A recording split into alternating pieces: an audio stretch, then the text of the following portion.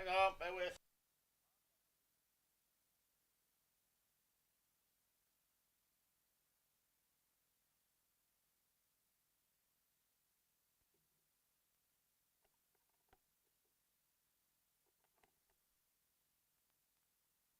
Hello. It is, yes. Oh, right, okay.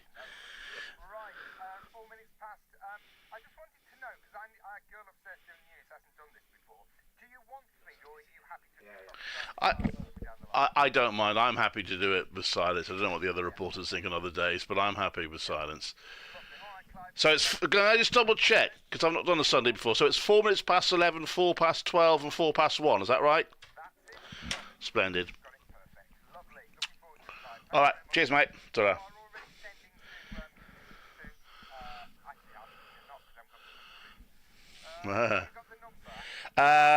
Yes.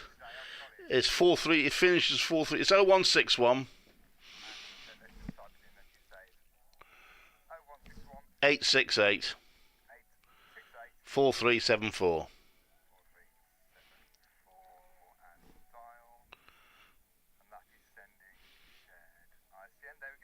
Brilliant. Okay. Hello, dear listener. We'll be with you shortly. Yeah, brilliant. Thanks very much, mate. Cheers. Ta-ra.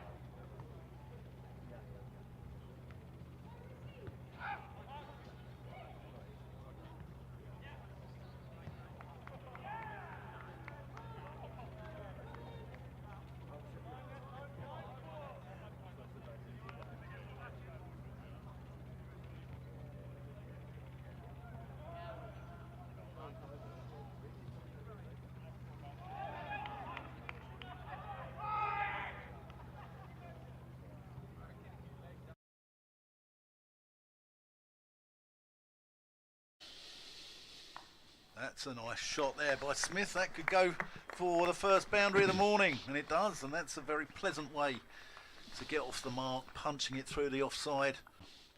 Rushworth full, and that's out. Into short mid-wicket. Low catch there. And Mosley pouches Smith. Trying to make it do something. It catches the outside edge over the top of slips. That's 4 for Leach. Comes in. Oh, that's gone. Leach has gone there. That's risen, taken the shoulder of the bat. Here's Rushworth into him, and he goes over to the offside and ramps that. Yeah. That's driven beautifully there by a holder. And he's going to get 4. That brings up the bonus point. 350 up. Short. Holder pulls handsomely. And that goes for 4 runs. It's an expensive over, this. Local derby. Michael Booth is in. This one is hit high in the air. It's a man underneath it, which is Danny Briggs, I think, and he's taken the catch. Holder's gone. Booth has got his second wicket. And Worcestershire are all out in the 108th over. They'll look back and think they missed those opportunities. Leach over pitches and is driven beautifully for 4 through the gate, through the covers by Rob Yates. And even though the outfield is wet and slow, that one was immaculately timed. And Yates doubles his score. Smith comes in, and that's a thick outside edge. That's going to go away to that short boundary for 4 runs. My words. Here comes Waite, and that is clipped beautifully through mid-wicket. What a lovely shot from Yates. That is the short boundary, of course. It was open. There's not much room for error. Oh, and that's carved over the top. Almost goes for 6, actually, to this short boundary. The rope's pulled in quite a long way in front of the pavilion. Waite is in again. Davis clips one nicely away through mid-on, and they may even get 4 for this. Leach is chasing it and he's not going to make it. The rope's quite far in here at the pavilion end, and it's Jack Leach is starting off from the Birmingham end, and that one's just, oh well, that's just clipped down to mid-off running in, and they head off for a single. Great pace. It comes rumbling in over the wicket, and that one has played again delicately, and this time has found the gap just to the right of Jason Holder. It's slip. In comes Leach. Oh, he's bowled him! He sends the middle stump flying! That is a wonderful way for Joe Leach to celebrate in his testimonial. Here he is. Oh, where's that gone? Through the slips. That's going to be 4 runs. It's all happening here, though, isn't it? It certainly is. That's an unfortunate... In his lunch break or whatever. That's a lovely shot. Rhodes just leant on that and pushed it through mid-wicket for 4. Really pleasant shot. In comes Leach. That ball is driven beautifully straight back past the bowler's feet. He tried to lean down and pick it, but it went past him, and it's going to go all the way to the boundary for 4 runs. Bounce. here he comes again. This is well pitched up and driven, half volley length, and Rhodes has got plenty on that, enough to get to the short straight boundary. Huge roll there. Holder is in again, over pitched and flicked away to the mid-wicket boundary by Alex Davis. That's beautifully timed, and nicely now. Rhodes on strike again, and that is a lovely shot, just really spooned through the covers all the way to the boundary. Here comes Smith trying to make something happen, but it's a gorgeous straight drive for 4 by Will Rhodes, and he knows he needn't run for that one. He just tucks his bat under his arm and lets Leach retrieve it from the boundary. A gorgeous shot. It's a lovely venue. And this one is nurdled beautifully for 4 more, down to third man by by Davis. Sorry, he was completely in control of that shot. It just went only narrowly to the... Rhodes waits, Finch runs in, and he just clips that one nicely past the fielder at mid-wicket. That's going to go all the way to the boundary for 4. Which is a worry, I think. Finch in, this ball clipped beautifully past mid-wicket by Davies all the way to the short boundary. 4 runs, as easy as you like. Made that look like a stroll in the park. And that's clipped beautifully to the mid-wicket boundary for 4 by Rhodes. A gorgeous shot which raises Warwickshire's 100 in fine style. Smith over pitching. Well, deep backward square leg. And that's in the air, it's in the air. One of those mid-wicket fielders does the job as well. A bit of fielding, a bit of captaincy genius. And it brings a wicket of Davies. He's into the right-hander. It's short again, but he does get hold of the pull. He really does. That's all the way over the short boundary. Fine for 6. Jason Holder with his height. This one is tucked away nicely through through square leg, beautifully timed by Bernard and away to the boundary. Holder is coming in, and that's carved away, cut, late backward of square, and goes away for 4 runs. Leach drops it short, and Bernard is quickly latching onto that one. Talking about it because it didn't come into operation, and Worcestershire will want another ball because that one's just been socked all the way to the cover boundary by Will Rhodes, and that's a gorgeous way to reach his half century. You're going to get punished mostly on this track as weight is in again, and this is wide and stroked through the covers for a handsome 4 by Ed Barnard, who has batted beautifully since he joined Warwickshire. Oh, that's a gorgeous shot. Punched off the back foot, through the covers. That's going to go away for 4. Pure timing.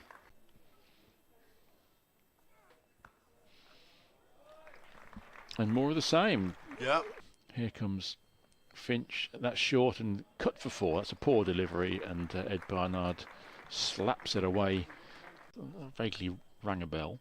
Here he comes, and that's dismissed with contempt by Rhodes, who walks down the track and pumps in between. That's swept. Fine, it's going to be 4 runs. That's clever cricket. Oh, and that's cut. And that's going to be 4 runs, but that was a chance. It flew quickly. Indeed, I'll just describe Finch as being helped to fine leg for 4 by Wilf Rhodes, taking him to 62 and the total to 176 for 2. They were on the other side before. Smith in, that's... What's that gone? It's gone to Jason Holder. Well, wouldn't you know it? Ramp it. It all starts again with Barnard waiting. Finch is in over the wicket, and it's just tucked around. This time gets past the keeper despite his diving efforts, and that time it's going to go all the way to the road. And he waits again, bat high as Finch is in, and he follows up his 50 with an absolute text. But Smith it is again. It's pushed to the offside. It's pushed past the fielders. It may well go all the way to the boundary rope. Chasing Joe Leach can do nothing to stop that. In this game. Here comes Waite, and this is hammered through backward point for 4 by Dan Mosley. A short, wide delivery, not the greatest. The old floodlights of the Wacker were better. In comes Holder over the wicket with high action, and that is just carved away beautifully in the end. Barnard has been in the 80s for some time. Ooh, that's He's close. taken on the pads, but I think Give it it's out. He's given LBW. Ed Barnard cannot believe that, and I have to say, I'm not sure that I can. Oh, that's gorgeous. Absolute gorgeous. That's a nice shot there by Smith. That could go for the first boundary of the morning, and it does, and that's a very pleasant way to get off the mark, punching it through the offside. Rushworth. Full, and that's out. Into short mid-wicket. Low catch there. And Mosley. Boundary. Davies gives up the chase. Hello. Yes, Getting I can. him on strike. Which the Bears batsman exploited yesterday. Potts begins from the pavilion end and is chopped away to the boundary straight away by Will Rhodes for 4 runs, 498 for 1. On strike, in comes Potts, and he just strokes that leisurely down towards the backward point boundary. That is 4 runs. So first boundary of the day Rhodes, next ball, just strokes that beautifully through the covers again. Back-to-back fours. I've still got Madonna singing in my ear. In comes Parkinson. First ball's looped up and just creamed through the covers by Rhodes. He's not finished. He's eyeing the milestone as well. Come in, go out. He's into Rhodes, and that has firmly driven through the covers. Doesn't matter where you put your fielders if a batter's able to carve through them like that. Raine in again, and this is played towards the square leg boundary for 4. There's a man just slightly round that corner who couldn't get across to it. Behind him at mid-wicket, and that has turned around the corner for this ball. Tickled away, fine for 4 up towards the city end of the ground.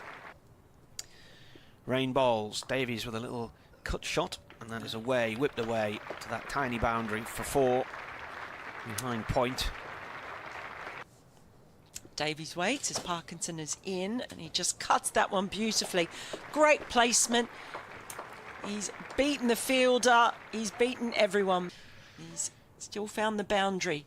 On strike now, in comes Parkinson, and he just clips that one forward of point, and that brings up the century for Will Rhodes. Off 153 balls, he's been a wonderful foil for Alex Davies.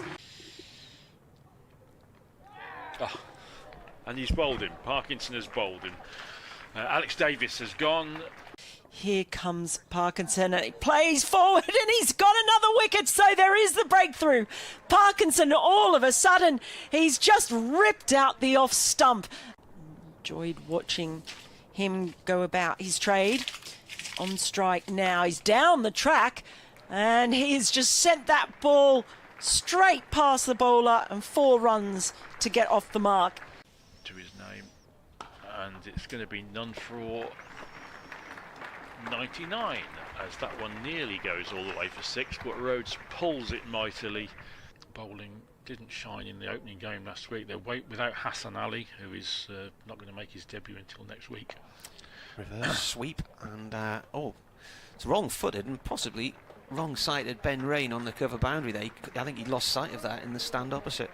Bowls. This one, he's worked away nicely, picked up beautifully off his toes, down to fine leg for 4 runs by Mosley. That was again full knock, but this time fired off leg stump and flicked away. This is his 37th over, so that one's turned round the corner and down for 4 by Mosley. He's in and bowls. Rhodes pulls this first one away and down to the groundsman's hut for 4. Just sweeps it off leg stump. Ackerman in bowls. This is punched away and punched away beautifully. Again down towards the groundsman's hut, and again I think it has to be retrieved from the groundsman's hut to the left-handed Rhodes, who reverse sweeps it for 4 and cuts it away through what to the left-hander would be backward point, but the way he played the shot. Ackerman around the wicket, and another single to the deep offside field, and Rhodes has 150. Will Rhodes 150 from 208 balls. 150, and this one takes the edge. That's a good delivery, which will bring Warwickshire 4 runs. It's got all the way down to the boundary, and poor Parkinson with 200 runs all to his name already. Rhodes settles again to face Carson. That's chopped away into the gap for 4.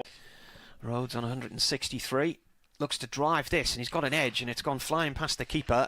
And it's away down towards the far end of the ground. Has it got the legs to go over the rope? It's been chased by Cars.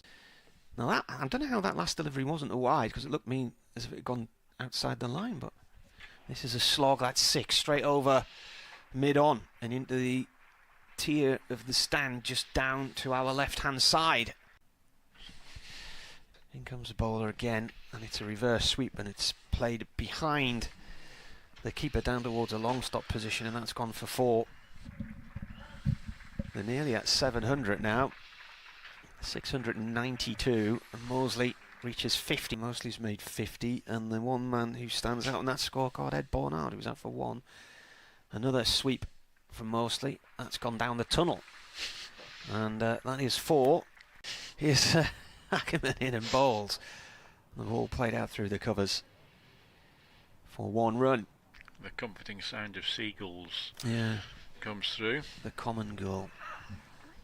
Rushworth in, that's just tucked off the hip, beats the fielder, and that's the short boundary down there, deep mid-wicket. The rust was there as Rushworth in again, turned to the leg side, and that's nicely timed, and that'll be a boundary. That's how hot it was. It's Hannon Dolby's in, and that time it's a nice wristy carve, and that goes all the way to the boundary for 4. And still obviously in the sights as Hannon Dolby is in. Angled bat just runs that ball down to the deep third boundary, Lees. Rushworth round the wicket to Borthwick. He stabs that down into the ground, past the slip cord, and it's away to vacant third man. It should have the legs to get over the ropes, and it does, in front of the side screen at the far end of the ground. With his kookaburra once before now, he's in, and that ball's just guided straight down to deep third boundary by Lees. That was effortless. He just used the pace of the ball, opened his bat. And Dolby in, bowls, and this is caught behind. He gets a bit of extra lift, and Warwickshire have got the first wicket, and it is the captain who's gone. Caught behind. In comes Miles. Bowls to Ackerman. Has he gone? Gone. He's caught behind for a 4th ball duck. In comes Miles, driven by Shot. Beddingham for 4. Straight through that short boundary. Starts his new spell, and this first ball is cracked away by Lees, who came down to it and said, thank you very much, put it away beautifully through extra cover for 4. Briggs in to Beddingham, who is going to get runs here. That's over pitch by Briggs, and it's whipped away by Beddingham. It's Couldn't get out the road of a Hannon. Dolby rising delivery. He was out for 16. That's played off nicely off the face of the bat by Lees. It's got acres of room to work its way through there because there's absolutely nobody down in third Mansville. Here's Briggs into his 3rd over. This one is played up to mid-on by Lees, and they hurry through for a single. Hannon Dolby is across but couldn't prevent it, and that's Lees' 50. Round the wicket bowls, and this is hit hard and high by Beddingham over the top, straight over the top of the bowler for 6. Up. Quite a way in as well for the same reason. Yates in again, and he's driven beautifully over the top of all mid-off for 4. In comes Rhodes, and that is just cut away nicely, just sliced through that ball. Diving fielder can do nothing about it. There. Beddingham drives this one beautifully for 4. He spotted that was a little over pitched, and there's a large gap between mid-off and extra cover on the short boundary side. Rob Yates 191 with the bat, looking to do some damage with the ball, but he won't here because he's been swept for 4 by Alex Lees. Very compact sweep. So in comes Rhodes. It's driven straight back past the bowler. That's a lovely drive, and that's going to go all the way to the boundary. Davies gives up the chase. Hello. Yes, Beddingham on strike. Lovely. Am I okay to put you through? You are. Okay. Thank you very much. Okay. It grabs hold of that one, and that's actually gone all the way for 6. Robert Yates from the members' end. He's over the wicket, and that has flicked straight to the fielder. It's that man, Dan Mosley. Yates round the wicket now to Lees, who sweeps, drags the ball past square leg. It's a tiny boundary. It's gone for 4 next to the roller and down the tunnel. No, I didn't think I was going to hear that said. Here's Rushworth, and that's a lovely punch through the covers. That's going to go all the way for 4, just forward of point.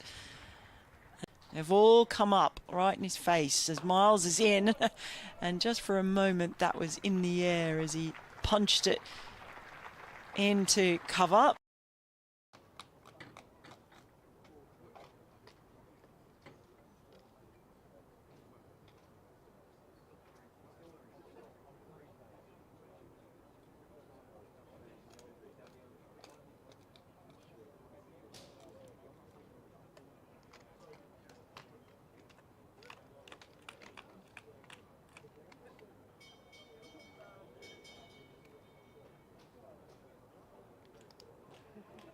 Well, there goes the bell. So, a very good morning from Edgbaston. Day 4 of Warwickshire's County Championship match against Durham, with Durham resuming on 178 for 3, which on the face of it is not a bad position, but they are still 520 runs behind Warwickshire's first innings total. It is, well, the sun was shining when we first arrived here. It's got a bit cloudy now, but they're not threatening clouds, so we're certainly okay for a decent session of play. Couple of photographers poised as the players prepare to come out.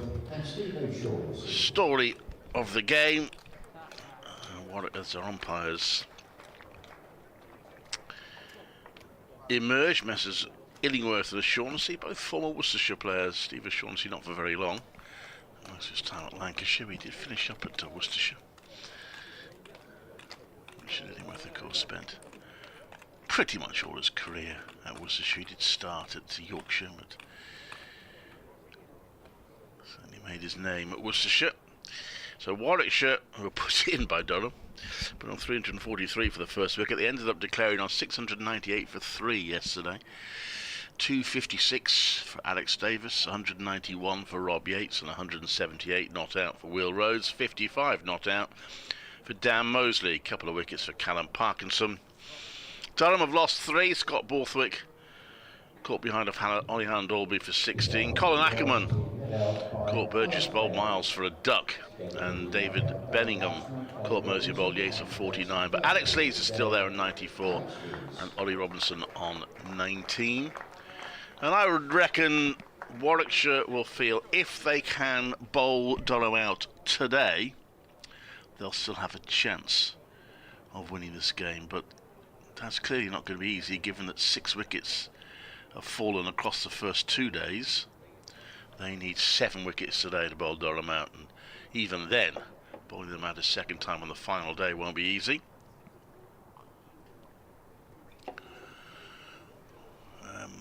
They won't have the full 2 days to get these last 17 wickets, because you would think Durham are scoring about 3 and over. So what do you reckon? By the end of today, they should be around about 450 if they're still batting. Still leave them 250 behind, so it'll probably be tea tomorrow, you would think, before they start getting close to Warwickshire's total. So Warwickshire certainly have 5 sessions, 5 and a bit sessions, to try and bowl Durham out on a pitch that has not been offering much, and on the notorious, I say notorious, Kookaburra ball. Notorious in the sense that the bowlers are all convinced that there's nothing from it. It's not a damp day though today, so that has been an issue with the Kookaburra ball, is that when it gets damp it loses a lot of its effectiveness. I'm Clive Eakin. Martin Emerson will be joining us soon. We'll hear from Phil Britt later, and maybe 1 or 2 guests as well. It's Chris Rushworth who bowls the first ball of the day round the wicket. Who's he? Scoreboard hasn't actually come on, but it's Alex Lees who's on strike. There we go, it's on now. Now Alex Lees is heading for 2 landmarks. Thank you to Martin Matone. Obviously there's the obvious one, it's the century. He's 6 away from that. But before he gets to that, he has the chance of reaching 10,000 career first class runs. As he chops that one away into the offside, and that he's coming back for the second, and that will be it. So that's Alex Lees. 10,000 first class runs. I think 1 or 2 in the crowd might have spotted that, because there's a little applause, not too many in the ground at the moment. But yeah, 453 of his first class runs have come in his 10 test matches. But that's some landmark, 10,000 first class runs. And he's aiming for his 25th first class century. He defends that one, back to the bowler, there's no run. He was the country's top scorer in the county championship last season with 1,347.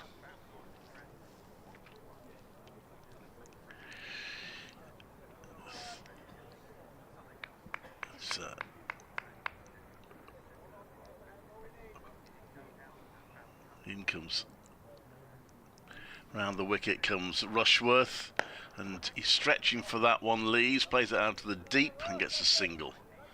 181 for 3. Nothing too spectacular in Rushworth's first over so far. Of course, playing against the county where he's spent so long, Chris Rushworth. The first time he'll have played against them, I think, certainly in a championship match for Warwickshire. There's a bit of a chat about the field placement. So they've only got one slip in, but they are putting those 2 fielders at mid-wicket, which did prove effective. Most of the time you see the fielders play so nothing happens, but they did get a couple of wickets against Worcestershire that way in the opening game of the season. And in comes Rushworth, right arm over, and that's turned round to fine leg, and that's going to go all the way for 4 for Ollie Robinson, who moves on to 23. And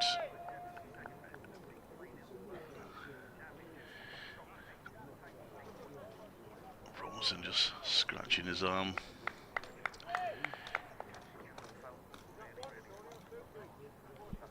£185 for 3. About to do an update on BBC CWR, BBC Radio WM. In comes Rushworth, and that's played to mid-on for no run.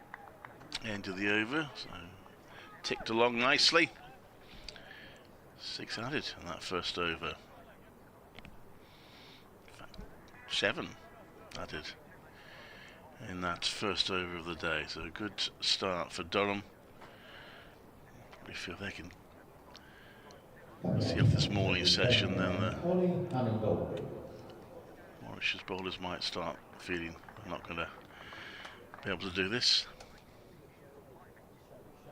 This is Clive Eakin at Edgbaston, where Warwickshire are still looking for 17 wickets to try and win their high-scoring county championship match against Durham. After 1 over, they haven't managed to add to them. 7 runs added already by Durham to be 185 for 3. Durham still a long, long way behind Warwickshire's first innings total of 698 for 3. You feel Warwickshire need to bowl Durham out in the first innings today, get the last 7 wickets sometime today, which is a tall order given only 6 wickets have fallen in the first 2 days. Warwickshire still in a position to try and force this game, but it's not going to be easy. Durham 185 for 3. So, we're going to see Ollie Halland-Dolby in to bowl from the Birmingham end. And he's bowling to Lees, pushes out to the offside. There is no run, 185 for 3.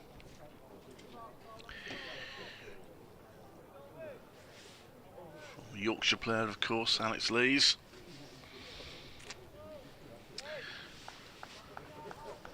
The England team 2022, a little belatedly. And he's thoughtfully waited until Martin Emerson's on mic before completing his century. Halland-Dolby comes round the wicket. It's played to short mid-off. That looked really nice, that, didn't it? Alex Lee's profile on Cricket Info. Lovely round 10,000 runs there.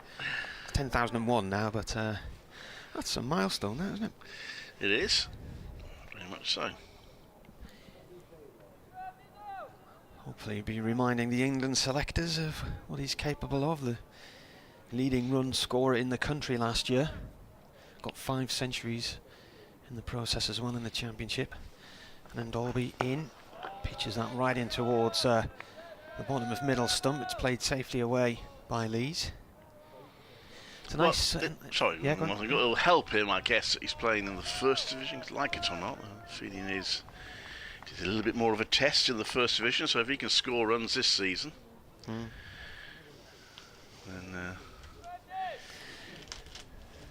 they are notoriously stubborn, though, the England selectors, as Sam Hain has found to his cost over the years. Yeah.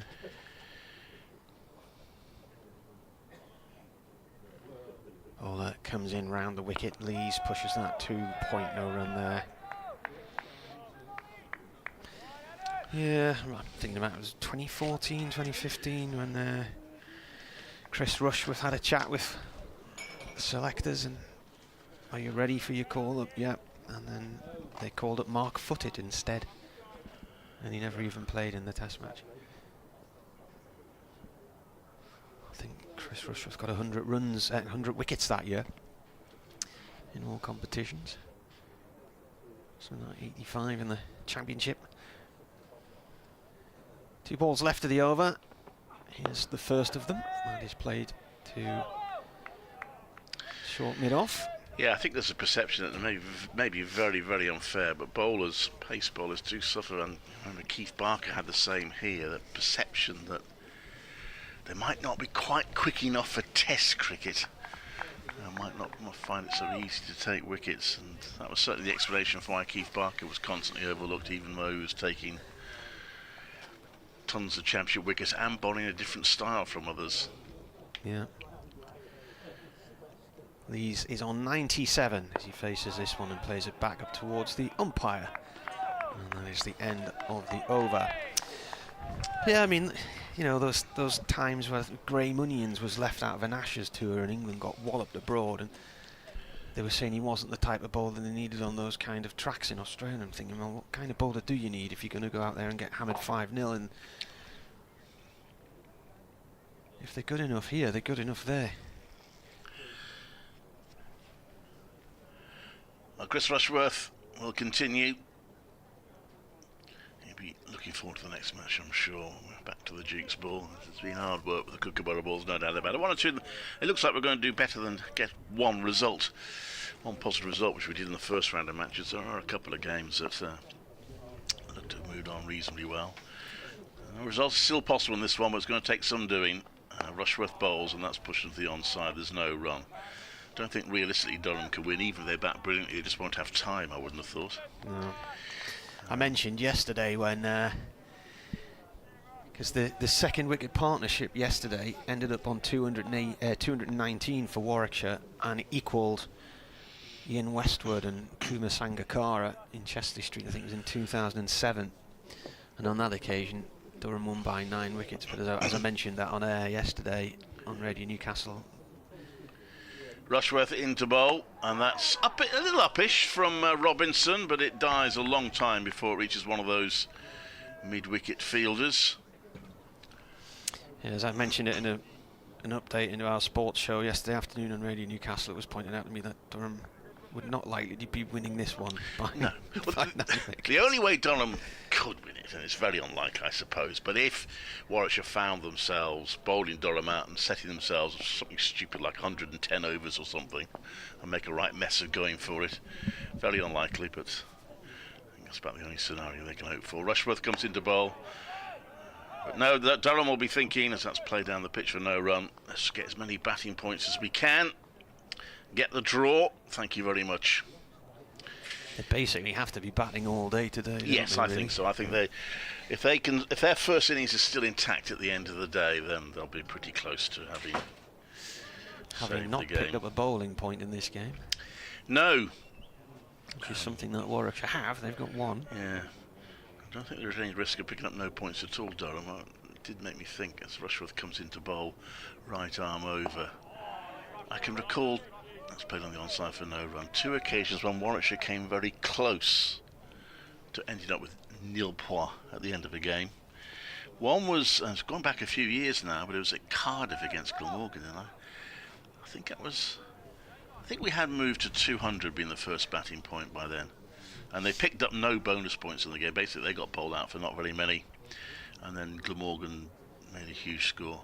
But they were saved from getting no points by a combination of the weather on the final day, but also some very good rearguard batting from Andy Moles, which allowed them to get the draw, so they got the points for the draw. And there was a game against Nottinghamshire here, and I'm doing this off memory, so I might be completely wrong, but Rushworth comes into bowl to Robinson, and that is turn around to square leg for 2 runs for Robinson. He'll have to be fairly quick for the second, but he gets comfortably enough. And it's 189 for 3. So it's a game against Notts where they were getting hammered. And at one point it looked like they were going to end up with no bonus points and were probably going to lose the game. But I think, from memory, they just about managed to get the 3rd wicket in time to get 1 point, and they finished with 1 point. So it takes some doing to finish with no points in a match. As I say, that's not going to happen to Durham here, because obviously, at the very least, going to get some batting points. There was a match years ago, about 12 years ago, when they gambled on trying to beat Lancashire and kept the fast bowlers on to try and bowl Lancashire out, lost the match and ended up coming out of the game with fewer points than they went into it because they got dot points for a slow over, right? Yeah. Rushworth to Robinson. Right arm over, and it's always short. Robinson tries to pull and doesn't get... He played above that one a little bit. In fact, he's looking at the toe of his bat. It's worked out all right for him, but it sort of bounced down into the ground pretty slowly off his bat. It's a bit of a false shot from Robinson, but he survives it. 187 for his scoreboard. Moved a bit quickly with those last 2 runs, so apologies. It's 187 for 3. Durham in reply to Warwickshire's 698 for 3. Elsewhere, by the way, I mean, Essex trying to force a win. Kent have been resisting, but Kent have lost a wicket this morning. They're 251 for 2, with only 279 behind now. Southampton, Lancashire 235 for 4, applying to Hampshire's 367. Worcestershire under a bit of pressure, though they haven't lost a wicket this morning. 231 for 6, replying to Notts 399. Surrey will be trying to build a big first innings lead and try and bowl Somerset out second time round. 363 for 6, they lead by 78. Oliver Hannon Dalby to Lees from the City end. Lees plays that towards the short boundary on the offside for 1. He moves on to 98. Computer's telling me here, high pollen count today. Oh. Just to finish the score, sorry, Marty. The match that's most advanced in the second division, Glamorgan are 80 for 4 in their second innings, leading Derbyshire by 119. Yorkshire also in the third innings of the match there. They're 69 without loss. They lead Gloucestershire by 132 at Bristol. And Sussex 295 for 6 are 43 behind Leicestershire.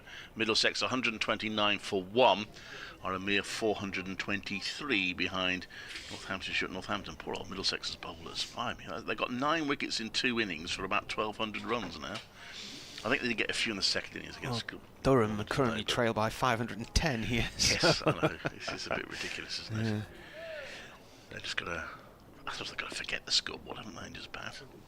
Hannon Dalby over the wicket now to Robinson, too short on the leg side there. He plays that up to mid-on. I didn't expect, after all the rain we've had, to suddenly see high pollen count come up on the computer today. So, I don't think it's certainly London and the south, and up towards the Midlands. I don't think there's going to be a high pollen count in the northeast at the minute, but I have to check and make sure I've got my medication the sun is shining handy. now. Yeah, the sun is shining. Certainly looks a bit more like cricketing weather. It's a cool day though. It's about 10 degrees at the moment as Hannon Dalby bowls. This is turned by Robinson out towards mid-wicket. There's a mix-up between him and Lees, and there's a throw at the stumps, but it's gone over the top of the target at the bowler's end, and if he'd hit, that would have been the end of Robinson. They tippy-toed towards each other there. The throw Craig Miles with coming the throw. in from Craig Miles, who ended up on his lying on the floor on his front after the throw at the stumps.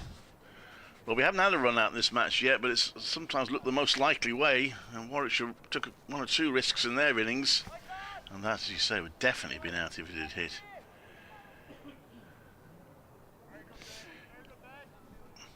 Which would have been a real bonus for Warwickshire.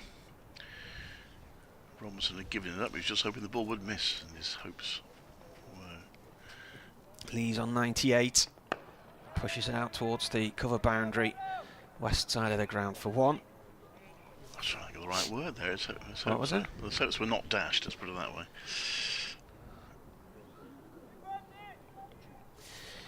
I'm just thinking, if you've had a really wet spell of weather, and we've had the wettest 18 months on record, and certainly one of the dampest winters I can think of, I presume when the sun comes out, that means you get more pollen.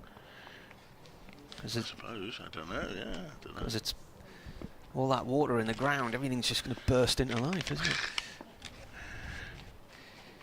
Robinson's on 26, 190 for 3 here on the BBC. That's a defensive shot, short on the leg side. Got 2 on the prowl in there. We've got Ed Barnard and Will Rhodes. He's got figures that suggest far more control in this game than he managed against Worcestershire, particularly in the first innings when the heavy breeze caused him no end of problems. And he was pretty expensive, but Oleander was just gone for 22 runs. This is his 10th over. Rob Yates has now gone in a very short mid-wicket. So you've got 3 short mid-wickets in there now. He's 2 strips across, the others are about 4 strips across. Robinson facing Hannon Dalby and plays it to the middle man of the 3, and that is the end of the over. Dot ball. Yeah, well, Alex Davis did promise us there might be a few funky fielding positions as he tries to get a wicket. He would have been a bit distraught if that had been edged through the vacant slip, Gordon, after all that, but he's got to try and find a way to get wickets. Maybe just ways to make the batters think a little bit. Paul Wilson's emailed, "Hi Marty and his band of merry people. This is a true batting track. And why are they using kookaburra balls? Bring back proper cricket balls. The Duke's balls." I think before we get sued by Kookaburra, Kookaburra are proper cricket balls, yes, but they are of a different nature. And we're not used to using them in England, but that is the point, is to give bowlers and I suppose batters as well a feel of coming up against a Kookaburra ball. This is the last one for now, you'll be pleased to know, but 2 more matches later in the season we'll be using them. They are damp squibs like those pink ball matches we had 2 years in a row. I know Warwickshire won one of them at Durham. I quite enjoyed that one. The year before it was miserable. It was just wet. Against Worcestershire there was nobody there. Hardly got any playing. This one from Rushworth is pushed out to the offside. There's no one. Rushworth coming round the wicket to Lees. Lees the left-hand bat. He has got a slip in place. Rushworth's gone for a slightly less unorthodox field. He ended up with 1,347 runs last year, including 500s. Cricket Writers Player of the Year, 3rd time he got to 1,000 runs. And has passed the 10,000 first class mark today as well. You should see how he fares in the first division when he started off pretty well. This is played down towards 3rd man for his century. And that comes in how many balls? 185 balls. And that is century number 10 fours. That is century number 25 and his 13th for Durham. So he's continuing on where he left off last year. Fantastic effort. Yeah. People will disparage the batter scoring runs in these round of matches, but you still got to score them, and not everyone manages it. It's been a very important innings for Lees. If he'd gone out earlier, then Durham would have been under heavy pressure. Could still be under pressure, but at the moment he's guiding them fairly serenely. So for Robinson, the field becomes a little bit more unorthodox. So we lose the slip, and we have the 2 fielders at mid-wicket and 1 at shortish square leg.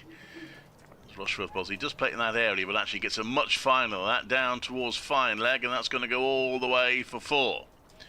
Well, Rushworth's probably quite happy for him to play that shot, but maybe the ball just straying a little bit too far down the leg side, which made it easy for Robinson to get it very fine. There is a fielder down on the wide long leg boundary, but he didn't have a chance of cutting it off.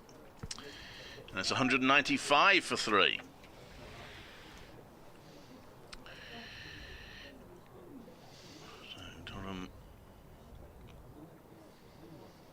Ticking along nicely. 503 runs behind.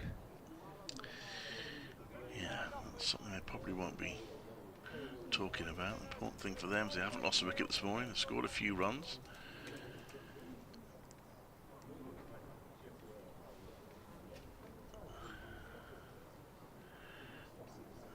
Rushworth, should just have to be patient and hope that it did work yesterday. In one instance where 1 wicket was followed by another, Rushworth comes into bowl. Oh, that's going down the leg side, and there was a leg slip in place. I don't know whether that carried. But the fielder dived to his right and may have got a hand to it. Bounced as it bounced into his hand, I think, and out again. Certainly a slight alarm for Robinson. Whether he noticed that the leg slip had gone in, I wonder. But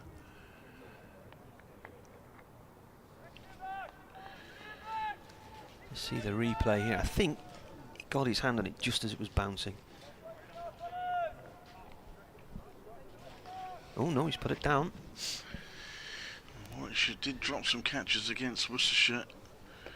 That's a frustration for them. It was a sharp chance, but given that the fielder got in there for exactly that shot, it'll be really frustrating that they didn't manage to take it.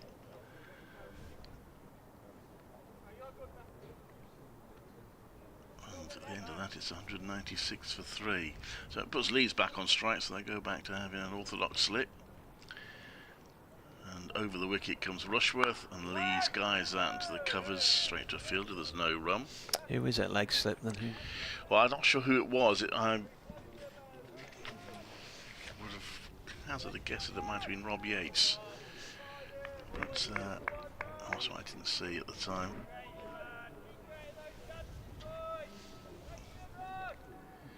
It's Rob Yates there at slip now. That's orthodox slip, so I assume it was him. This next one is driven nicely by Leeds, but there is a sweeper out the offside, so he just gets one for it. 197 for 6.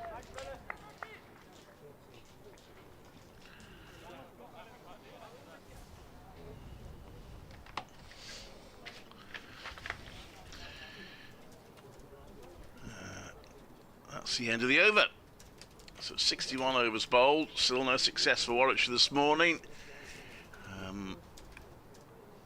It is 19 runs added by Durham thus far to take them to 197 for 3.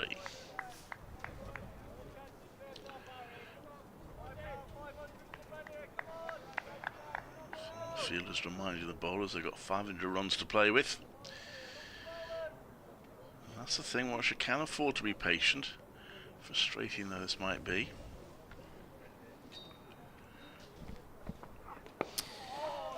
First ball of this new over from Hannon Dolby, played away by Lees towards mid-wicket. No run. Yeah, took 2 wickets in the consecutive overs at one point yesterday. Warwickshire got to hope for something similar. I know that did come after a series of dot balls, so an award for frustrating the batters.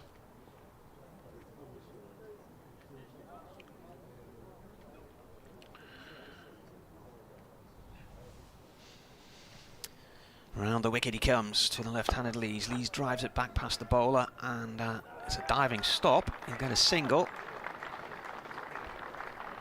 Is that Davies there, I think, who stopped that one? Yep, good stop. Alex Davies, of course, he used to throw himself around the field as a wicket-keeper by trade. He will keep wicket in the T20 for the Bears, I would expect. Skippered them in the T20 last year. He did. Moeen Ali being away. Well, he did when Moeen Ali was away. Yeah. Moeen Ali was officially the captain, but got an unexpected call-up for England. And he won every game, Alex Davis. And we're talking about 10 games until the quarter-final, unfortunately.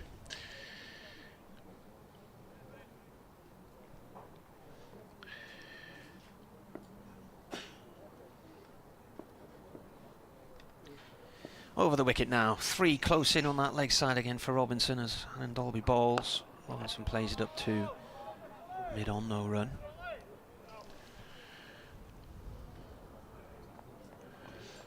Few clouds knocking around, but nothing looking threatening. There is going to be some heavy rain tomorrow morning. At the minute, it's saying an 80% chance of heavy rain, 7, 8 o'clock, 9 o'clock, and then sunshine and showers forecast for the rest of the day. Oh, we haven't seen a drop this week, though, have we, in this game so far? No. 198 for 3. Robinson forward to that, and he's driven that beyond Davies down towards the far end of the ground to long off. Ball comes to rest just inside the ropes, about 7-8 yards inside the ropes. 2 runs. Well, he's only got 3 fielders on the offside to worry about. Robinson, so 200 comes up. With horse amounts to leg theory. With, 3 fielders in catching positions on the leg side, all in front of the batters.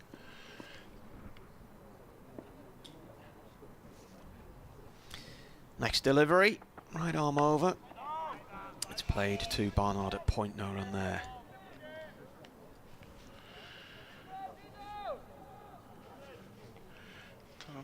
Quite matched Warwickshire's scoring pace. The 200's come in 370 balls, so the second 100 has come in 217. The first game in 153.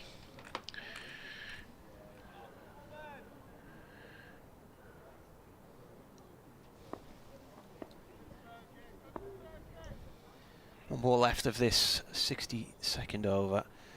Here he comes. Ooh, that's walloped out towards the west side of the ground there. It's hit the wood at the front of the stand. I think that went for 6, didn't it? It did, yeah. Durham's third 6 of the innings. David Bellingham having hit 2. Warwickshire managed 10 sixes in their innings. Rob Yates hit 5 of them. Quite a relaxed shot. I've got a lot of height on it. And there is a fielder out there, so Yeah. it was slightly risky, but he got plenty on it, and there was never any chance of Craig Miles reaching it. But again, I suppose Warwickshire won't be too upset to see him play that shot on occasion. Coming on to bowl from the brilliant end, Craig Miles. Craig Miles is going to come in bowl from the pavilion end, as you'll have heard the tannoy announce. Miles, 9 overs, 1 for 36 in his bowling yesterday. He took the wicket of Colin Ackerman for a duck. Didn't feel a little bit for, well, particularly feel for Ed Barnard.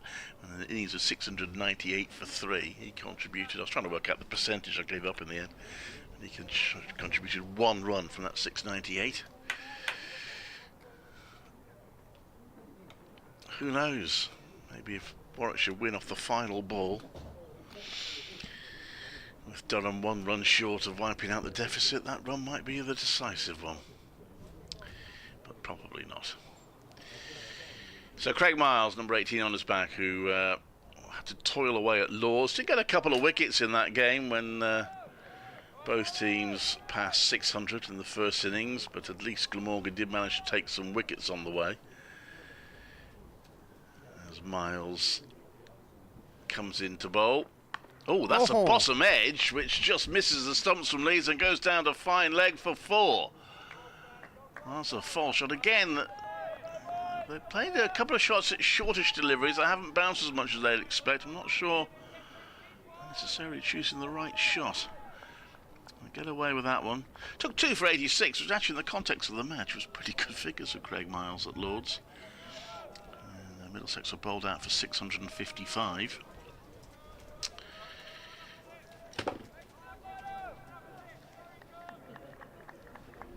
He'd been a bit miffed not to have got to bat for Glamorgan.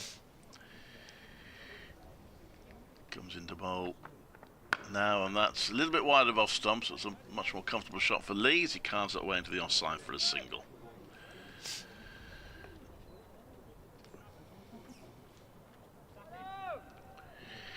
I can't have been a thrower to watch at Lords. I'm just seeing Middlesex got 655 at about 3 and over. Must be some game to watch. Glamorgan did at least score 4.5 and over for that 620 for 3. Something else that's happened this morning in the last half hour, as well as Leeds getting to his century and getting past 10,000 runs, there was the 50 partnership between these two, which came up without much fanfare. Important, each partnership just keep Durham moving towards the 8 points for a draw, plus whatever batting points they can get. That's going down the leg side. There's no run. It's now 71 they've added. Yeah. Their scoring rate 3.4 and over, so at the moment they might struggle to get maximum batting points even if they're still there at the end of 110. The rate they're going at the moment, they would reach about 370, so even to get 4 batting points they'll have to accelerate a bit. Miles comes into bowl, and well, that will help the acceleration because that was short and wide and it's crashed through the covers for 4 by Ollie Robinson. I'll say thank you very much for that one. 215 for 3. Ollie Robinson has been tipped by Ryan Campbell, the Durham coach, as a prospective England wicketkeeper in the not too distant future. It's a bit of a queue at the moment, isn't there? But Well, he thinks he's Johnny Bairstow and Ben Folkes rolled into one. Miles comes into bowl. The leg slip is still in place, and that's going down the leg side, looking to trap him there, but Robinson in the end keeps his bat inside the line and lets that whistle past his pads, and there's no run. Last ball the over coming up, and then I'll bring Phil in for his first stint of the morning. Phil's coming in for his first in, Phil. You having your breakfast there, Phil? What are you having? Yeah? Oh, do you want to wait a little longer then? All right. Try and finish it before you come in, though. Yeah. Miles comes into bowl. It's short again. It's pulled, but it's a safe shot. It was a controlled shot by Robinson, and he'll get 4 for it to back of square legs. An expensive over that from Craig Miles, even though he did induce a false shot off the first ball of it. 219 for 3 are Durham, and so far they're progressing nicely this morning. Yes, they were 520 behind when the day's play began 33 minutes ago, and they are now 479 behind.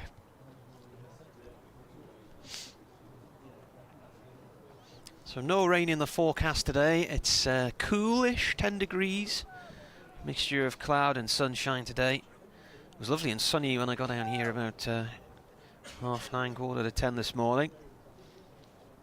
Blue skies, which I can't remember seeing for a long, long time. But it's just going to get quite windy this afternoon, and then some rain coming in overnight and tomorrow morning. Sun's just gone in for the moment, though. A little bit overcast. Oliver Hannon Dalby from the city end, ball in hand. Bowling round the wicket to Alex Lees. He's still got that short mid-off in place. And the ball is defended by Lees and trickles to short mid-off. It's Dan Mosley in there, I think. Morning, Martin. Morning, Philip. How are you? I'm very well, very well. Armoury today, or Armour was your picture of the day, wasn't it? No, that was yesterday. That was yesterday. Huh? Yesterday was Armour. Today, I must be seeing them a day late then. Today is the vineyard in the village. Ah, nice. And Dalby to Lees. Lees plays this to Davis at mid-on. Is it a south-facing slope? It's no, it's actually on the allotments. It was built. Vineyard on the allotments? We've got quite a lot of vineyards in Gloucestershire now. Have you? Yeah. They don't have to be on the slope. This is out in the open. Right. And it was planted probably about 7 or 8 years ago. And it really is, and it's a community vineyard, so people can actually own a vine. And then Dalby, and it's played to backward point to Ed Barnard by Lees, no run there. So this is the village of Mickleton, is it? Mickleton, yeah. And you say it's Gloucestershire? Yep. It's got Warwickshire on there. No, it's wrong. It's Gloucestershire. Definitely Gloucestershire. Why have you put Warwickshire there? Well, it's your page. That is Facebook for you. It thinks it's in, yeah, but it's actually in Gloucestershire. It's with about 100 yards from the Warwickshire border. The flooded vineyard. Yeah. There's a lot of water there, isn't there? Yeah, it's been like that all through the last 3 months. A little dab from Lees here to Barnard at backward point again. So what does it say? I hope the water's good for the grapes. Mickleton Community Vineyard. So what happens then? Do they? So you can buy it. You can buy, or you pay for a vine each year, and then the people who pay for it, they have barbecues and they have cheese and wine evenings, and then they go along on the 1st of January to prune the grapes, and then they tidy them up again in April, and you basically can go, and they've done it very well. They've got a building, and Lees plays this towards mid-on, no run. So who then turns the grapes into wine? Do you have to do it yourself? yeah, we or is send there some- we send them off to. There's probably at the moment still not quite enough grapes to be able to make enough bottles of wine. That's the other thing that each person gets. They get 3 or 4 bottles of wine, but it's generally a rosé type wine, which is made from a bit of a mishmash, but principally it's grapes off the vineyard. And as the vineyards become more mature, the grape volume has increased. Lee's on strike, plays this again up to Davies at mid-on. That is the end of the over, 219 for 3, and there wasn't much going on in that over, really, was it? It was a maiden, so Not a lot so far. Johnny on the spot there, Oliver Hannon Dolby. Yeah, I kind of think Hannon Dolby might be coming towards the end of his spell. So Craig Miles continuing at the pavilion end.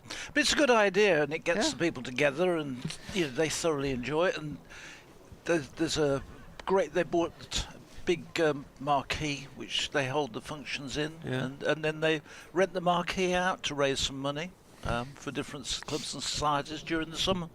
In the cousin where in the village where my cousin lives.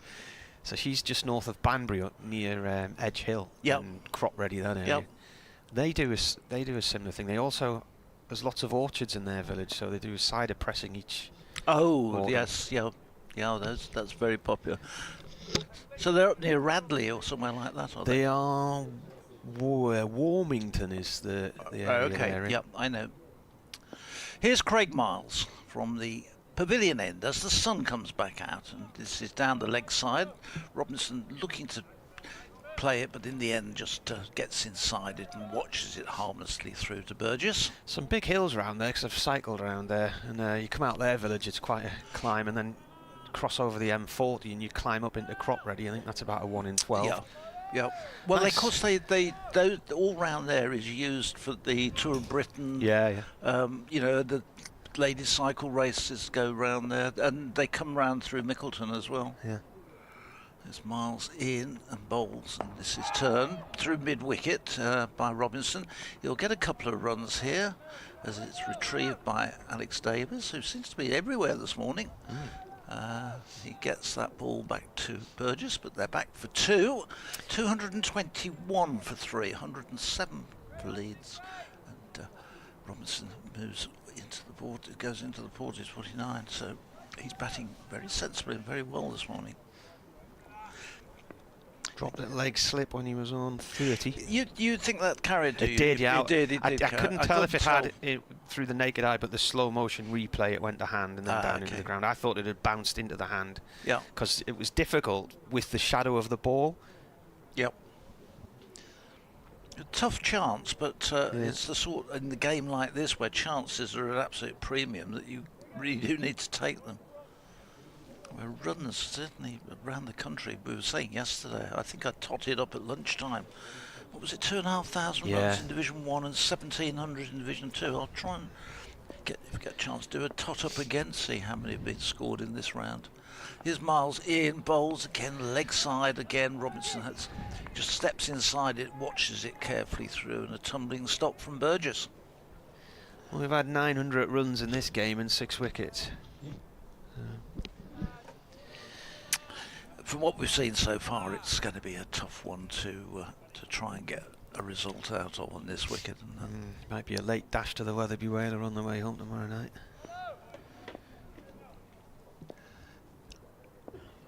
Well, in bright sunshine now. He's in and bowls, and again left by Robinson. No shot offered. And again, O'Shaughnessy just having a word with him there. as he walks back. Don't know whether it's about whether he's standing or whether he's persistently bowling leg side, and but just saying a few words of something to him. They didn't really have much of a look at the return crease there, so I've got a feeling it might have been about the line. We will see. There's Craig Miles. He's got 2 short mid wickets and a short leg. It's trying to get Robinson to chip the ball to him. That's why he's going that line. This one's a better one on middle stump, and he goes and plays it away into the offside, and Robinson following through fields off his own bowling, and there's no run. So we've got 2 short mid wickets, we've got a short leg, we've got a man back at deep square leg, and now one of those 2 mid wickets is going back to a deep mid wicket, and Alex Davis is bringing just one fielder on the offside. Yep, we've got mid on 2 mid wickets. Oh, well, they're too complicated at the moment. I'll just wake off as Miles bowls outside off stump. Well, I'm not quite sure of that tactic, but never mind. He's brought across 3, 6, 7 men to the leg side, and then bowls short outside the off stump and gets pushed away for 4, which brings up Robinson's 50. He moves to 53 with that shot. 82 balls and 6 fours and a 6. So well done to him. His 26th 50, or the 26th time he's got the 50 in first class cricket. So had a good season last year as well. Yeah, I've liked him as a player. What did he get last year?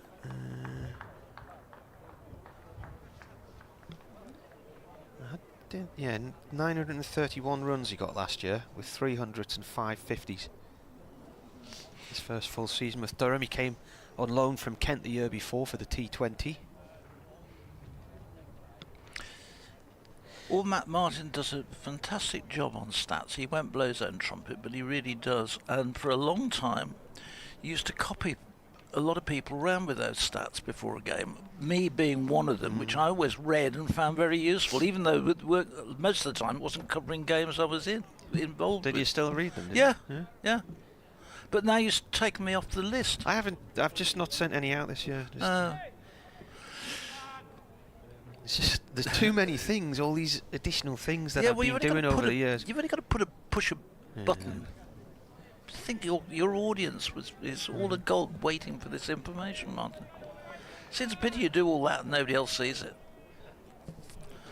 I'm going to say I'm not getting any positive response. Danny Briggs. Oh, something's happened with Alex Lees. He's walked away from the crease. Danny Briggs was about to bowl. Too much chatter going on, perhaps.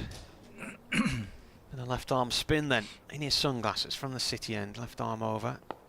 Lees plays the ball to Barnard. No, it's not Barnard, is it, out there now? Who's that? That's Rob Yates. Yeah, Rhodes is at slip, despite the fact Yates took loads of catches there at slip last season. Down the track comes Lees, and he hammers that way over the bowler's head. And it's a 4. It's gone all the way to the far end of the ground. Yeah, it didn't take long to have a look at Danny Briggs this morning. Straight in and fired him over the top. Briggs was 4 overs, went for 26 yesterday. He was going at 6.5 and over, and straight away this morning Alex Lees lays into him.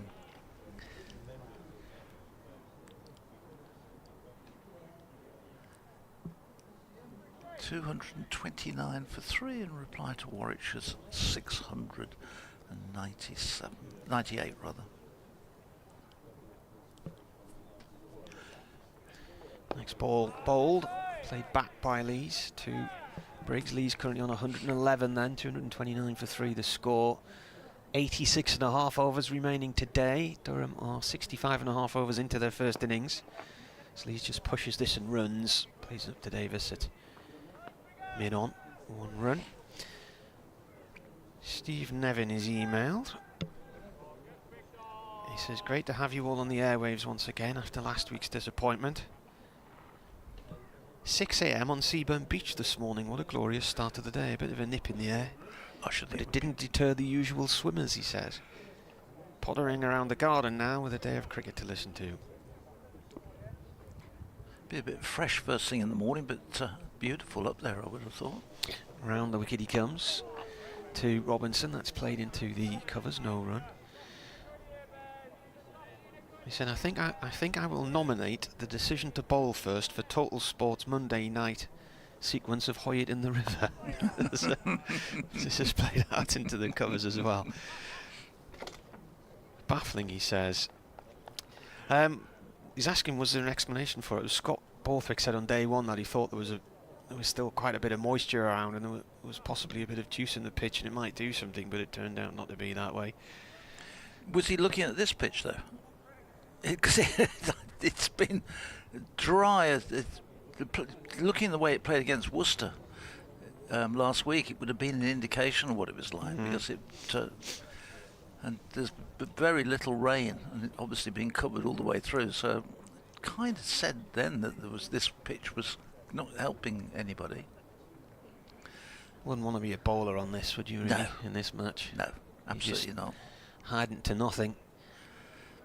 Callum Parkinson spoke to Brian after the day's play yesterday, and he conceded more than 200 runs and said he didn't feel he'd bowled that badly, but such a short boundary on one side of the ground as well. Miles slots a new over. Lees turns this one away through mid-wicket, and Rush goes running round and does the fielding.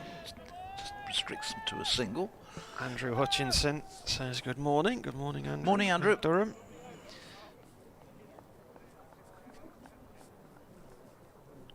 Jed says, you send out stats before the game. Never mind Phil Brick, get me on that list as well. You nick all my work then, No, Jed. Jed Scott doesn't need that. He's a man, he knows all Well, the he facts. did email me the other day to say he was stealing some stats from this game to put in his end of play report. In he comes Bowles, Miles, and Robinson is solidly in playing that one up to Davis at mid-on. He was at the Jed can Grand tell you all the National stats. yesterday, Pardon? so he was at the Grand National yesterday, so I'm wondering if he had backed any winners or not. But, Your profile pic on Facebook, is that a Grand National? It's a horse jumping. no, it's a point-to-point. Point. Yeah. Yes, I haven't been to the National for a few years now. I've been once, about 1994, something like that. We went for about 15 or 16 years on the trot. Got evacuated during the bomb scare. Oh, yeah. It's Miles down the leg side. Got a nick. Warwickshire, I think he's got an edge. They're celebrating, but Steve O'Shaughnessy flicked his head doesn't. straight away there Yeah. and said no. Clipped the pad and through to the keeper. So no joy for Warwickshire. It stays on 231 for 3. There was 93 was the animal rights protesters, wasn't it? Yeah. And it was the false start. I remember listening to that. I'd been to Wembley in the morning to watch Sheffield United against Sheffield Wednesday in the Was FA there Cup for that one. semi-final. Yep. And we were driving up to Watford in the afternoon to watch Watford against Luton when it was live on the radio and it was called off. This next one is played again solidly by Robinson up to Davis at mid-on. We were there for that one, for the one which was the false start, and it was absolutely hammering down with rain. And the tape, because they had a tape which was the start, and the starter used to bang the tape and it would come back. It was bowing with the rain on it, and we remember we were in the Queen Mother stand looking down at it, and there were a number of us saying there that isn't going to go back. Miles bowls, and this is clipped again to Davis, who's now moved into a short mid-wicket position. And of course they all went off, and then the starter, poor chap, walked past us towards the end of that one, and I've never seen anybody look so miserable and ashen-faced. He was absolutely wrecked because of that. And then we were there for the bomb scare a few years later. When was that then? That was about 90. I'm going to get 95? this. 95 or 96, yeah. I think we must have been there maybe 96, 97. I remember we stayed in Liverpool for the weekend, but we went to Tranmere Rovers on the Friday night because Sunderland were playing there. Right. And I was with a girlfriend at the time and another pal who lived down that area, so we just went to the ticket office to get tickets just to sit in the main stand at Tranmere because you get a really good view there.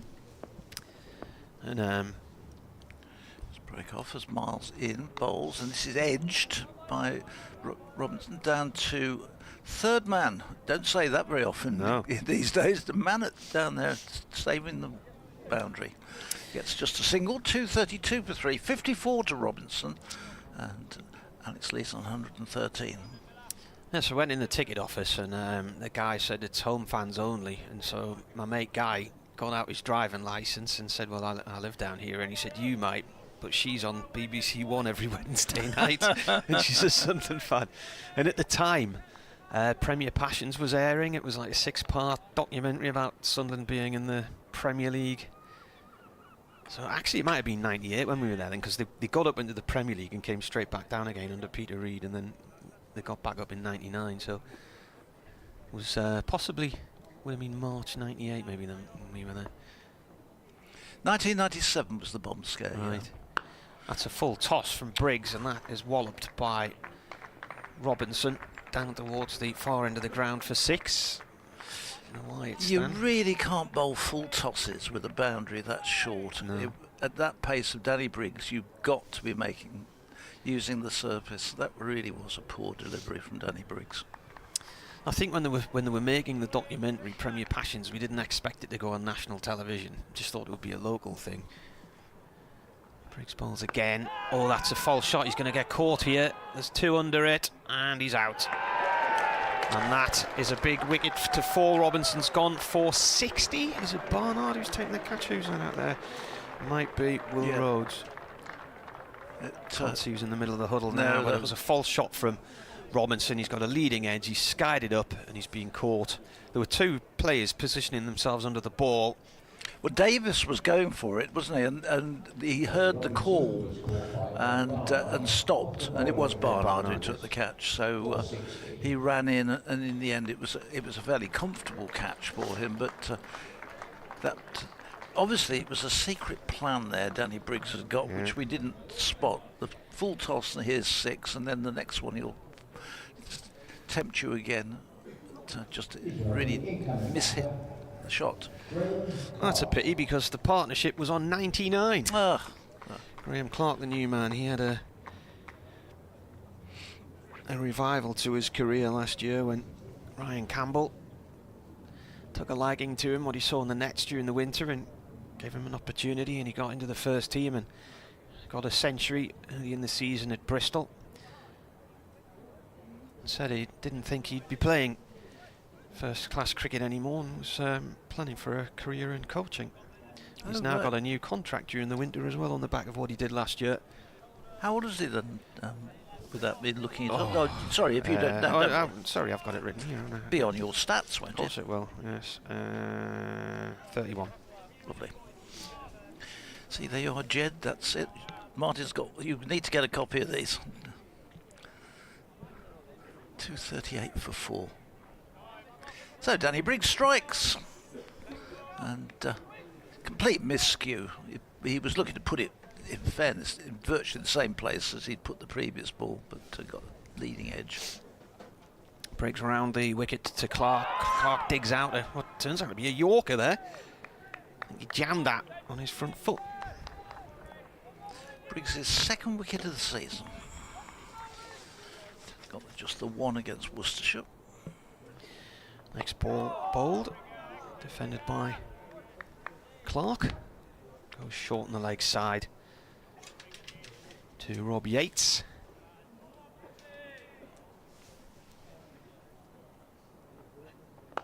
Clark drives this time out through the covers to Bethel, and we'll get a single. It's off the mark. Yeah, just going back to that Grand National story in 1997, when the bomb scare was on, I was actually separated from. We'd got doing a corporate entertaining, and all the party of guests we'd got were in the tent, and I'd gone over to the parade ring. Next ball is bowled to Lees, who takes a few steps down the track, plays the ball towards Briggs. Briggs throws it back to the keeper, and Lees has to scamper back into his crease. End of the over then, and the wicket in it as well. So Durham 460 behind when that wicket fell at 238 for 4. So I got separated, and I ended up in Toxteth Leisure Centre because Right. the police separated, wouldn't let you go back into the course to get the cars or get your possessions or anything. And we milled around outside the course, and the buses came eventually, and the police said, want everybody to get on the bus and we'll take you. And they took us to Toxteth Leisure Centre, where they were giving us stuff to stay for the night. But I managed, fortunately, I still don't really know how it happened, I managed to persuade a taxi driver to drive me back. We were living in Solihull in those days, all the way back down to Solihull near Birmingham, and he was quite happy to do that. But we couldn't get the cars back till the Monday, when they actually ran the National on the Monday, so we had to drive back up, or get some lifts back up to go and pick our cars and possessions up from the course on the Monday. And of course a lot of stuff had disappeared in the meantime. Yeah. You know, all the girls who'd been paid, all that had disappeared. Here's Craig Miles on his way in, starts a new over, and this is turned nicely away by Clark through mid-wicket.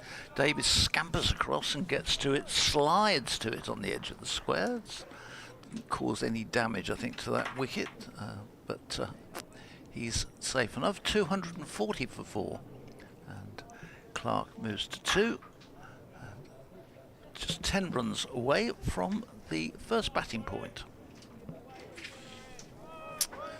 So it will be Durham's first point when it comes, but didn't manage to get any bowling points in this game. So got the 2 wickets, the second and third wicket, but unfortunately for them it was a couple of overs after the 110th over.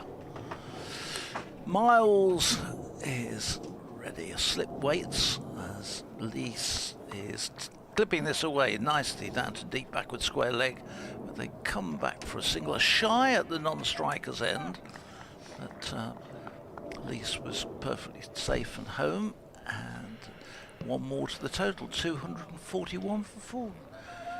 Good morning, Clive. Yes, good morning. Well, Ollie Robinson was the batter that they looked most likely to get out, well though he played, but he survived a difficult run-out chance and then also the sharp chance at leg slip. Once again, lots of very close infielders on the onside. We've got a short leg, a short mid-wicket, a silly mid-on. We've got a leg slip. We've got a deep square leg and a long leg. And a mid-on rather, who's the captain. So really playing the leg plan here, leg side plan. Just 2 players on the offside. There's a backward point and a mid-off. As Miles comes into Clark and bowls, and that is just gets that one edge onto that one. It runs away behind square on the onside, almost got through. He just got his bat jabbed down on it. Well, it looked like it kept a bit low, that, which will be encouraging for Warwickshire. I'm going to have to be patient, but I think if they get one more before lunch, they'll still believe. Still 16 wickets to get, which in this game seems a lot, doesn't it, at the moment? However, time on their side. Here he is in again, bowls, and Lees cuts this one away square on the offside, down to the Bethel, who comes in off the cover point boundary and does the fielding. 243 for 4. I just submitted a piece for the Cricket Live page and it came out of date almost the moment I submitted it, but it is there anyway. If you haven't discovered it yet, don't forget the BBC online Cricket Live page where you can get the links to all the commentaries, but you can also follow the text. Big team on today. Phil, Steve, Gary and Deepak are sharing the duties, keeping across all the matches that are going on up and down the country. This one, a shout for LBW. I think it was going down the leg side from the way he was playing it as Clark moved across. Good over though from Miles. 243 for 4. We've had 69 overs. And Clark's on 315 to Lees. While I'm talking about what's on BBC Online, a plug that you There's more live sport courtesy of BBC CWR on BBC Online this afternoon. We've got Coventry Rugby up against Nottingham, very close to Trent Bridge actually. We actually park our car for T20 matches there at Lady Bay, and that'll be live on BBC Online later this afternoon. I can't remember off the top of my head, but kick-off time is 2:30 or 3.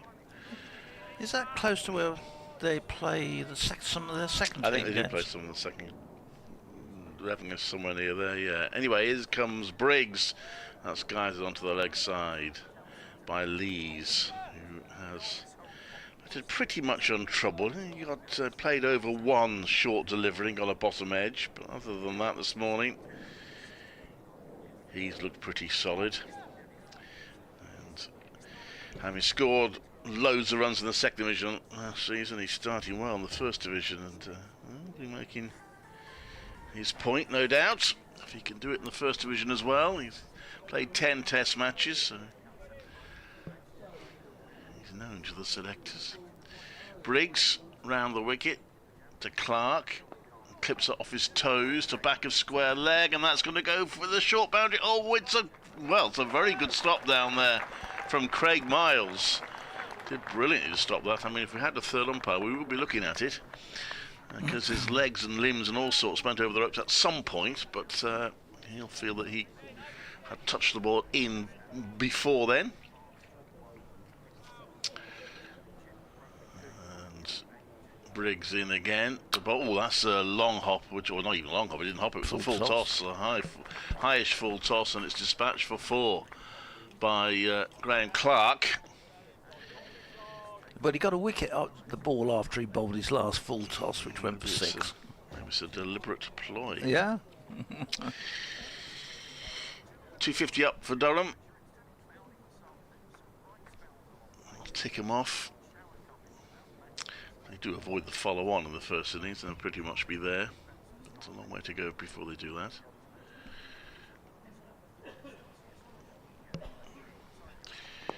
And that one is played onto mid-wicket for no run. Going to do an update for the radio in a moment. Well, Durham here at 250 for 4, applying to Warwickshire's massive 698 for 3. Warwickshire started the day needing 17 wickets in the final 2 days to win this match, probably needing to bowl Durham out in their first innings at some point today. They've had one success, Danny Briggs removing Ollie Robinson after a partnership of 99 for the 4th wicket. Robinson miscuing one, and Ed Barnard kept his nerve to take a steepling catch. There have 1 or 2 moments where the bowlers have threatened, but Alex Lees has batted very well for Durham, the country's top run scorer last season. He's on 116. Still a lot for Warwickshire to do, but they will still believe at this point. Durham are 250 for 4. So, first point on the board for the match for Durham with that boundary. So it's 10 overs to go before Warwickshire can have a new ball. Not too sure that that's going to make a fat lot of difference, but with this one it doesn't seem to have done anything special. Craig Miles, in the meantime, will continue at the pavilion end, and he'll be bowling to Alex Lees. That's 250 and 417 balls, so they've fifth 50 took just 47 balls. They've accelerated well, Durham. That must be one. That must be one of the quickest 50s in the game, actually. That. Well, yeah, Warwickshire regularly got 50s off about 50 balls. Miles in, bowls off to the legs and swiveled away by Lees. He controlled that shot well through, pulled it through backward square leg down to the short boundary.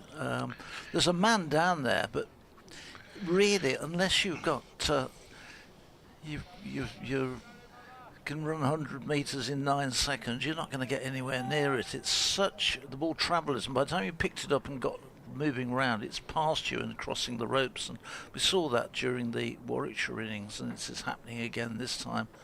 This next one is short, and this is pulled this time to mid-wicket, where there is a man down there who can actually get round comfortably and pick that one up. I mean, I wasn't here yesterday, but actually Warwickshire's 7th 50 on the first day took 48 balls. Okay. So that's one ball more, to be fair, than that's 50 from Durham. But I don't know how. I got it up to 400 for Warwickshire. Yeah, I think it was Again, a few fairly more steady 50s after yesterday. that. It was fairly steady. Well, they kept a fairly steady pace on the first day, constantly. It's going a good pace, but a fairly steady pace. It didn't change very much during the course of the innings. Here's Miles in bowls, and this one is pulled away by Clark down to long leg for just the one. Picks out the fielder down there. So Durham beginning just to push along a bit here. 256 for 4. The run's coming a little quicker. Clark moves into double figures with that single. That quickest 50 on the first day was when Rob Yates started cutting loose. Hit 5 sixes in total. Steve O'Shawn is having a look at the ball and calling Richard Illingworth over to have a look. So, now I don't think I remember in the first match of the season against Worcestershire the ball being changed at all. I think they may well be changing this one, Clive. Okay. Which is a bit unfortunate because it's only got about 10 overs to go. it's- However, yes, it's Alex Warwickshire Davis. might say, I'm really sorry, but we've run out of the Kookaburra ones. Have this one instead. That's the umpire asking for the.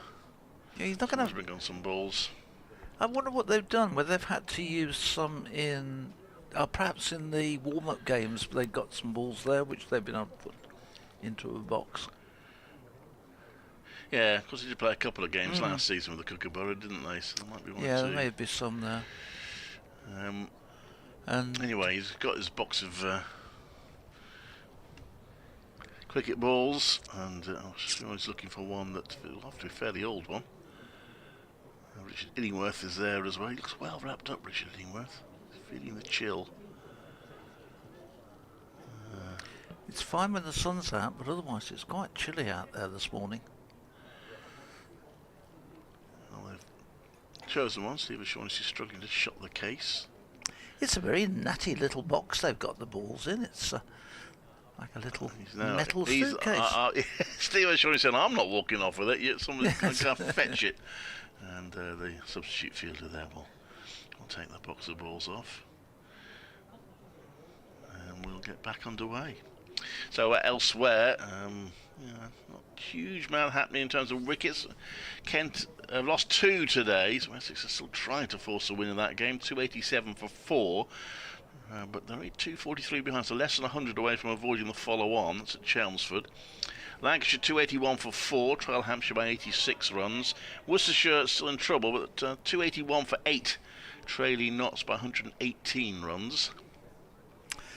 Miles, with that newborn in his hand, balls to Lees, is short and wide outside the off stump. And Lees launches himself, trying to reach it, throws himself at the ball across outside the off stump, and in the end can't reach it and tumbles down onto his bat and uses his bat to keep him upright. Sorry, building a lead. They got to 400, but actually too late to get a fourth batting point. 402 for 8. They lead Somerset by 117. The game that's moving the biggest pace. Glamorgan 125 for 5 now in their second innings, 164 out of Derbyshire. There's Miles in, and Lees plays this one solidly up to Rushworth at mid-on. There's no run. Relatively low-scoring innings in this round of matches. Bristol, Yorkshire are going on very nicely in their second innings, 136 without loss. The Gloucestershire by 199. Sussex 357 for 6 are now 19 ahead of Leicestershire. And just 7 wickets fallen so far at Northampton, where Middlesex are 179 for 1, applying to Northampton's 552 for 6. Miles bowls, Lees pulls and pulls beautifully through mid-wicket. There's a man out on the boundary. The ball goes past him by about 6 or 7 yards and he hardly moved to it. So unless you're picking it up straight off the bat, as I say, it's very difficult. So 4 more to Lees. He goes on to 125, 260 for 4, and 10 to Clark. So a pretty good morning for Durham, despite the loss of 1 wicket. Again, Warwickshire feel they get 1 more before lunch. They'll still be in there. But These wickets aren't going to come in clusters much, you wouldn't think. Watch will still hope that it might. Did once yesterday, didn't it, when 2 wickets fell in consecutive overs. But we had 82 added this morning in 15 overs, so yeah, they've gone along at a fairly decent pace. Briggs round the wicket, comes into bowl to Clark, who leans back and plays out to the offside for an easy single. And Clark is on to 11, 261 for 4. I'm not sure will very least want to get maximum bowling points, and if they can get maximum points from a draw here, that would be a decent return.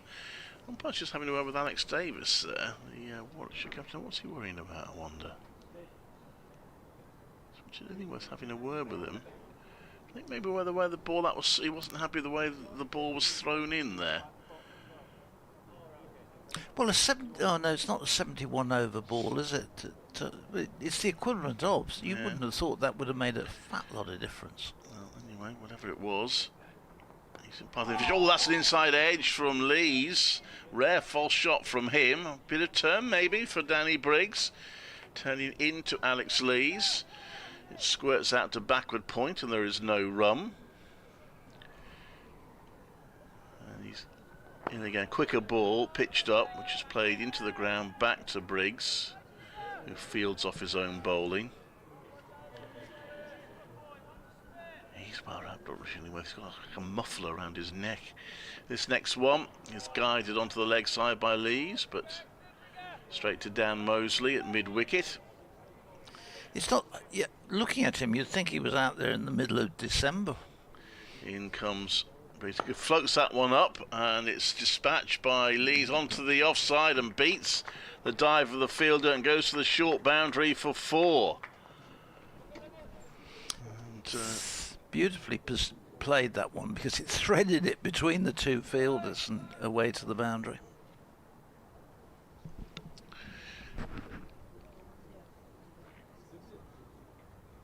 Four runs, 265 for 4. In comes Briggs, and that's clipped down the pitch for a single by Lees. I'll be looking for a, not just 100, but a big 100 here. You've seen 1 double century in this game from Warwickshire, 1 very close to double century, and 1 that might well have got that far if Warwickshire hadn't declared Alex Davis. Obviously saying, look, I'm going to be the one with a double century. Got to have the former captain getting one as well. You can see a bowling change at the pavilion end. Craig Miles coming out of the attack, and he's Craig Miles 14 overs, 1 for 71. Jake Lintot's on the field for Warwickshire. So is Chris Rushworth on or off? I think Rushworth was off, yeah. So Rob Yates back in to have a bowl. Yesterday he bowled 17 overs. Let me have a look. There's a lot of overs. Yes, 17 overs, 1 for 47 he took. I'm surprised Jacob Bethel didn't get a bowl at some stage yesterday. He's in the side. Well, I know they've said that he's able to bowl now for his back, but you just wonder whether they're being a bit cautious. He bowled in the second innings against Worcestershire, but just a couple of overs. Anyway, here's Yates in and bowls to Lees, and the first ball is right on the mark. And Yates has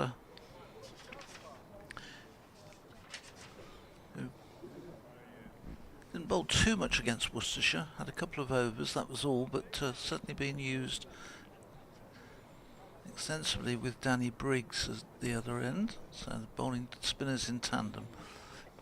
And Yates in, and this one is played just a little uppishly by Lees, back to the bowler, there's no run. 266 for 4. Alex Lees on 130 as in comes Yates to and gives that plenty of air, and this one is whipped away down to deep backward square leg just for the single. Got away with a bit of a gentle full toss there, Rob Yates. Just a little, I think. It was probably just dipping enough so that Lees couldn't get right the way through with the shot, but it's not one you want to be doing too often, I don't think. Clark is back onto strike, Graham Clark, as Yates into him, and this one he turns to mid-wicket. Davis is quickly across there, scampering across. One thing about you have to say, Alex Davis is like a live wire in the field. He really is. Terrific example for his team. Yates in, bowls, and Clark just runs this away, goes back and just opens the face and just runs it down towards the gully, but there's no run. We should have one run-out chance this morning. Graham Miles throwing from as deep as it can be in that short boundary side. This next one, Clark comes forward too, just gets over the top of and plays down into the ground. End of a tidy over from Yates, 267 for 4. Yates has bowled 18 overs, and quite surprisingly, Danny Briggs has only bowled 8. So Yates, of the two spinners, been used far more than the recognised spinner Briggs. Briggs will continue to bowl from the Birmingham end. So 267 for 4. Durham just lost the 1 wicket. It was Ollie Robinson that survived that run-out chance. He'd given up. Ball had to hit though direct and didn't. But then eventually, after also surviving a leg slip chance, he eventually went. 1 wicket to fall today. I actually feel we'll need at least one more before lunch. So they try and grind their way towards the victory. Briggs left arm over, and Lees plays back to that to mid-off for a single. It's been a very good effort from Alex Lees this morning, mainly untroubled. Just kept the runs ticking along, brought up 10,000 first-class runs during very early this morning, and his 25th first-class century. That one is driven to mid-off, there's no run. Hasn't got a test century to his name for his 10 matches. But whether he'll get another opportunity or not, all he can do is score runs and hope.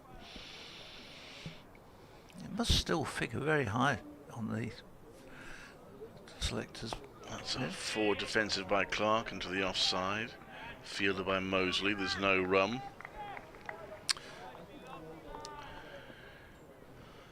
And in comes Briggs again, pitches that one up. It's just punched out onto the onside by Clark. No run. Briggs keeping it reasonably tight. That's what Warwickshire will want to do. Just put in a few loose deliveries that will allow Durham to accelerate the scoring of late. That one is into his toes. There's a strangled appeal from Michael Burgess behind the stumps. It's gone down to fine leg. It'll be 2 leg byes. Signalled, and we haven't had too many extras in the innings. In fact, those are the first 2 extras in the innings. Oh, yes, out yeah. of 270 for 4, so that's a disciplined effort from Warwickshire. That's a short, and it's carved away. Mosley gets a hand to it to slow it down. Probably would only have been 1 anyway, because there's a sweeper out there, though it's hit hard. I mean, either side of him might have been difficult to stop, but he gets a single. 271 for 4. Lees on 132, Clark on 12. 74 overs bowled. So Guy Smith's just come on now to replace Jake Linton as a substitute fielder. Smith is on at mid-off. So I hope that Rushworth isn't yeah, carrying an injury. let's hope not. Which already, they do have Hassan Ali available for the next game, presumably. They're already without Yeah, he was Liam up Norwell and Michael Booth. He was on commentary yesterday Yeah. for a little. We came up yesterday afternoon for 10 or 15 minutes. I did suggest to Alex Davis he might be getting the next flight back while he watches this going on. Yates starts a new over down the leg side, and Graham Clark whips it away down to very fine down towards fine leg. He will get a couple of runs for that. In fact, in the end, it's come off the pad or the body, and he's signalled as leg You byes. wait 73 overs for extras to come, and 4 There you go, come yeah. in quick succession. Well, the spinners are getting plenty of opportunity in this game. So, with Yates in, bowls, and forward comes Clark. Which is supposed to be part of the idea of the Kookaburra ball. So Alex Thompson, of course, the former Warwickshire player, take loads of wickets for Derbyshire on the first day. Yep. 7 for. Let's see if he's got any in the second innings. Yates in, it's driven, but down to Smith, the substitute fielder, who's deep mid-off. He's got 4 in the second innings. He's got 11 wickets in the match, Alex Thompson. So he'll be saying this Kookaburra's great. Yeah. Here's Yates in, but short, and this is he got away with that one. He pushed it through, dropped it short, and Clark looking to lift it away down to the long leg boundary, but in the end didn't quite get out the middle of the bat, and Oliver Hannah-Dolby, who's around the corner about 25 yards back, did the fielding. Clark drives a little uppishly towards Dan Masley, who's at short mid-wicket. It's nice to see Alex Thompson doing so well. Yes, 30 years of age now. It's only his 40th first-class match. He's been with, obviously, Warwickshire. It's bowls, and again, Clark not quite where he was aiming at, but gets away with that. End of another over, 273 for 4. The over's ticking by here. We'll soon have the new ball in their hand. 75 overs gone, but it'd be interesting to see whether Chris Rushworth is available to bowl, because he's been off the field for a while now. I hadn't realised that Thompson was actually Derbyshire's leading wicket taker in the county championship last season. That's only with 31 wickets, so obviously didn't take too many wickets as a team, but still, he's nicely there at Derbyshire. He didn't get. Oh, here Jacob Bethel is going to get a bowl now, Clive, instead of Danny Briggs. He didn't get a lot of opportunities, really, did he? No, he played a little bit of white ball, didn't he? Cricket he played, yeah. 273 for 4.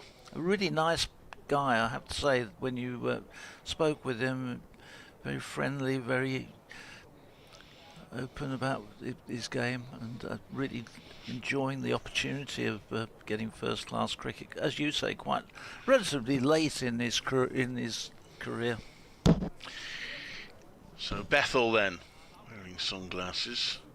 He'll be looking forward to the 3-1. Well, I say he probably won't be involved because he's probably be in the 100. But if not, then he might get a chance to play at rugby school for Warwickshire in the 50-over competition. His school.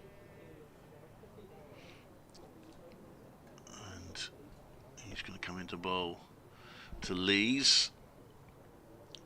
Left arm over.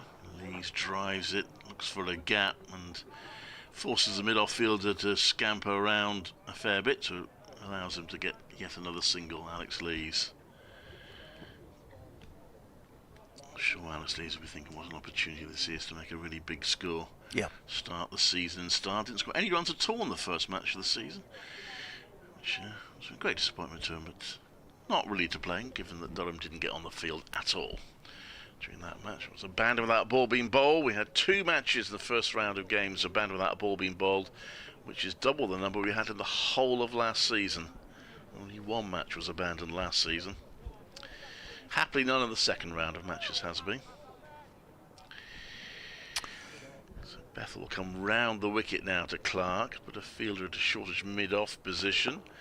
And Clark dabs it out to the onside for no run. The 8th bowler that Warwickshire used in this innings, and still haven't. We've still got Dan Mosley who could bowl. Mosley who could bowl. Bethel. Quicker ball, solidly defended by Clark, playing forward to it.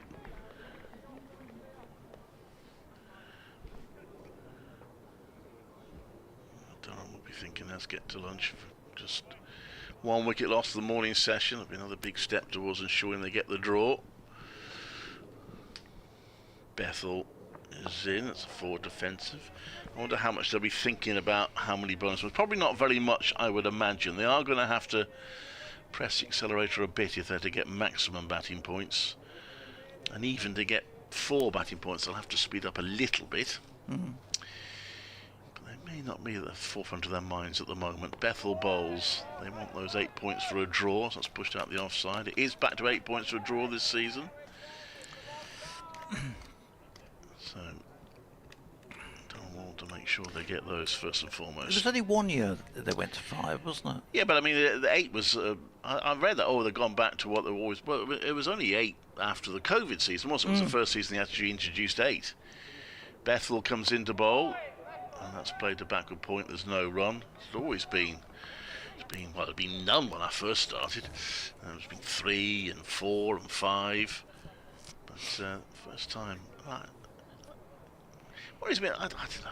I'm sure they have good reasons, but it just strikes me that, as we all know, of course, a draw in cricket is not the same as a draw in football or rugby. It doesn't mean the two teams are level. It just means that there hasn't been a result. So I'm not sure about 8 points for a draw, to be honest. However, that's what it is. I'm all in favour of some points at draw, because I remember when it was no points, you did get teams who, once they realised they couldn't win the game, often didn't care very much. Yeah. I remember Phil Neal was an exception to that when he was captain of Worcestershire. He was determined not to lose matches, even though he didn't get anything for it.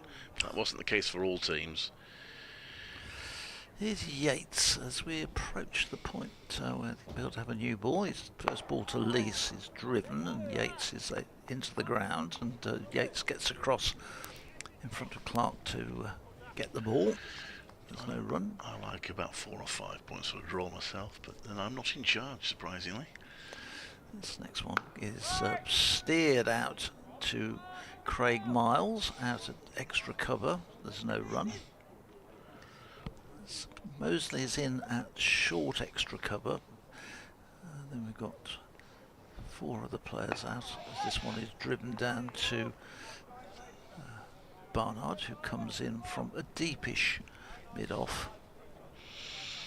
Clark back on strike, and the field changes. We've got a short leg coming in. Mosley comes into short leg for Clark.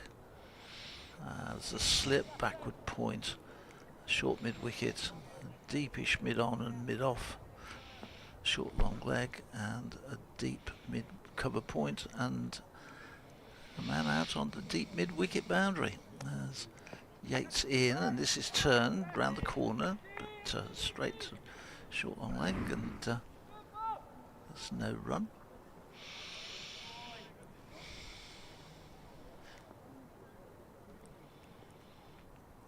In again is Yates.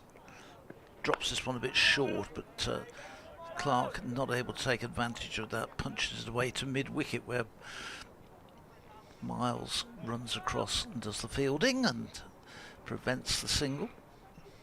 275 for 4 it remains.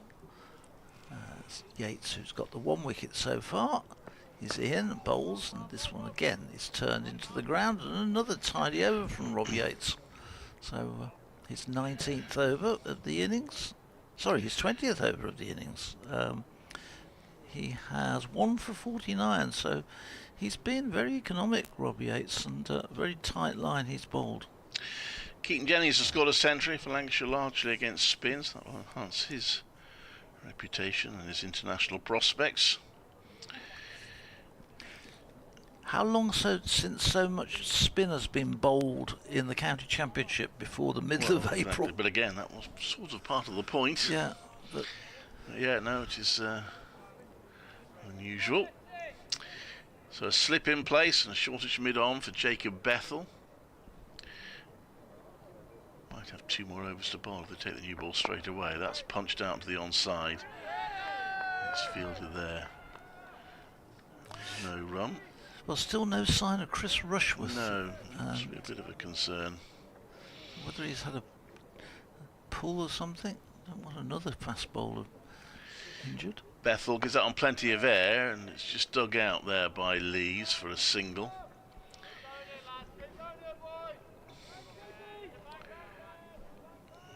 Sheffield is trying to keep each other encouraged. Not easy.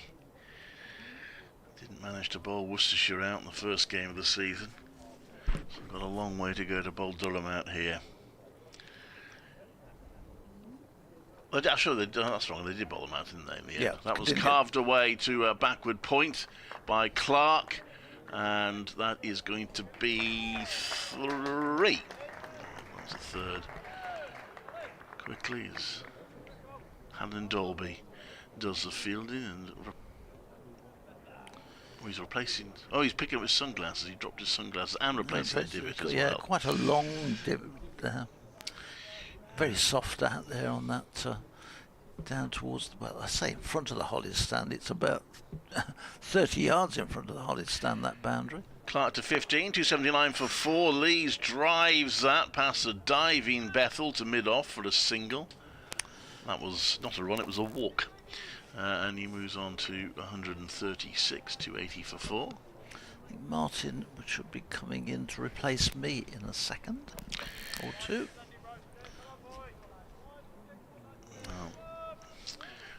Sun shining, that's a positive. Durham have batted really well. They're past 100 now in this session for the loss of just 1 wicket. Just steadied down a bit here, haven't they? Just since Clark's come to the wicket, although he's gradually building up. He's up to 15. Bethel comes into Bolton. He's got a slip and a leg slip, and he punches that out to point. There's no run.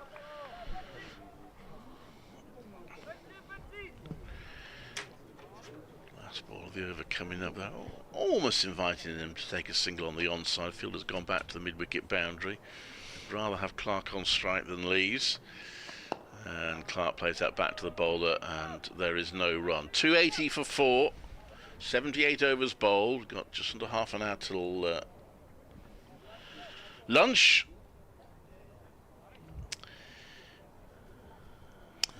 Rob Yates going to continue at this pavilion end.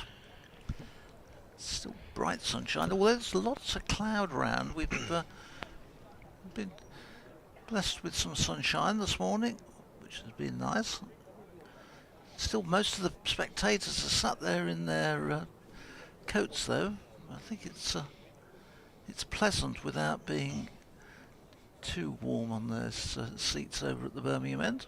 Here's Yates from this pavilion end, though. In and bowls, and forward comes Lees, runs it away into the offside, and there's no run. 280 for 4 in reply to Warwickshire's 698, so still 418 behind as this one brings Lees forward. And just not quite where he was aiming at, but runs it away to short extra cover where Mosley does the fielding. Yates again in and bowls and driven down the ground down to Alex Davis down at deepish mid-off. They get a single. Very useful to have your opening batter who scores a big century and then can bowl you 20 overs as well. Making full use of him as he comes in past umpire O'Shaughnessy and bowls, and Clark is reaching forward to that one, just turning the ball into the ground and to short leg.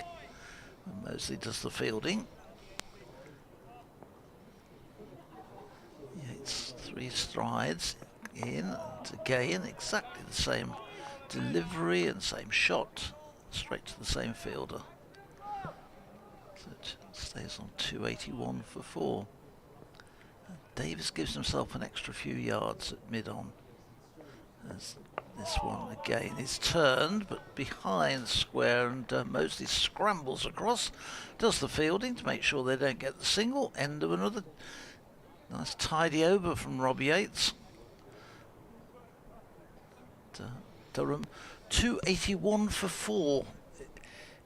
Their first target, of course, is to avoid the follow-on figure.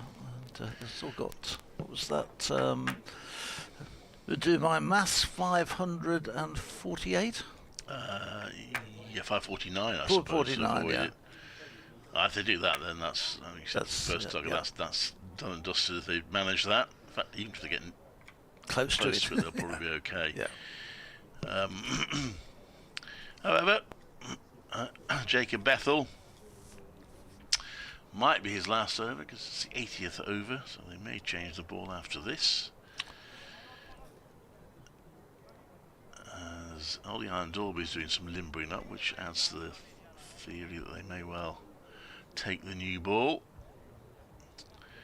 Although they haven't got Rushworth to bowl with it, it would be Miles and Helen Dalby. Barnard's not bowled much, has he? He's bowled just the one over, I think. Bethel bowls, and that's played out to wide mid-on for a single by Lees, who seems to be able to score singles at will at the moment.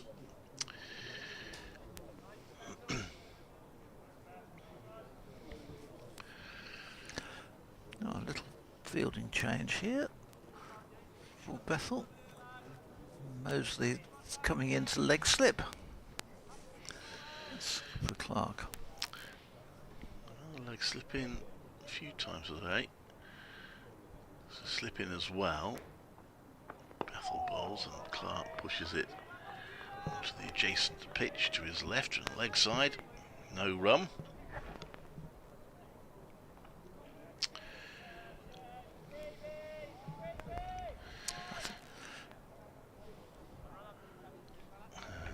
Remains 282 for 4. One more before lunch, what shall be saying. Just got the one so far. This next one is carved away to point where it's stopped by Rob Yates. Backward point, good stop, no run. Durham have got Worcestershire at Kidderminster, I think, next week. Yeah.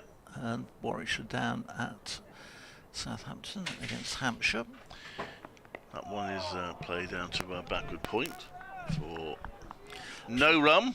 So make way and you carry on, Clive, and let Martin back on. Thank you. That's Warwickshire. Still toiling for a wicket, but this has still been what we've had. 7 wickets in the match, and here we are on the 7th session of it. So we're averaging 1 wicket a session. Carrying on at that rate. That's played onto the onside. So we're carrying on at that rate. There'll be 6 down by today and 9 down by the end tomorrow. So we'll be happy enough for that. 283 for 4.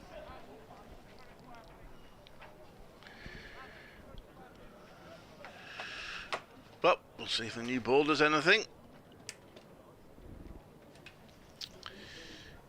Assuming they take it, which looks likely.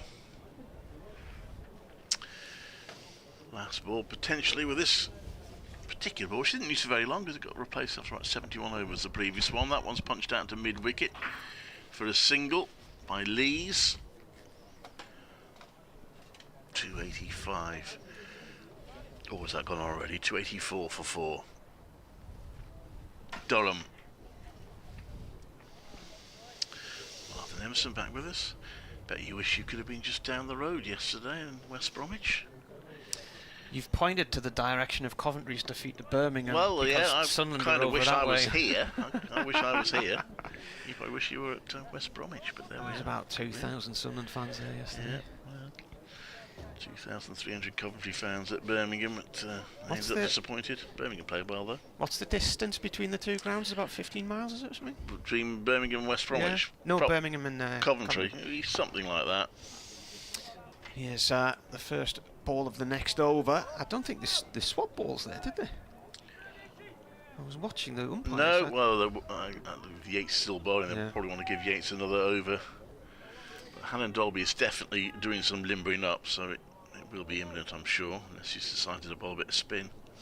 It's very sunny at the minute here in Birmingham. Gentle breeze as Yates bowls. It's driven down to Barnard at mid-off by Clark, who goes for a quick single. The throw comes back towards the bowler's end. So 286 for 4. And they are trailing by 412. This partnership currently worth 48. I think that 49 as Lees plays this one out into the cover area. Yeah, it was obviously crucial for them to make sure that one wicket wasn't followed by another, and they've done that. Make sure that there are no cluster of wickets.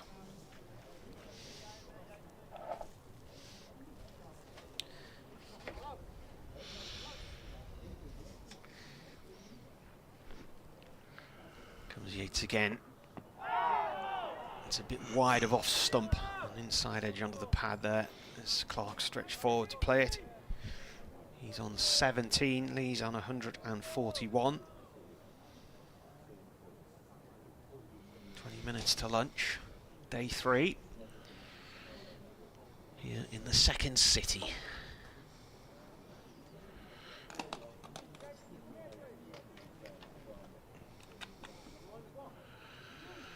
Two fielding alterations taking place here. Davies is dropping back. In fact, he's getting a helmet. Came towards the boundary to collect the helmet. A bit more development around the ground since last season. I haven't been here since the end of last season. The flats are completed with a catering facility on the bottom floor. Yeah. And also some new tram lines around the place.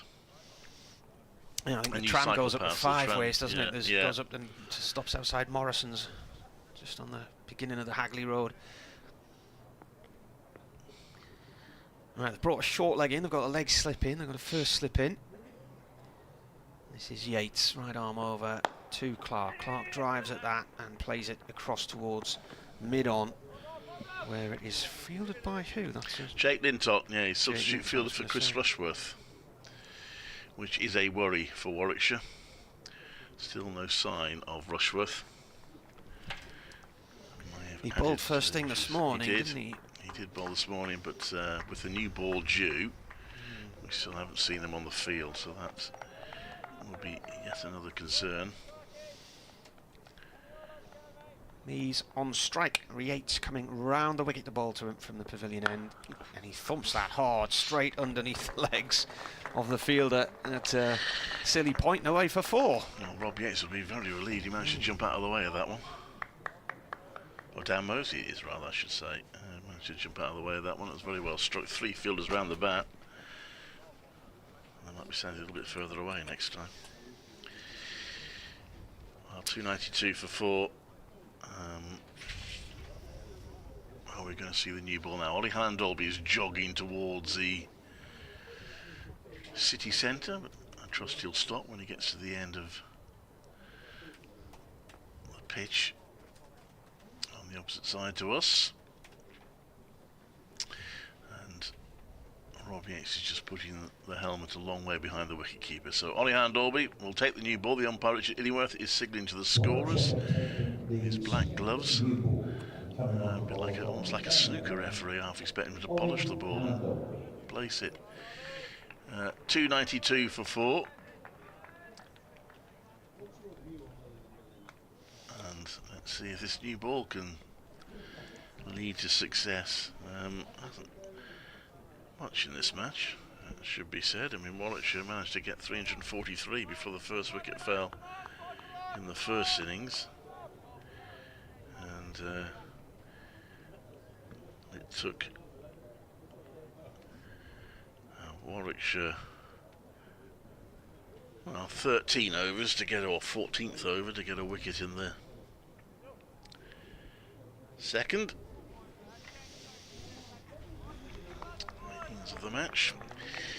What can Ollie Hallandolby do with a new ball here? 2 slips in place, fairly orthodox field for Clark, who drives that back to Hallandolby, who fields off his own bowling. I said earlier, Ollie Hallandolby has been a little bit more successful at stemming the flow of runs in this match than he was in the first game against Worcestershire.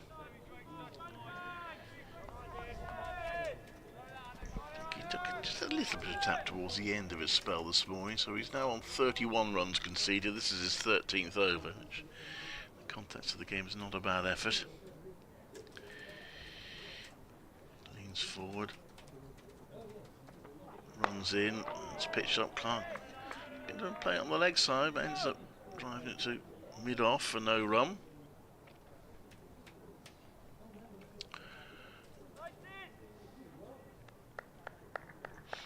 15 minutes to lunch. I feel they've got to get one more at least before lunch to give themselves some encouragement that they can still win this game. Shortish mid-wickets in place as well. That's driven down the ground. Oh, that wasn't far off being a run out at the non-striker's end. It deflects off Hallandolby's hands. I don't know whether Lees were doing back or not. He was scrambling to get back. In the end, it didn't matter because the ball missed the stumps. Well, when wickets are hard to come by, that would have been a real bonus.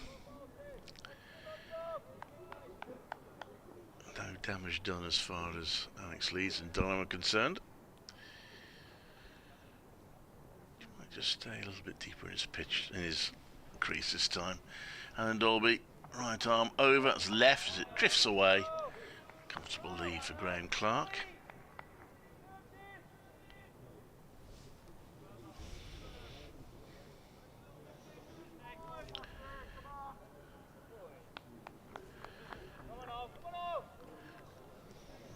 And Dolby getting plenty of encouragement from his teammates.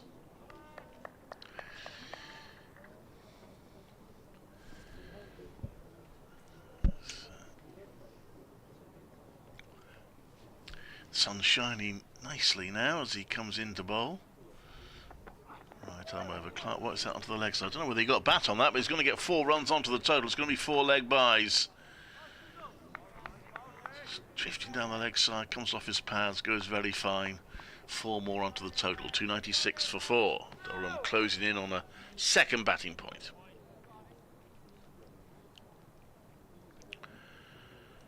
And that's what it's all about for Durham now. Accumulate as many points as they can from a draw match. They can't realistically win it. To make sure they don't lose it. At the moment, they're doing that job pretty well. Alan Dolby to Clark again. That's going down the leg side. That's going to be 4 more. No, it might be cut off this time. Oh, no, it isn't. Fielder got there, but then just couldn't reel it in. And that, I think, came off the bat this time. It's Danny Briggs down there who wasn't able to stop it. But 300 up for Durham. And so they get their second batting point. Came at the end of 82 overs. 12 extras. Which have all come in the last few minutes, because they got to the last sort of half hour or so. They got to, I think it was 74 overs without conceding an extra. 492 balls for the 300, so yeah, so that was actually quite a bit slower. The fifth 50 was very quick, 47 balls. 650, which I have reined it in a little bit, has taken 75 balls. Will Rhodes is going to take the new ball from the pavilion end. Did you see Chris Rushworth go off, did you? I didn't see him go off, but I did notice that Jake Lintop was on a while ago, so he's been off for a while.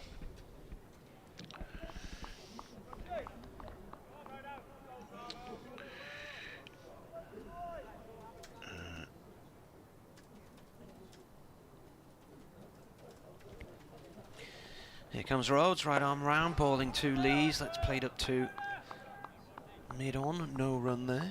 It's fielded by Lintop. So the third 100 took 122 balls, so it is the quickest 100, and that was because the fifth 50 was pretty brisk.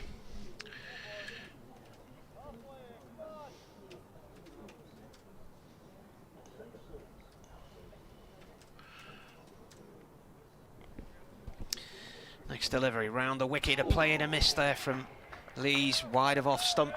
Looks like he's played underneath the ball there.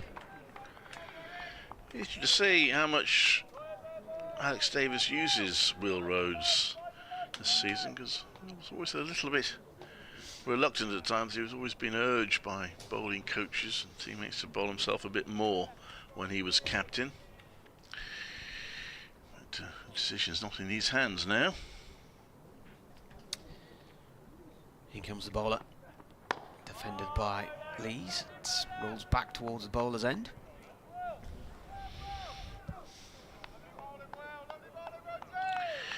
There we are, lovely bowling, Will. Lovely bowling, Rhodesy.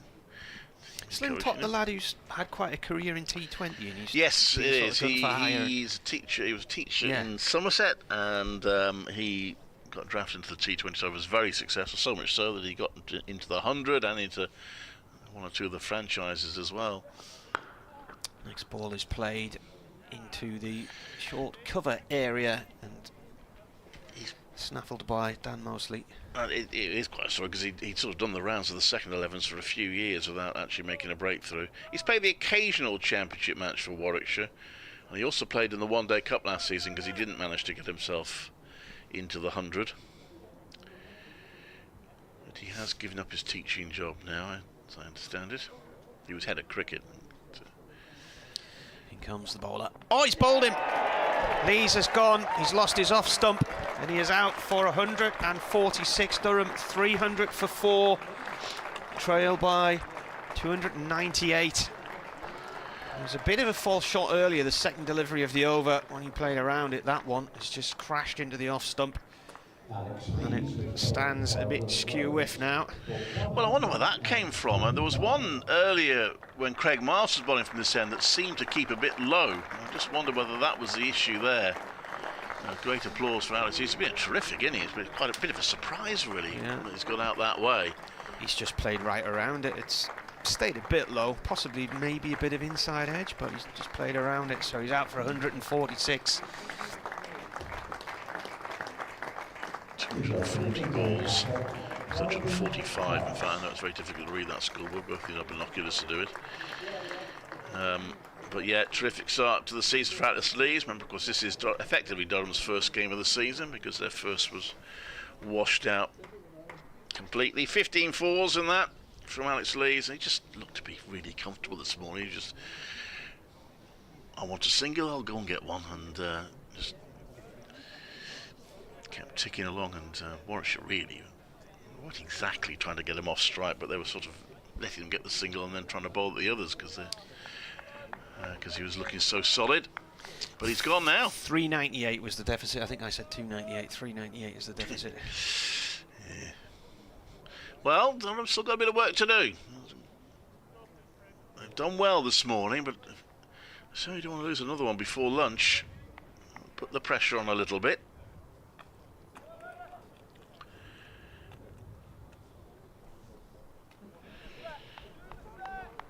So Bride and Cass.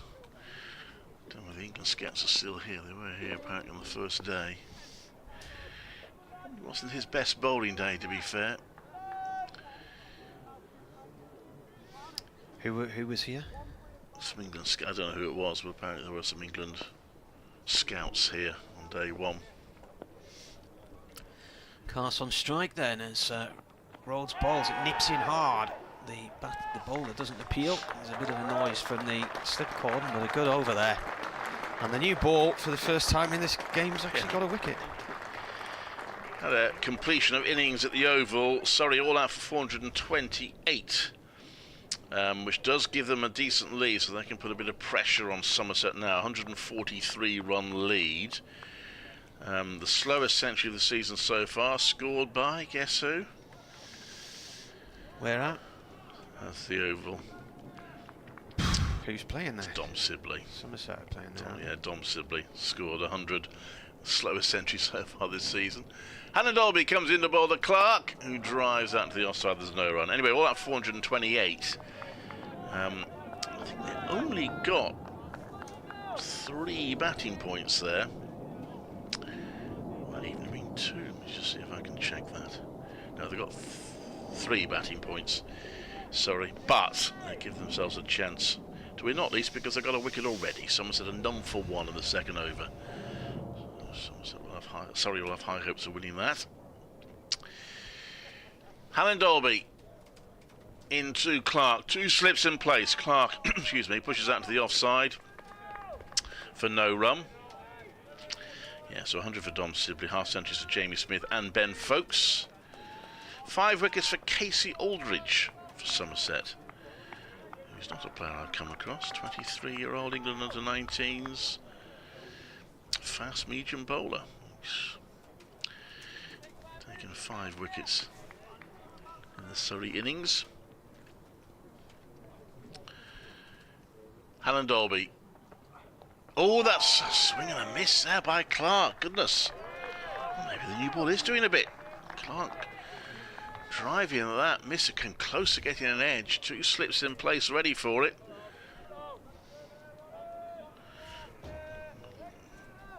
In the field will be probably as well excited as they have been.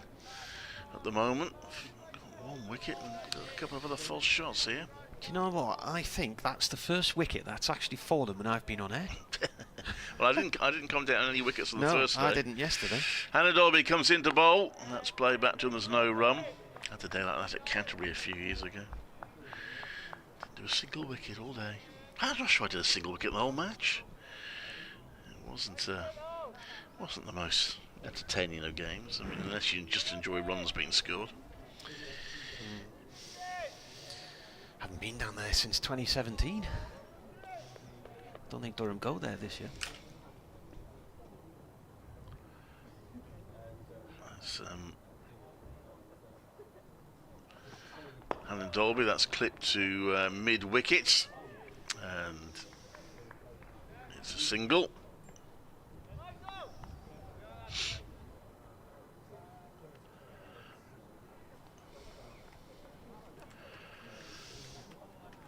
What's it? Is it the Coral, the band you like?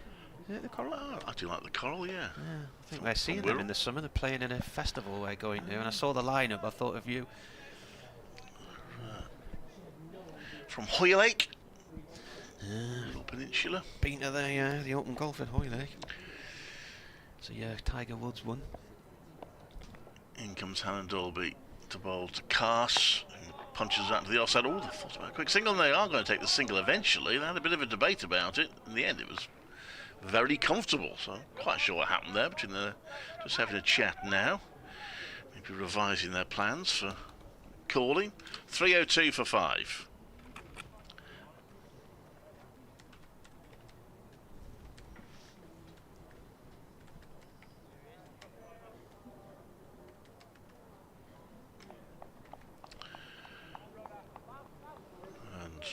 Probably got, well, we have got one more over till lunch. Have to go and do an update next door. Yeah. But, I think Durham are at the stage now where I obviously hope they won't lose a wicket this over, but if they do, they'll be able to go into lunch without a new bat having to come out until after dinner. That's played to the offside by Cass for no run. Number 99 on his back. Will Rhodes got the wicket.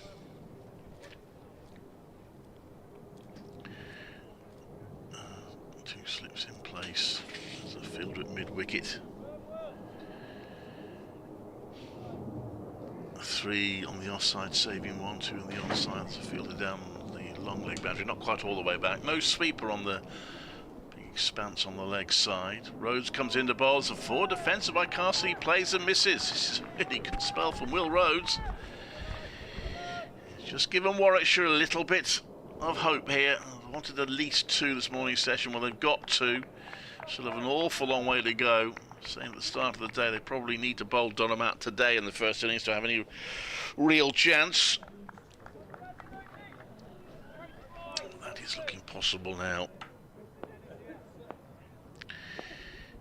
Rhodes right arm over to bowl, and Cass gets bat on that, just pushes it back down the pitch to Rhodes. Excuse me, and there is no run. A few in the ground now, a few more than were in earlier. Quite well spread out on the far side. A few that have got flags. Let's see if I can read some of these flags.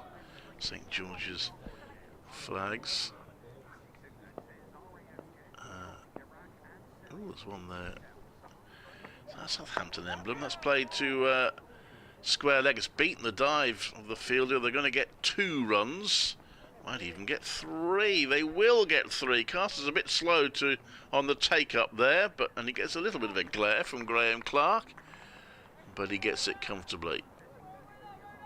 Now, oh no, sorry, of course it's a Sunderland emblem. How could I get that wrong? On the banks of the River Wear, so some Durham supporters down there. 2 of them have got Sunderland emblems on their flags. They might have been at West Bromwich Albion yesterday, of course. Not far from here, and watch Sunderland get an away win. Rhodes comes into bowl, and that's played down the pitch onto the non-striker's stumps. Not a problem for the non-striker Cass for 2 reasons. 1, because he was safely back, and 2, because it was nowhere near coming off the bowler. has to come off a fielder, part of their body, for it to be out. If the ball goes straight onto the stumps, then it's not out.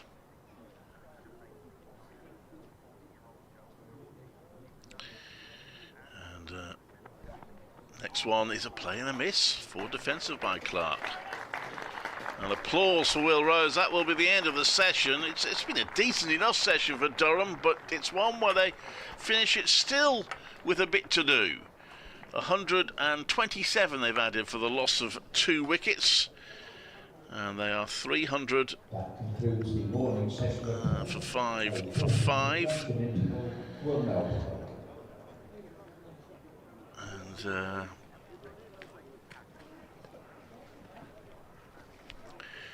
two batters out today, and I'm doing an update in a moment, but 2 batters.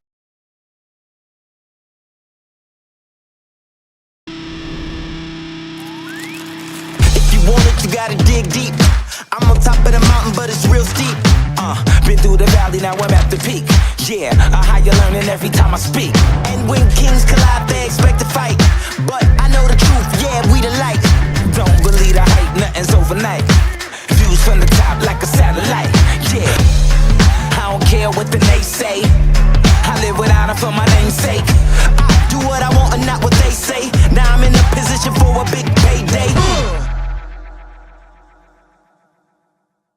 Chris, did you never envisage the day that you'd be taking on Durham in a first-class game?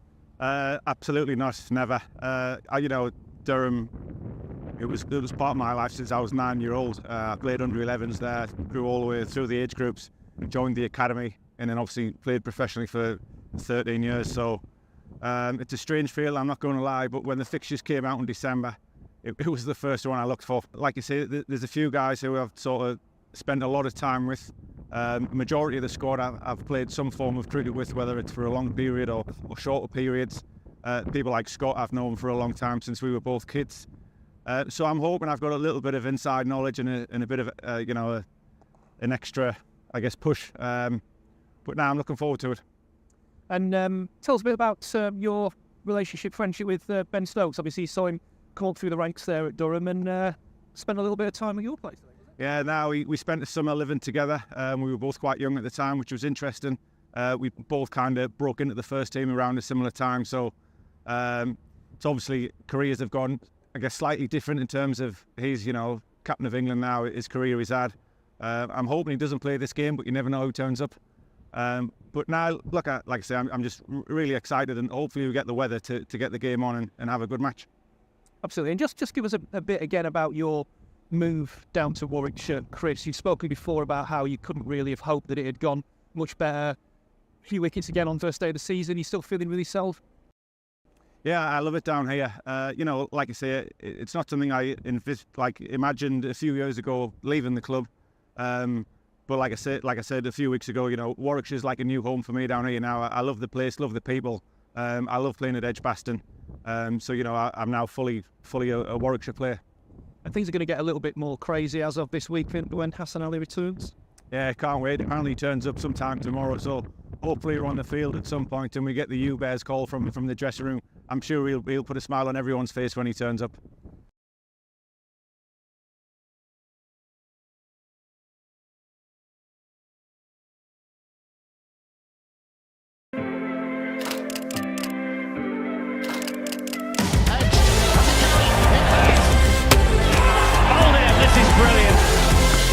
Off the edge, and that's taken as well. That's 4 in a row. Shout to catch, there's no one there.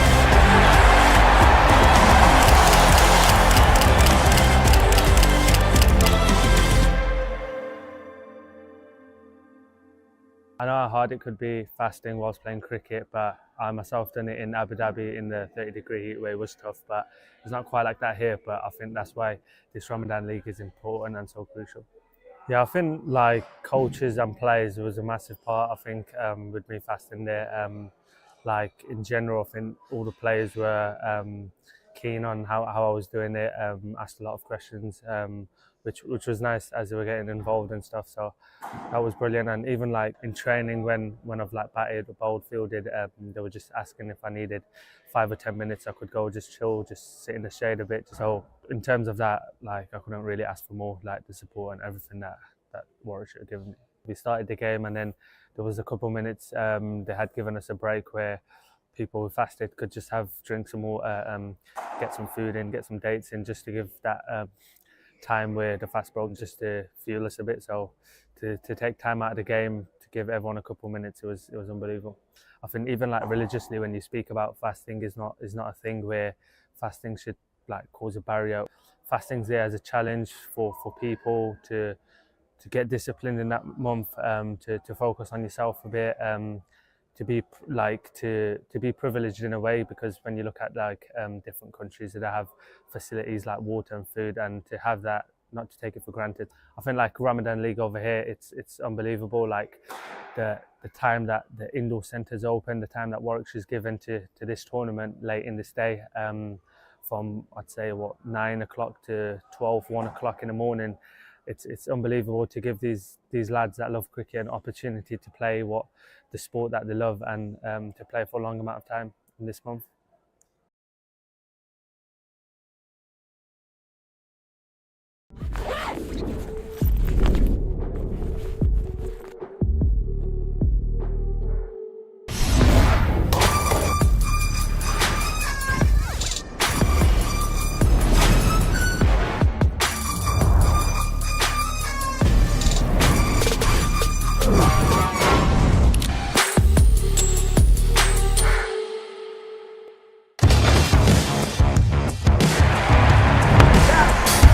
Again, what a shot that is. Easy as you like for Sam Heng. Holding, brilliant from Wokes. That is stunning.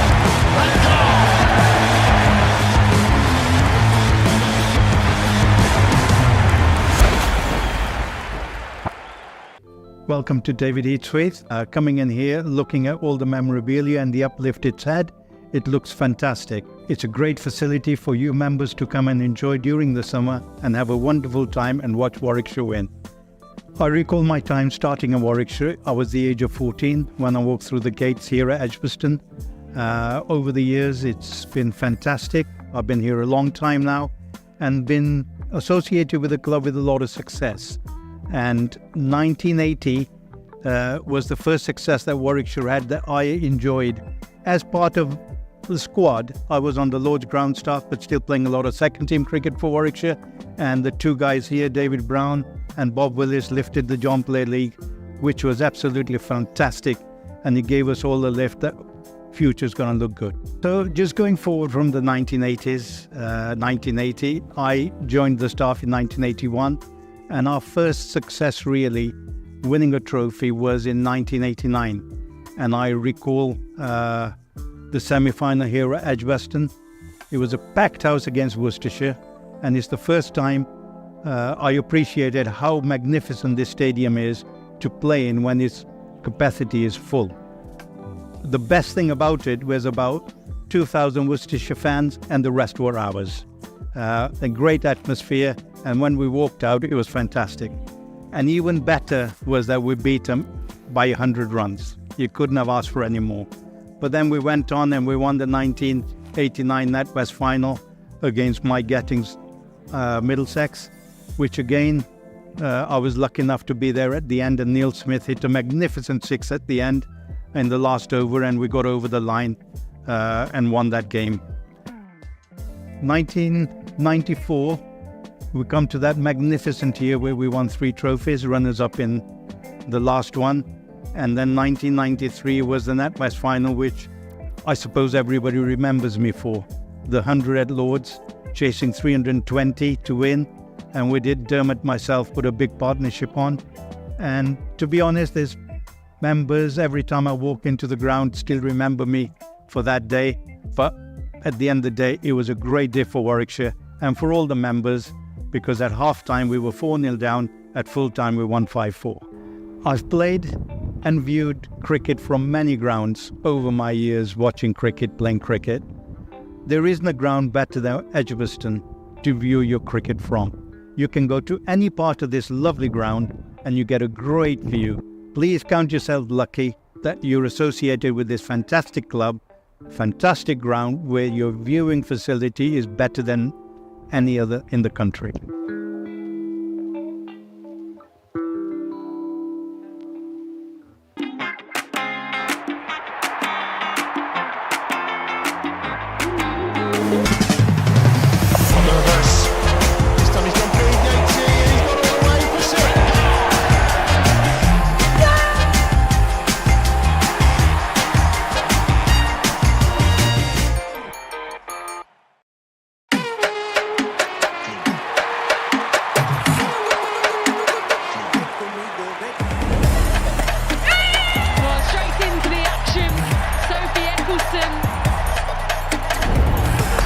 Inside edge and dragged on, knocked him over.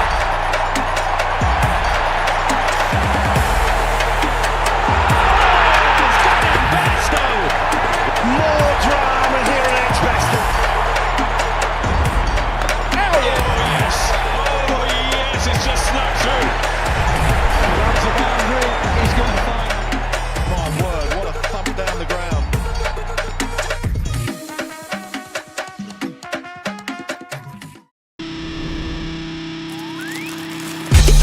You gotta dig deep. I'm on top of the mountain, but it's real steep. Been through the valley, now I'm at the peak. Yeah, a higher learning every time I speak. And when kings collide, they expect to fight. But I know the truth, yeah, we the light. Don't believe the hype, nothing's overnight. Views from the top like a satellite. Yeah, I don't care what the nays say. I live with honor for my namesake. I do what I want and not what they say. Now I'm in a position for a big payday. Chris, did you never envisage the day that you'd be taking on Durham in a first-class game? Absolutely not, never. Durham, it was part of my life since I was 9-year-old. I played under 11s there, grew all the way through the age groups, joined the academy, and then obviously played professionally for 13 years. So it's a strange feel, I'm not going to lie, but when the fixtures came out in December, it was the first one I looked for. Like you say, there's a few guys who I've sort of spent a lot of time with. Majority of the squad I've played some form of cricket with, whether it's for a long period or shorter periods. People like Scott I've known for a long time since we were both kids. So I'm hoping I've got a little bit of inside knowledge and a bit of an extra, I guess, push. But now I'm looking forward to it. And tell us a bit about your relationship, friendship with Ben Stokes. Obviously you saw him come up through the ranks there at Durham and spend a little bit of time at your place. Yeah, now we spent the summer living together. We were both quite young at the time, which was interesting. We both kind of broke into the first team around a similar time. So it's obviously careers have gone, I guess, slightly different in terms of he's, captain of England now, his career he's had. I'm hoping he doesn't play this game, but you never know who turns up.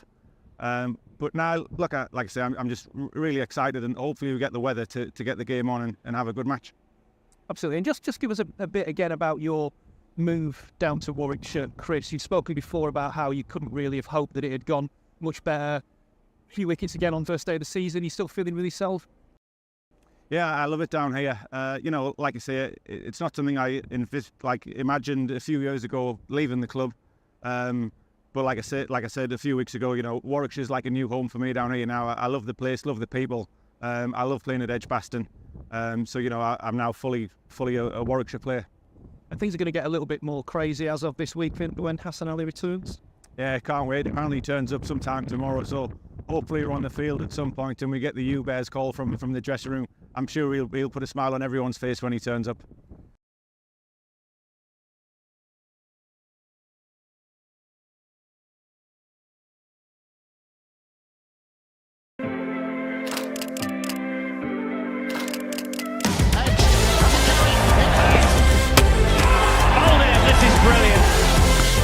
Off the edge, and that's taken as well. That's 4 in a row. Shout to catch, there's no one there.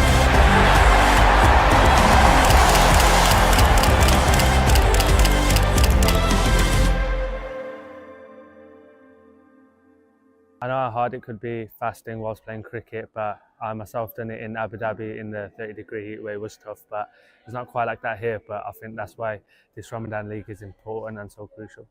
Yeah, I think like coaches and players was a massive part. I think with me fasting there, like in general, I think all the players were keen on how I was doing it.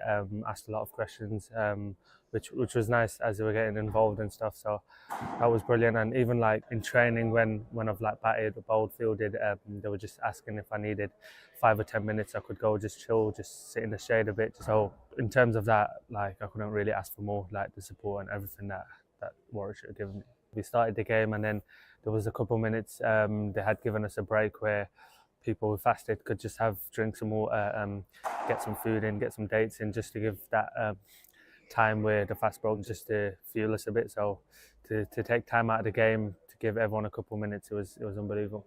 I think even like religiously, when you speak about fasting, is not a thing where fasting should like cause a barrier. Fasting's there as a challenge for people to get disciplined in that month, to focus on yourself a bit, to be privileged in a way, because when you look at like different countries that have facilities like water and food, and to have that, not to take it for granted. I think like Ramadan League over here, it's unbelievable. Like the time that the indoor centres open, the time that Warwickshire's given to this tournament late in this day, from I'd say 9 o'clock to 1 o'clock in the morning. It's unbelievable to give these lads that love cricket an opportunity to play the sport that they love, and to play for a long amount of time in this month.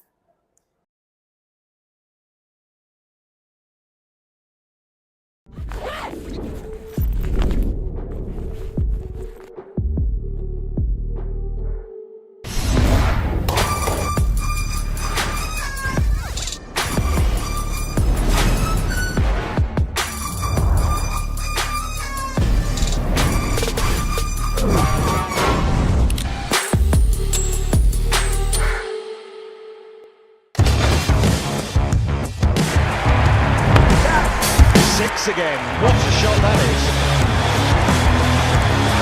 Easy as you like for Sam Hay. Hold it, brilliant from Wokes. That is stunning.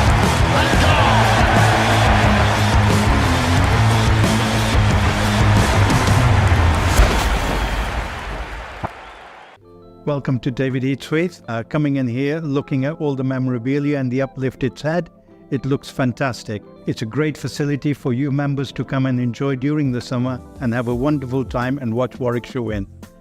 I recall my time starting in Warwickshire. I was the age of 14 when I walked through the gates here at Edgbaston.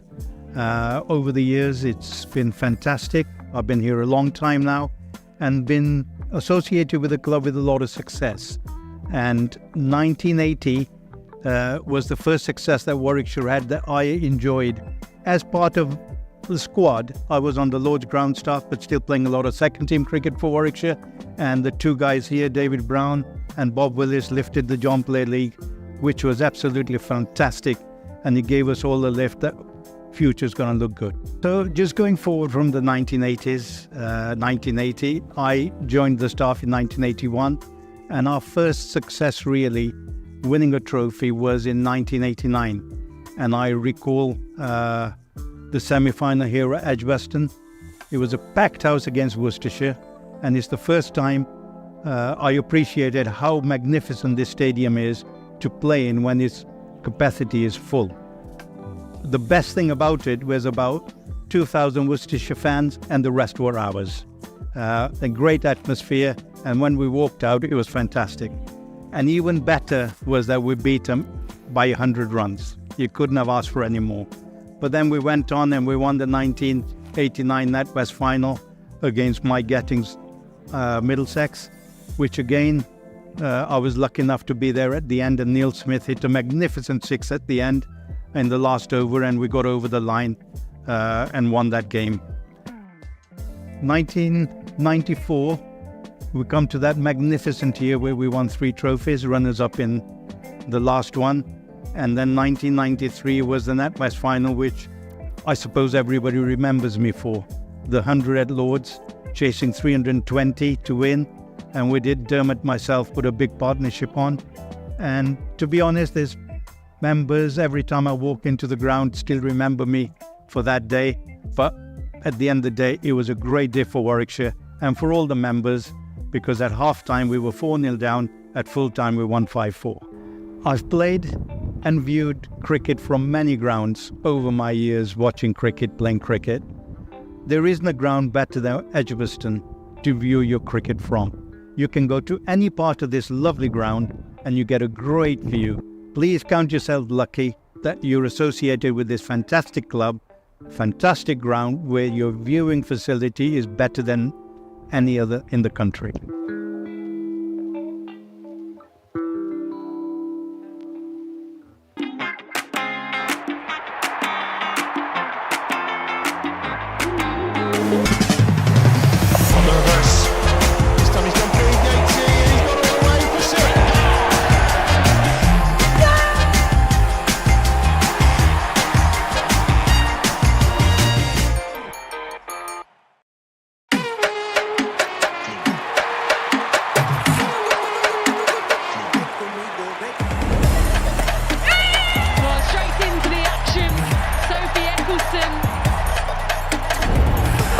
Inside edge and dragged on, knocked him over.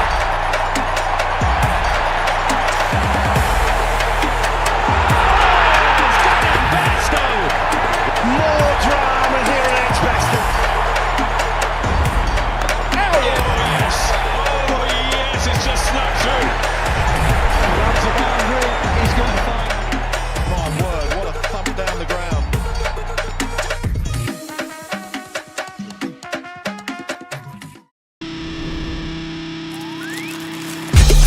You gotta dig deep. I'm on top of the mountain, but it's real steep. Been through the valley, now I'm at the peak. Yeah, a higher learning every time I speak. And when kings collide, they expect to fight. But I know the truth, yeah, we the light. Don't believe the hype, nothing's overnight. Views from the top like a satellite. Yeah, I don't care what the nays say. I live with honor for my namesake. I do what I want and not what they say. Now I'm in a position for a big payday. Chris, did you never envisage the day that you'd be taking on Durham in a first-class game? Absolutely not, never. Durham, it was part of my life since I was 9-year-old. I played under 11s there, grew all the way through the age groups, joined the academy, and then obviously played professionally for 13 years. So it's a strange feel, I'm not going to lie, but when the fixtures came out in December, it was the first one I looked for. Like you say, there's a few guys who I've sort of spent a lot of time with. Majority of the squad I've played some form of cricket with, whether it's for a long period or shorter periods. People like Scott I've known for a long time, since we were both kids. So I'm hoping I've got a little bit of inside knowledge and a bit of an extra, I guess, push. But now I'm looking forward to it. And tell us a bit about your relationship, friendship with Ben Stokes. Obviously you saw him come up through the ranks there at Durham and spend a little bit of time at your place. Yeah, now we spent the summer living together. We were both quite young at the time, which was interesting. We both kind of broke into the first team around a similar time. So it's obviously careers have gone, I guess, slightly different in terms of he's, captain of England now, his career he's had. I'm hoping he doesn't play this game, but you never know who turns up. But now, look, like I say, I'm just really excited, and hopefully we get the weather to get the game on and have a good match. Absolutely. And just give us a bit again about your move down to Warwickshire, Chris. You've spoken before about how you couldn't really have hoped that it had gone much better. A few wickets again on first day of the season. You still feeling with yourself?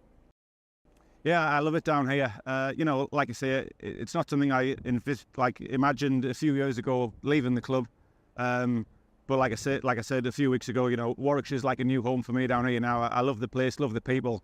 I love playing at Edgbaston. So I'm now fully a Warwickshire player. And things are going to get a little bit more crazy as of this week when Hassan Ali returns.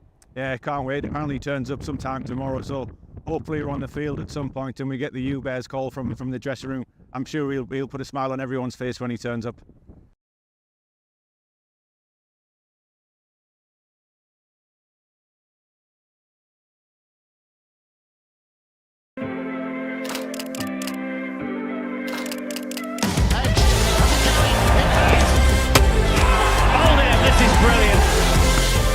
the edge, and that's taken as well. That's 4 in a row. Chance to catch, there's no on that.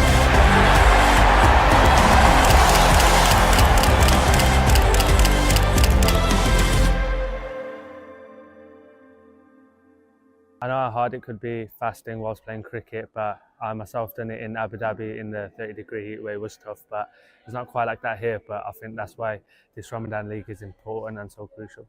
Yeah, I think like coaches and players was a massive part. I think with me fasting there, like in general, I think all the players were keen on how I was doing it.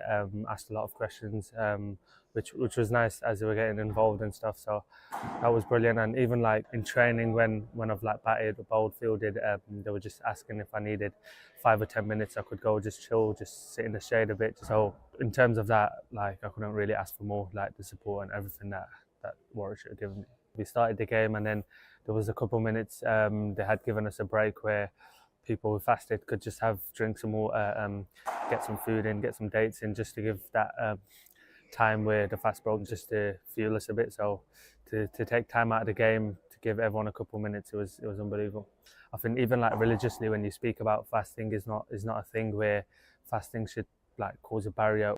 Fasting's there as a challenge for people to get disciplined in that month, to focus on yourself a bit, to be privileged in a way, because when you look at like different countries that have facilities like water and food, and to have that, not to take it for granted. I think like Ramadan League over here, it's unbelievable. Like the time that the indoor centres open, the time that Warwickshire's given to this tournament late in this day, from I'd say 9 o'clock to 1 o'clock in the morning.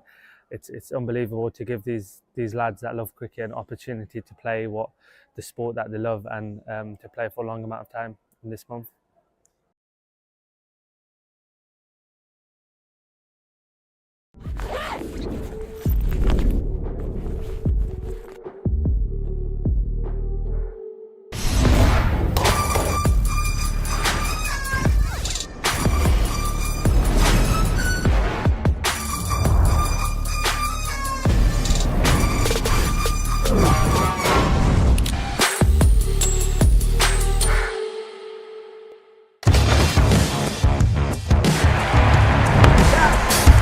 Again, what a shot that is.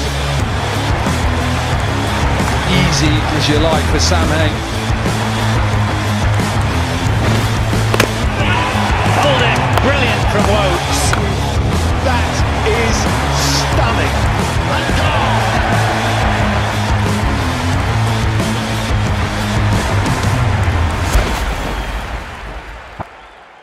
Welcome to David Eats With. Coming in here, looking at all the memorabilia and the uplift it's had. It looks fantastic. It's a great facility for you members to come and enjoy during the summer and have a wonderful time and watch Warwickshire win. I recall my time starting in Warwickshire. I was the age of 14 when I walked through the gates here at Edgbaston. Over the years, it's been fantastic. I've been here a long time now and been associated with the club with a lot of success. And 1980 was the first success that Warwickshire had that I enjoyed. As part of the squad, I was on the Lord's ground staff, but still playing a lot of second team cricket for Warwickshire. And the two guys here, David Brown and Bob Willis, lifted the John Player League, which was absolutely fantastic. And it gave us all the lift that future's going to look good. So just going forward from the 1980s, 1980, I joined the staff in 1981. And our first success really, winning a trophy, was in 1989. And I recall the semi-final here at Edgbaston. It was a packed house against Worcestershire. And it's the first time I appreciated how magnificent this stadium is to play in when its capacity is full. The best thing about it was about 2,000 Worcestershire fans, and the rest were ours. A great atmosphere, and when we walked out, it was fantastic. And even better was that we beat them by 100 runs. You couldn't have asked for any more. But then we went on and we won the 1989 NatWest final against Mike Getting's Middlesex, which again, I was lucky enough to be there at the end, and Neil Smith hit a magnificent 6 at the end in the last over, and we got over the line and won that game. 1990 94, we come to that magnificent year where we won 3 trophies, runners-up in the last one. And then 1993 was the NatWest final, which I suppose everybody remembers me for. The 100 at Lords, chasing 320 to win. And we did, Dermot, myself, put a big partnership on. And to be honest, there's members, every time I walk into the ground, still remember me for that day. But at the end of the day, it was a great day for Warwickshire and for all the members, because at half-time we were 4-0 down, at full-time we won 5-4. I've played and viewed cricket from many grounds over my years watching cricket, playing cricket. There isn't a ground better than Edgbaston to view your cricket from. You can go to any part of this lovely ground and you get a great view. Please count yourself lucky that you're associated with this fantastic club, fantastic ground where your viewing facility is better than any other in the country.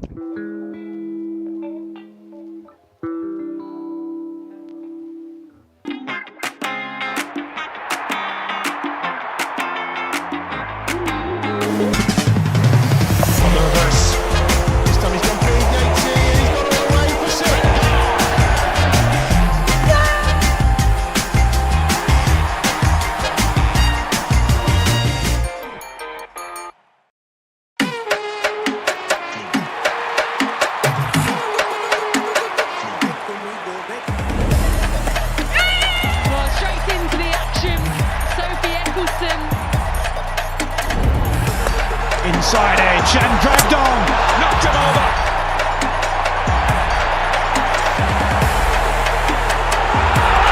It's got him best though. More drama here at Edgbaston. Oh yes, it's just snuck through.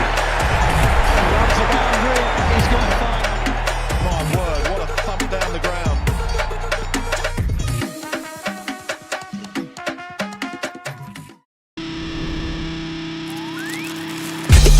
You gotta dig deep. I'm on top of the mountain, but it's real steep. Been through the valley, now I'm at the peak. Yeah, a higher learning every time I speak. And when kings collide, they expect to fight. But I know the truth, yeah, we the light. Don't believe the hype, nothing's overnight. Views from the top like a satellite. Yeah, I don't care what the nays say. I live without it for my name's sake. I do what I want and not what they say. Now I'm in a position for a big payday. Chris, did you never envisage the day that you'd be taking on Durham in a first-class game? Absolutely not, never. Durham, it was part of my life since I was 9-year-old. I played under 11s there, grew all the way through the age groups, joined the academy, and then obviously played professionally for 13 years. So it's a strange feel, I'm not going to lie, but when the fixtures came out in December, it was the first one I looked for. Like you say, there's a few guys who I've sort of spent a lot of time with. Majority of the squad I've played some form of cricket with, whether it's for a long period or shorter periods. People like Scott I've known for a long time, since we were both kids. So I'm hoping I've got a little bit of inside knowledge and a bit of an extra, I guess, push. But now I'm looking forward to it. And tell us a bit about your relationship, friendship with Ben Stokes. Obviously you saw him come up through the ranks there at Durham and spend a little bit of time at your place. Yeah, now we spent the summer living together. We were both quite young at the time, which was interesting. We both kind of broke into the first team around a similar time. So it's obviously careers have gone, I guess, slightly different in terms of he's, captain of England now, his career he's had. I'm hoping he doesn't play this game, but you never know who turns up. But now, look, like I say, I'm just really excited, and hopefully we get the weather to get the game on and have a good match. Absolutely. And just give us a bit again about your move down to Warwickshire, Chris. You've spoken before about how you couldn't really have hoped that it had gone much better. A few wickets again on first day of the season. You still feeling with yourself? Yeah, I love it down here. Like I say, it's not something I imagined a few years ago leaving the club. But like I said a few weeks ago, Warwickshire's like a new home for me down here now. I love the place, love the people. I love playing at Edgbaston. So I'm now fully a Warwickshire player. And things are going to get a little bit more crazy as of this week when Hassan Ali returns. Yeah, can't wait. Apparently he turns up sometime tomorrow, so hopefully we're on the field at some point and we get the U-Bears call from the dressing room. I'm sure he'll put a smile on everyone's face when he turns up.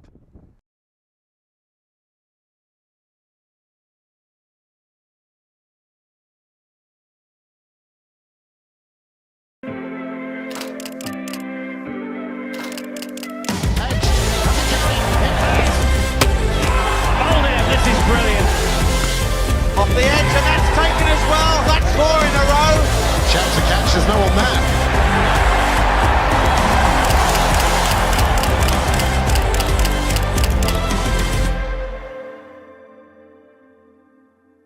I know how hard it could be fasting whilst playing cricket, but I myself done it in Abu Dhabi in the 30-degree heat where it was tough, but it's not quite like that here. But I think that's why this Ramadan league is important and so crucial. Yeah, I think like coaches and players was a massive part. I think with me fasting there, like in general, I think all the players were keen on how I was doing it. Asked a lot of questions, which was nice as they were getting involved and stuff. So that was brilliant. And even like in training, when I've like batted or bowled, fielded, they were just asking if I needed 5 or 10 minutes, I could go just chill, just sit in the shade a bit. So in terms of that, like I couldn't really ask for more, like the support and everything that Warwickshire had given me. We started the game and then there was a couple minutes they had given us a break where people who fasted could just have drinks and water, get some food in, get some dates in, just to give that time where the fast broke, just to fuel us a bit. So to take time out of the game to give everyone a couple minutes, it was unbelievable. I think even like religiously, when you speak about fasting, is not a thing where fasting should like cause a barrier.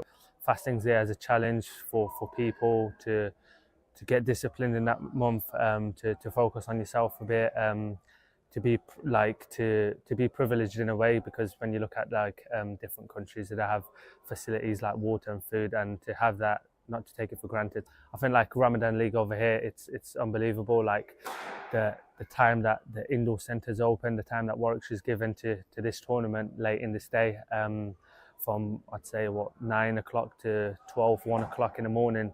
It's unbelievable to give these lads that love cricket an opportunity to play the sport that they love, and to play for a long amount of time in this month.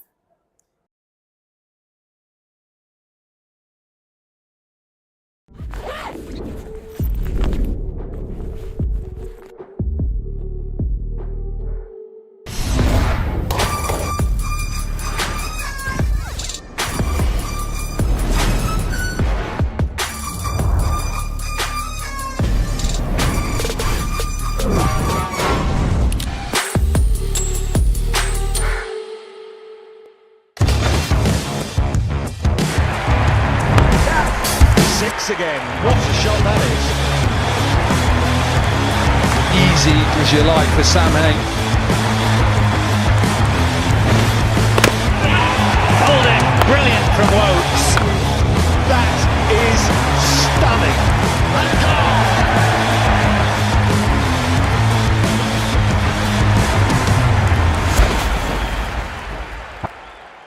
Welcome to David Eats With. Coming in here, looking at all the memorabilia and the uplift it's had. It looks fantastic. It's a great facility for you members to come and enjoy during the summer and have a wonderful... I should still have a bit of time to try and make more headway. Bryden Cass. Graham Clark are the batters in. Clark on 19, Cass on 4. A little bit overcast now. Warwickshire took the new ball just before lunch without Chris Rushworth on the field. And he's still not there. Jake Lintott has come out, the substitute fielder. And resume bowling properly. Birmingham end, Ollie Handel. So Ollie Handel, along with Will Rose, have been taking the new ball. And it's Will Rose that got the crucial wicket of Alex Lees. So, Warwickshire still need 15 more wickets. I reckon they need to bowl Durham out today in the first innings if they'd have any chance. Even then, there's still a lot to do if they don't do it until near the end of today. However, they will still believe. They knew when they made that big, huge total, it wasn't going to be a case of knocking Durham over for a couple of hundred each time. They knew that's why they battled on as long as they did. They needed a lot of time to have a chance of bowling them out. And Hannon Dobby comes into bowl to Bryden Cass. Yorker length delivery, which Cass leans into and plays back to the bowler. I'm Clive Egan. Martin Emerson is with us as well. Been covering Durham for how many years did you say now? 25. 25. Well, when I first met you, you were doing Yorkshire, weren't you? So that was the summer of 2000? Yeah, I just 2000. I went on loan to Yorkshire for a couple of years. Won the championship with them. just as I Did you did get with a medal? Worcestershire and Warwickshire. Sadly not. Hannon Derby comes into bowl, and that's pushed out back into the ground, back to Hannon Derby. There's no run. I do Remember take full credit. That old commentary box in the rugby Yes. stand, and we used to have to use a knife to get in. That's right. Nobody It's had one the of key. One of the, I think only about 2 times I can remember in my commentary career when I've held the game up, and it was Ian Botham of all people who was batting. Those were the days before we did ball by ball. We were just doing reports, and I was a little after the start of playing. I was trying to get into that box. I was moving around under the bowler's arm. You can imagine that Lord Botham was very understanding. That's left outside off stump. There's no run.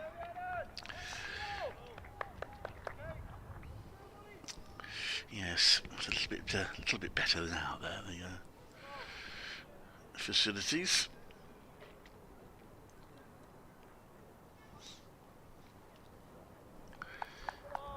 So 305 for 5, Durham. They've got 2 batting points in the bag. I wonder how much they'll discuss batting points at lunch. Or was it just about seeing the game safe and batting normally? That's pushed out to the offside for no run.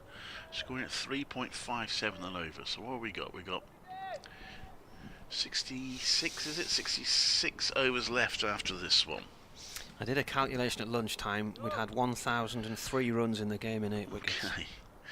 Well, if they carry on at this rate, they will be 540-ish at close of play. So they will be pretty close to the follow-on target, which if they get, 549 should be safe. And then Derby comes into bowls. Underlines that Warwickshire need to bowl them out today. The one thing I did say that I couldn't see a way of Durham getting a win. I was thinking over lunch, there is one other way. If they do get to that follow-on target, if I were them, I'd be very tempted to declare there and then, because Warwickshire talks quite boldly about going for wins, and they might just be tempted to set Durham some sort of target. I'm not suggesting an agreed target or anything like that, but might just be tempted to have a quick session and try and set Durham something, which might give Durham a chance. And then Derby bowls. That's the offside. If they were to do that, they would have to give Durham some sort of chance, because if they gave Durham no chance, then Durham would just block out for a couple of sessions, no problem, you would think. So it's well, is that possible scenario? I'm not saying it's a likely one, but it's a possible one. 305 for 5, and Warwickshire's strong new ball bowler, Will Rhodes. I wonder if he ever gave himself the new ball as captain. I can't remember him doing so.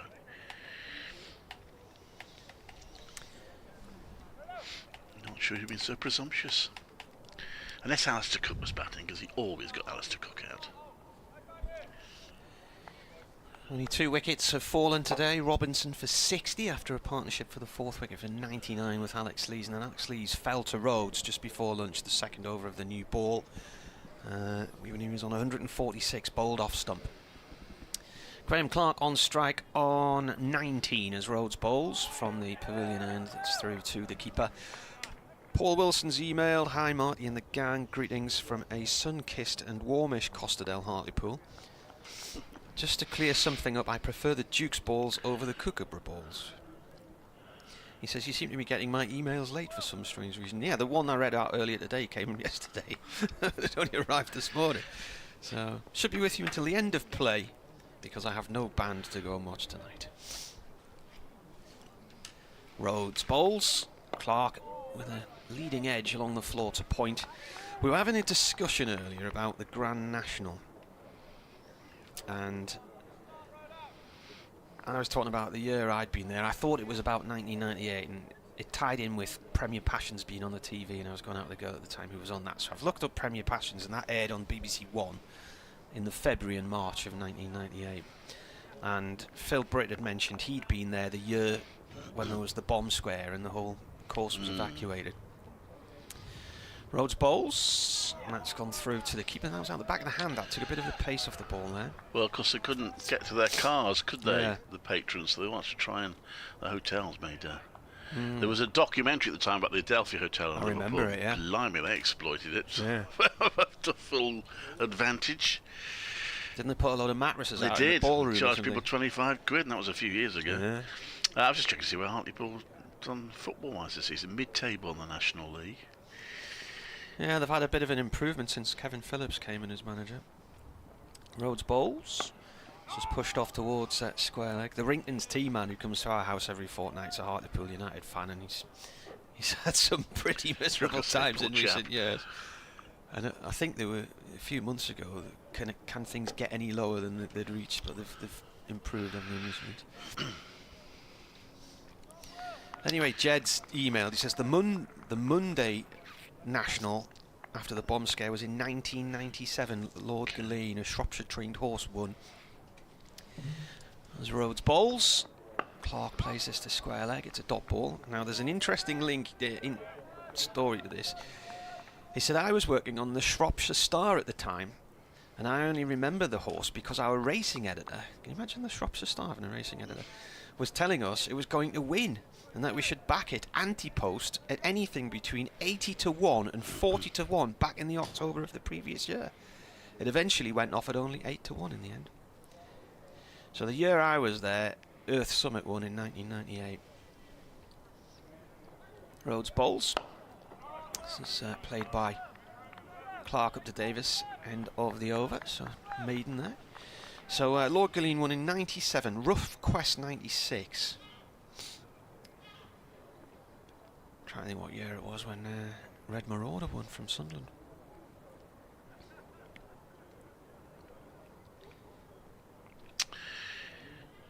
You been the Grand National? No, never been.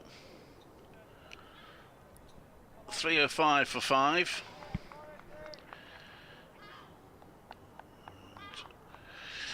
Ollie Handorby to continue from the Birmingham end. Important period for the Durham batters just to snuff out this. What should just have the tails up, just going into lunch. That one's going down the leg side, well down the leg side. The cast has a little swing at it, doesn't make contact, and there is no run.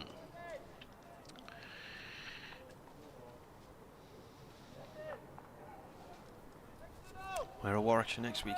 They are at Southampton. Are you going down there? No, not me. Richard Wilford's there for that one. Who? Richard Wilford. Alright. I do quite like doing Southampton. I do like their idea that you can roll out of bed and you're already in the commentary box. Hannon Dobby comes into bowl, and that's pushed out to the offside. There's no run. Yeah, I was last there for a Durham game in 2016. That was the final game of the season, and I timed it from my bedroom to the commentary box was 45 seconds. Yes. The problem is there's nothing there. So if you want to eat, you know, find a pub or whatever, you've got to go on the bus, or it's a long walk with the sort of nearest little precinct with restaurants and stuff. I did manage to find a couple of places. If you walk from the opposite direction from the city centre, there's a little foyer place, but yeah, you're right, it's not close. Hannon Dobby in, it's pushed down to the offside, there's no run. I can't remember, is it me or you this over? I'm sorry. That's your end, okay, fine. Yeah, there used to be, that's not there anymore sadly, but there used to be an Indian takeaway actually inside the ground which you could nip into. And their main purpose in the evenings was to just do deliveries, but you could go along there and go into the ground and get a takeaway. I did do that one year, but I don't think it's there anymore sadly. Hannon Dolby bowls to cast 2 slips, cast solidly behind that, plays it back to the bowler, there's no run.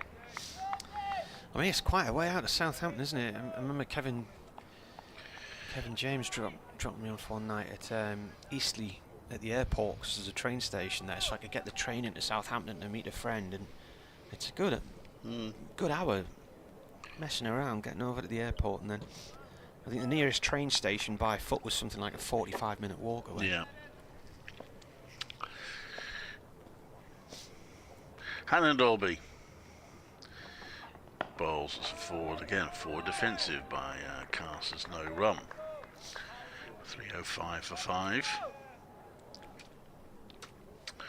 Fielder just dropping out on the point boundary now. So perhaps wanting to encourage Cast to keep the strike as a relatively new of the 2 batters.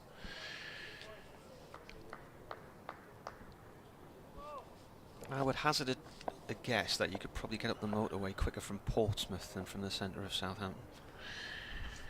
In comes Hannon Dolby, and that's turned to mid-wicket, there's no run.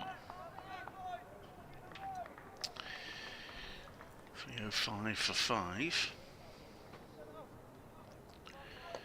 Elsewhere, rattle through the scores elsewhere. Essex still making inroads. A bit similar to here, really. Will they run out of time? Kent are 312 for 7. They're only 218 behind now, Kent. So you need another, 69 runs to avoid the follow-on. But there are 3 wickets in hand only. Lancashire 346 for 4, just 21 behind Hampshire. Hard to see a result from that one in Southampton. Worcestershire battling away 334 for 8. They trail Notts by 65. Let's hit the pad and it just drifts away off on the leg side. Run. No further damage for Somerset in the second innings so far after losing an early wicket. They're 16 for 1, still 127 behind Surrey's first innings total. And Glamorgan are batting on 178 for 6. They now lead Derbyshire by 217 at Cardiff. And Yorkshire have lost a wicket finally, but they're 202 for 1. They lead Gloucestershire by 265. Yorkshire in their second innings. And Sussex are 432 for 6 against Leicestershire, leading by 85 in their first innings. Rhodes, right arm over.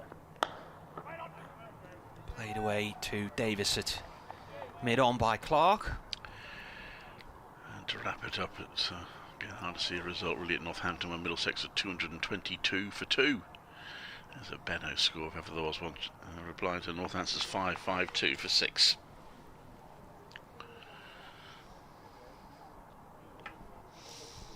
I think if I'm looking on a map here, I think Botley Green is a little village not far from the... I think that's what I was probably referring to, yeah.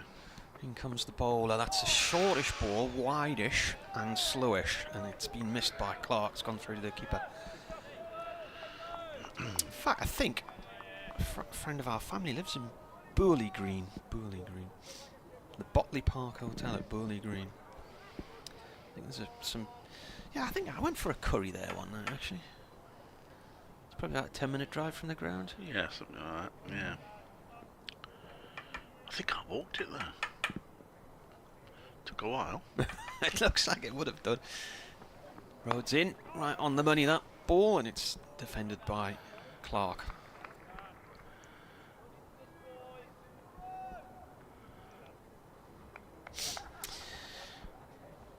Tim Wellock, who used to cover Durham for the Northern Echo, and indeed for Radio Newcastle, he had a cracking book. It was like farmhouse bed and breakfasts book in real ale pubs, and he used to stay in all these lovely little inns in country villages.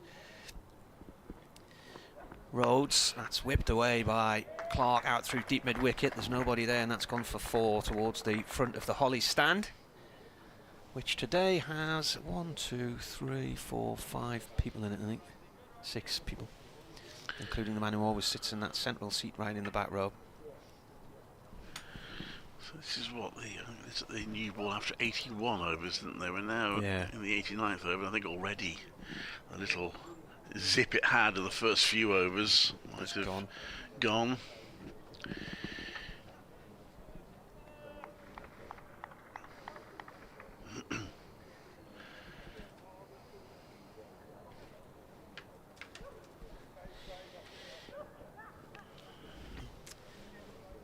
Rhodes into the stumps, bowls, driven by Clark the other way this time. That's a sumptuous shot for 4. It's hit the rope hard and leapt into the front row of the West Stand.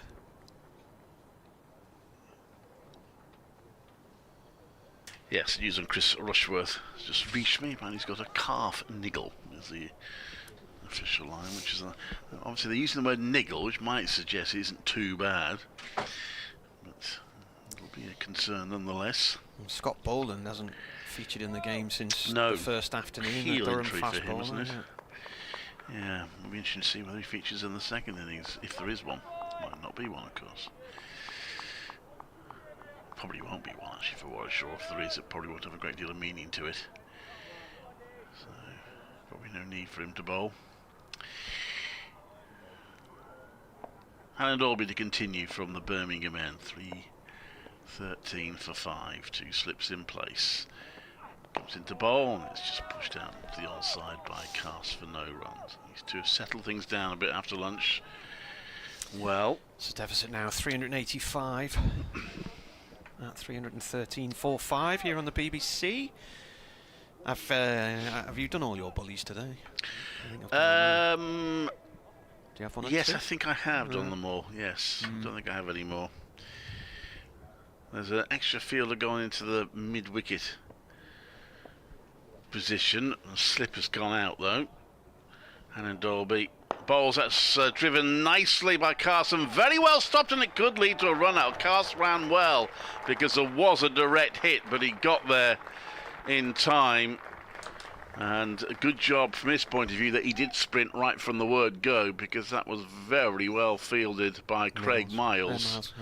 Excellent stop and shy at the stumps, hit, but Cass was well in, no appeal even, 314 for 5. It's a good shot, 'cause it looked like the legs to get to the boundary, didn't it? It was, but 3-run save by Miles. And had Cass hesitated at all, then it could have yielded a run out as well. But credit to the Durham batter that he didn't. Hannon Dolby into Clark. That's right on his toes. Clark clips it off his toes down to wider square leg for a single. 315 for 5, Durham. In terms of, let's have a look at there over it. In terms of bonus points, I think when I last looked, they had a bit of work to do to get to 4 bonus points in time. So they've got 20 overs to go after this one. As Hannah Dolby bowls, and there is no run. And if they carry on at this rate, they are going to fall a good 15 runs short of the 400, so they do need to pick it up a bit. If they're to get 4 batting points, they really have to go some now to get 5. Remember the batting bonus points are as they were last season. The first one is 250, and you get one more all the way up to 450 for a maximum of 5, but you've got to do it inside 110 overs. It doesn't happen all that often, although Durham did it a lot last year. It doesn't happen all that often where teams get maximum points. That's a swing and a miss. Slightly slower ball, yeah, bounce to the wicket-keeper. Just to give you an idea, even though there's been huge runs scored in lots of matches, there's still so far only been 3 incidents of maximum batting points this season. One of them was Warwickshire's first innings here. Is that your match notes you're looking at there? That's my own championship notes, yeah. Durham did it 8 times last year. Yeah. So that was a record for the club. Hannon Dolby into Cass, pushes out to the offside, and will get through for 1. They actually beat their record for batting points, which they'd set in 2009, I think it was, when they won the title, and that was a 16-match season. And I don't think they didn't lose a game in 2009 either. So to beat that with 2 fewer games and 50 more runs needed all those years later.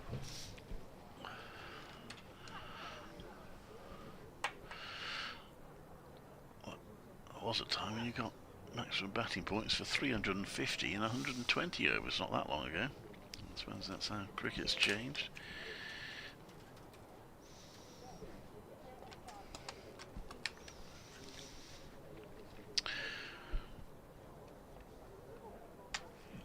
Going to see Will Rose continue. Yeah, a bit of a delay here as they bring a fielder in to. Where's he gone in? He's gone to short mid-off. Right arm over from Rhodes. All played up to mid-off though. No run there. So already Alex Davis, the captain, and the bowlers having to come up with slightly unusual original ideas. They have the orthodox 2 or 3 slips when they first took the new ball, but now had to revert to finding other ways. Trying to find a way through. Really need, I'd say, 3 wickets this session minimum. Rhodes again, short, and it's hit. I think Cass in the back there as he tried to pull that. What's going to be signalled here? It must have come off the bat. Thought he'd mistimed that and had whacked into him.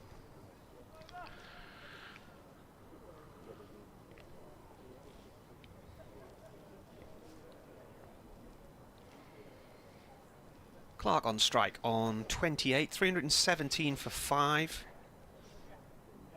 Trail by 381. Over 8 is now level. Rhodes in, bowls. Clark defends. The ball trickles up to Bethel, who's fielding it short mid-on. He's standing in front of the non-striking batsman, Bryden Cars.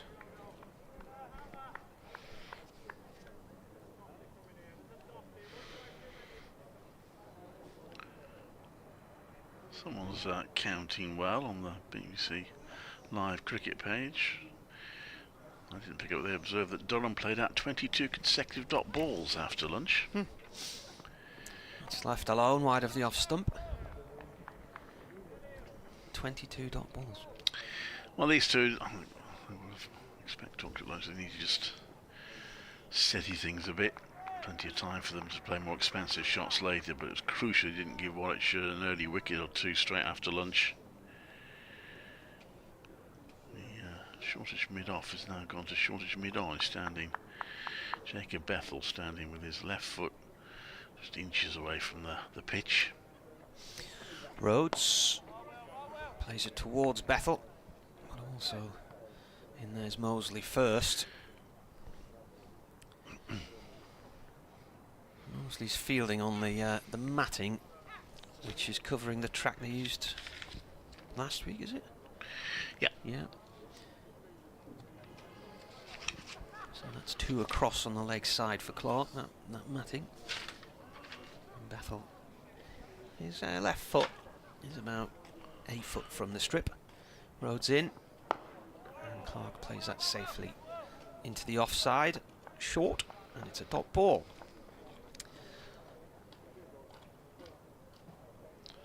And that over brought just the 1 run. So 317 for 5. Deficit 381 still.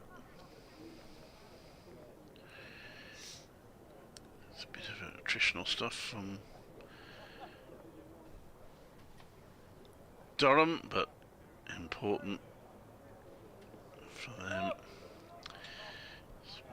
Still trying to find a way to win this game. Their first, really lost the opportunity to win their first game when they failed to build the first innings lead. Alejandro comes into bowl to Cars.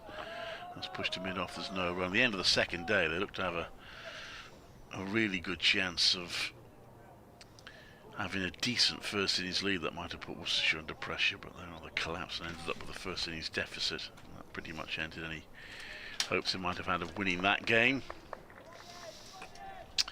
Settled for a decent number of points to draw, 13 points in total from the match.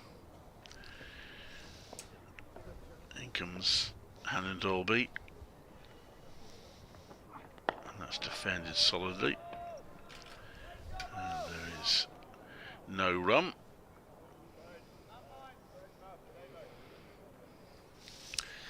My eyes are not the best with that scoreboard. No, it's not the easiest. It isn't, is it? And I wrote down 146 when Leeds was out, but just realised it says 145. Yes, that's right, yeah.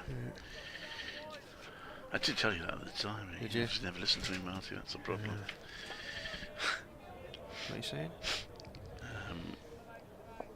Did you say 145 at the time? Oof, it's an interesting bouncer. I nearly bounced in the bowler's half of the track there. It's gone through to the keeper. Yeah, it's not the easiest to read, is it? The little numbers down the side. My long vision's not bad. 6 and 5s. 6 and 5s are difficult to distinguish sometimes. I do need reading glasses for some things these days.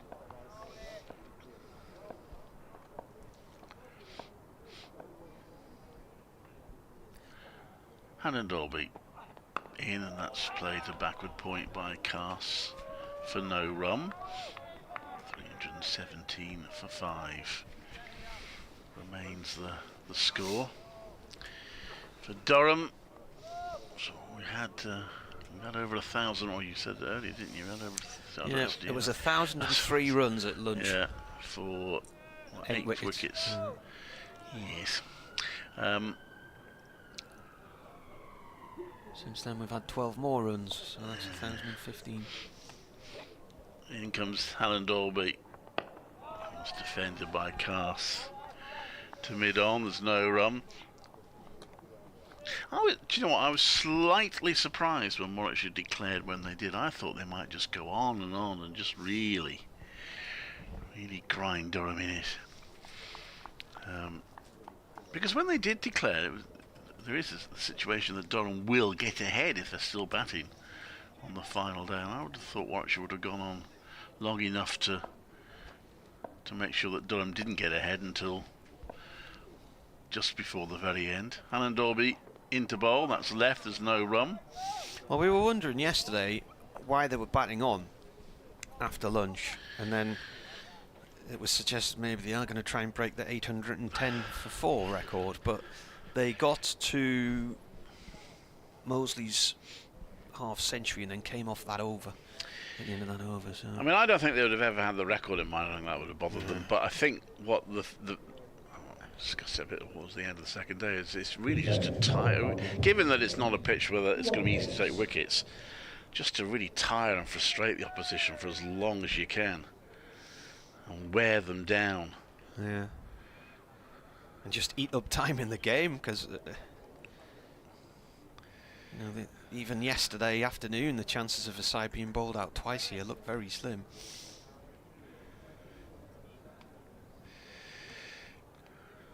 Yates is coming back on. 1 for 58, 22 overs, 4 maidens. And says a lot about the new ball, doesn't it? Got Beddingham yesterday when the ball's 11 overs old, and already bringing Yates in.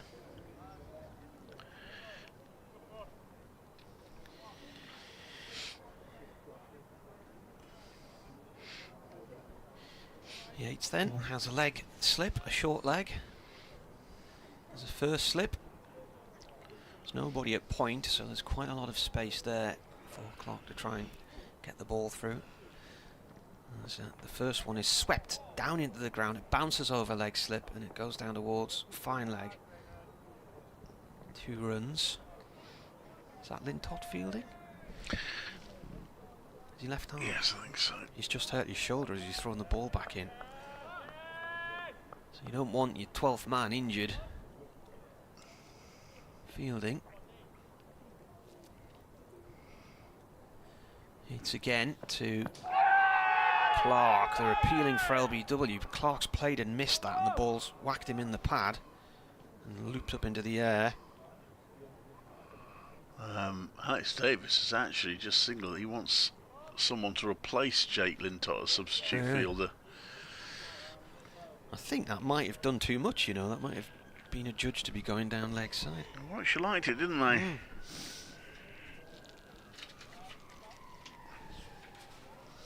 Got 9 wickets to his name now, Yates, hasn't he?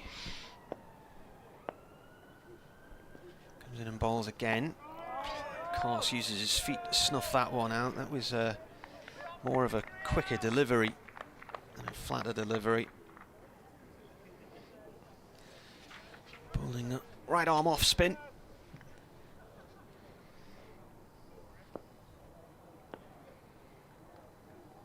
Comes in and bowls again. Carse uses his feet and whacks that past the bowler along the floor and away for 4.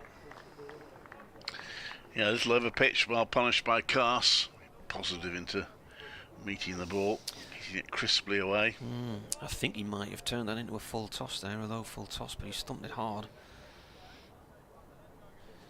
324 for 5. Cass now has 11, Clark 31. Deficit 374. Hits again. Cass goes back into his crease and follows the ball, has a little jab at it and then tries to pull the bat away at the last second. The keeper's gone down the leg side and taken it. Quite a bit of turn there. It's in again. Now that's left. Carlos has sort of jumped across his stumps there, left it, and they're appealing for LBW. It's clipped his back pad right on the top, but that back pad is outside the line of off stump. And it was high. He's getting the ball to do a bit there though, Yates. Yeah. And then Dolby will continue with a new ball.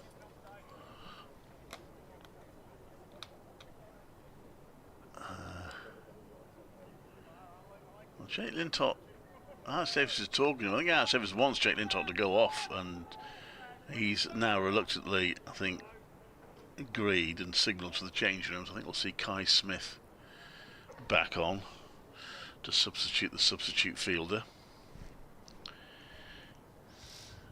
Lintott's taking a position at two fielders, mid-wicket position, about 3 pitches away. That's a nice drive by Clark. That's going to the long boundary. Alex Davis will chase that. He will get there eventually, but not until long after the ball's crossed the ropes. A very good shot from Clark, who moves on to 35, 328 for 5. The groundsman, Gary Barwell's tweeted, so Warwickshire, everybody keeps saying flat pitches. First 2 pitches 2023 and second 2 2024 had the same readings, the same grass, the same rolling. The only difference is the ball, the kookaburra.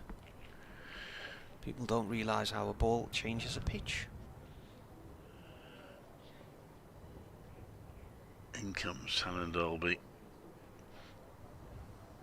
Slip in place still. That's played to mid-on. There's no run. So in 2023, there was 1,480 runs for 55 wickets. And in 2024, 1,981 for 31 so far, when that was written. And he said there's a reason. He said we had to have back-to-back games, and I made a decision to keep the pitches close to each other to cover the run-ups, given the rain. Hannah Dolby from the Birmingham end, and that's pushed out the onside for no one. I have to say the grounds have performed a minor miracle in getting the Worcestershire game started on time. He said the amount of rain we had. He said the boundary is within the rules, but I wanted as much game time as possible. Well, I don't really have a problem with it. It's the same for both teams, isn't it? And it's got to be 50 yards, I think, is the minimum, isn't it?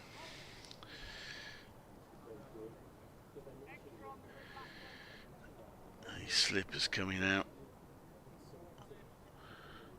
Rob Yates, and he's now going into shortish mid-off position. He's on the old pitch, which is covered by matting. Hannon Dolby bowls a bit of extra bounce. It's played away. Sounds like Gary's getting a bit of tap on social media, but I mean he should know. It looks like everyone gets that. It looks like a conversation that's been going on that he's then included me in. Yeah. He had a conversation with Mark Butcher a while ago that was quite entertaining. Mark Butcher made a throwaway mark really towards the end of a TV summary on a game, which basically was not very complimentary of pitches in England. Gary took some exception to that. Was told to grow up by Mark Butcher. That's driven to the offside and fielded. Well fielded by Bethel, and there's no run. 328 for 5.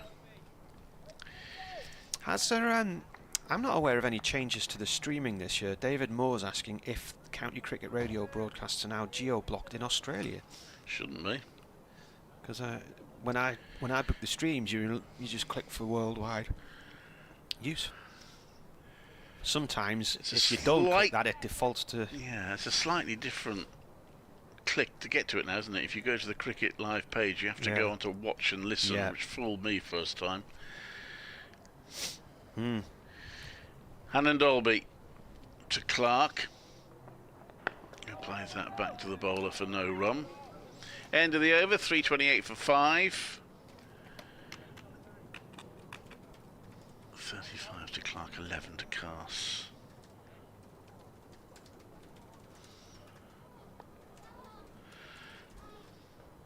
Still Warwickshire toiling for a wicket. Just 2 so far today.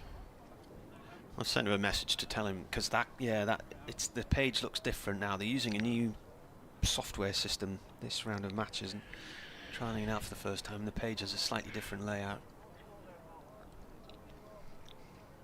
He's probably fast asleep in bed now anyway. At Marty Cricket on Twitter if anyone wants to drop us a line.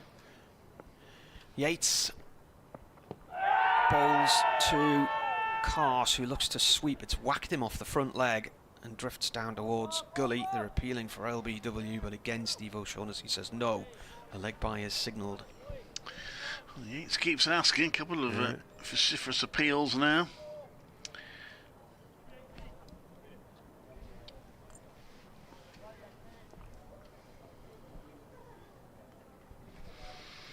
.329 for 5. Clark on strike. Clark turns this out through mid-wicket for 1 run. Bethel Fields. Have you seen anything of the Masters? I've forgotten it was on. I've watched bits of it. Chef was 700. Morikawa 600. He played well yesterday. A bit of weather there, a few high winds. Yeah. Yates to Carse. Carse forward to this one, plays it up to mid-off, no run there. That is fielded by Oliver Hannon Dolby. Yeah, a friend of mine was a golf producer at 5 Live, and so he's beat the Masters many a time. And it's actually a winter course. It's padded up in an interesting style there.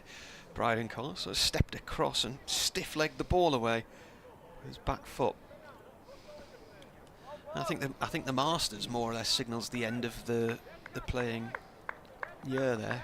And then it has a summer break and they start again later in the year. Yates to Carse. Oh, that skids through low, and Carse does well to get on the top of that one and keep it out. Of course, our cricket producer, Adam Mountford, used to be the golf producer at BBC for a while before he took over the cricket. Yates bowls again. Flicked out through mid-wicket by Carse for 1. That is the end of the over. So 95 overs gone, 57 remaining today, 331 for 5. The deficit is 367. BBC Radio with you here in Edgbaston, day 3 of Warwickshire against Durham. Warwickshire's score, when they declared yesterday, 698 for 3. It's their second highest in a county championship match, second only to the 810 for 4 against Durham on this ground 30 years ago.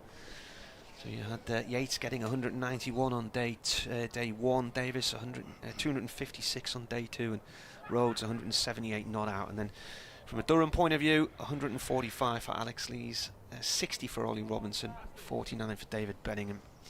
So they were 305 for 5 at lunch and trailing by 393. Ed Barnard to bowl only his second over of the match. Missed out with the bat, made just 1. Bowling from the Birmingham, he did top score in the Worcestershire game, you might want to remind us. Made 89 in that. Top score for Warwickshire, that is. 331 for 5. He's not got any slips in place. He's got those 2 fielders at mid-wicket, another one at cover. He's just dropping a sweeper out on the offside. He's also got one on the short leg side boundary. Right arm over. Bowls, pitches it up, casts into the covers where Rob Yates fields. There's no run.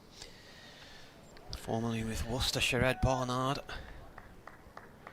I was doing a commentary there a few years ago. It must have been pre-lockdown because I doing it with a lad called Dan, and I said, could you think of a town in County Durham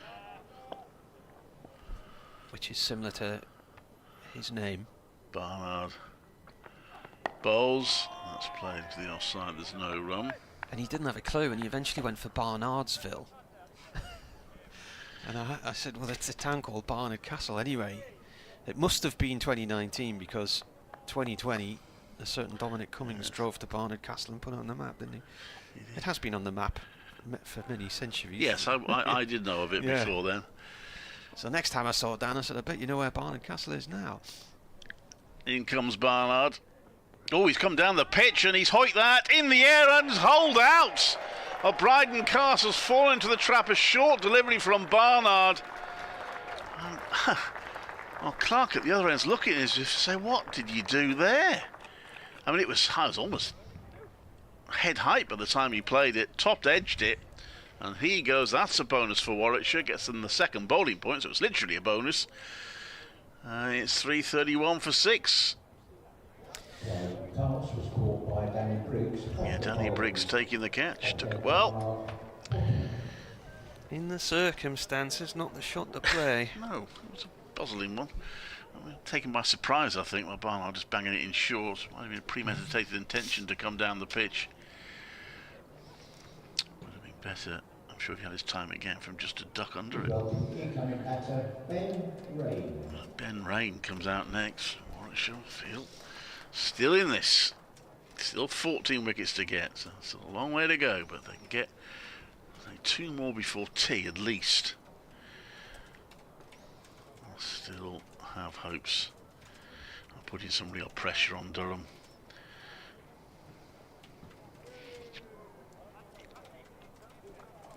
Looks like one of the Warwickshire teams is taking a bit of a comfort break when the ground staff have their...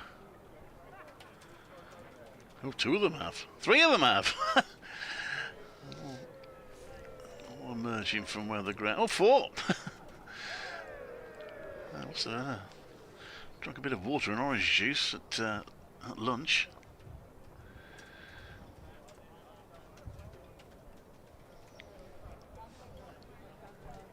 $3.31 for 6. Sorry, I've got a second Somerset wicket. Somerset 43 for 2 in their second innings, still 100 runs behind. So Surrey will have hopes of winning that.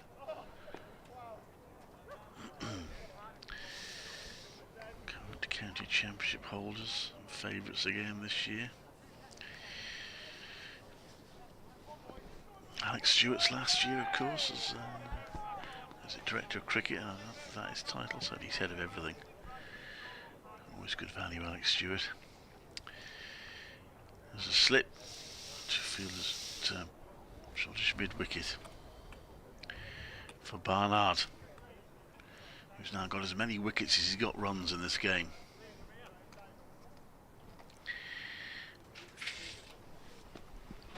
$3.31 for 6. Barnard in. Let's push out the side, there's no run.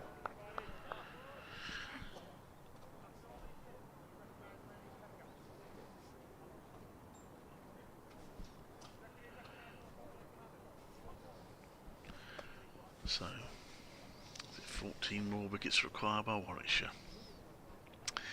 Durham still just short of 220 shy of the follow-on target. Make them safe, you would think, if they hit that. Raine plays that to mid-wicket, there's no run. One of us can have a break in a moment. Do you want a break or do you want me to have a break? You want your break later? I don't mind. Do you want, I can pop next door if you want, I don't mind. I'll go next door. Okay, come back on the hour and take over from me. But, Phil Britt in.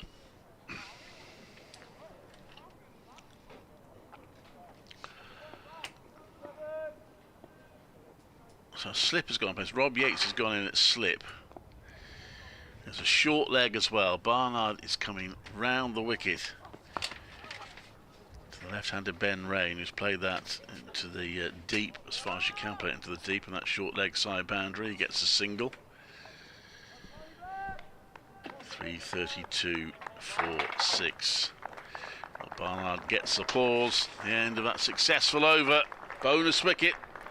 Bryden Carse holing out to Danny Briggs. Carse gone for 12.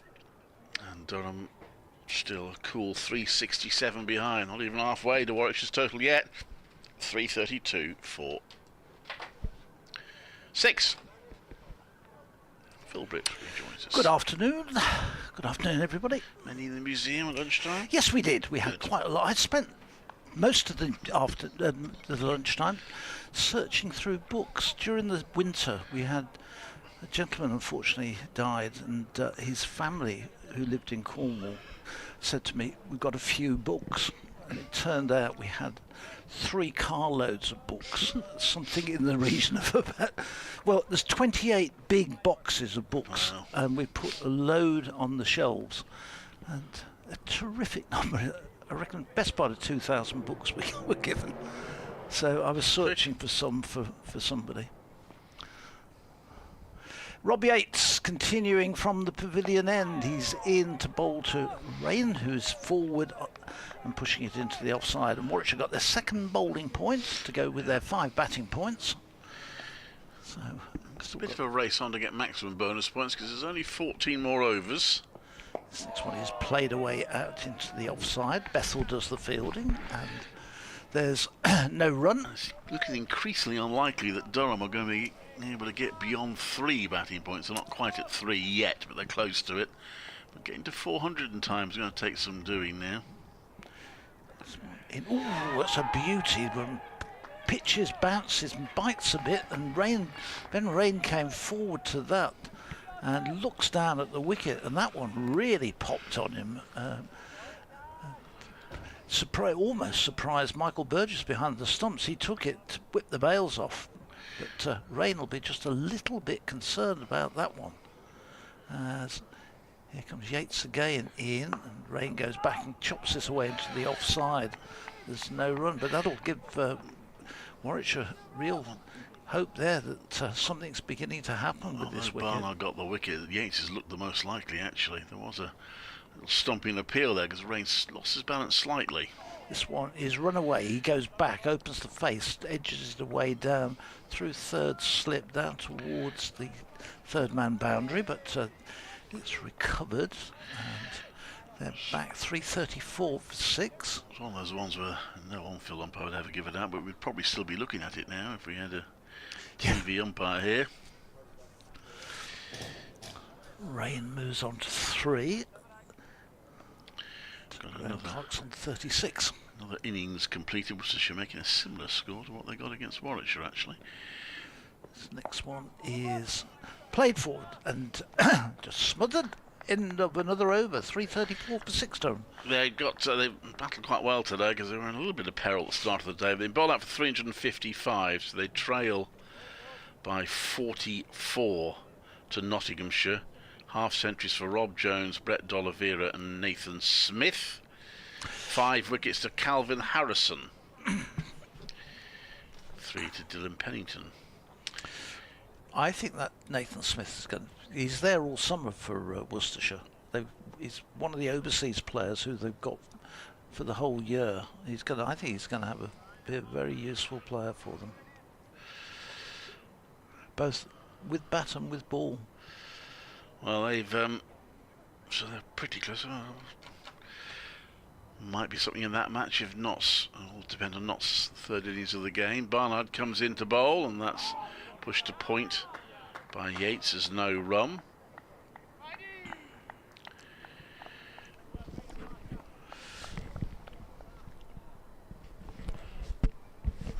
So Warwickshire just whittling their way very slowly through the batting order, but wickets not falling in clusters.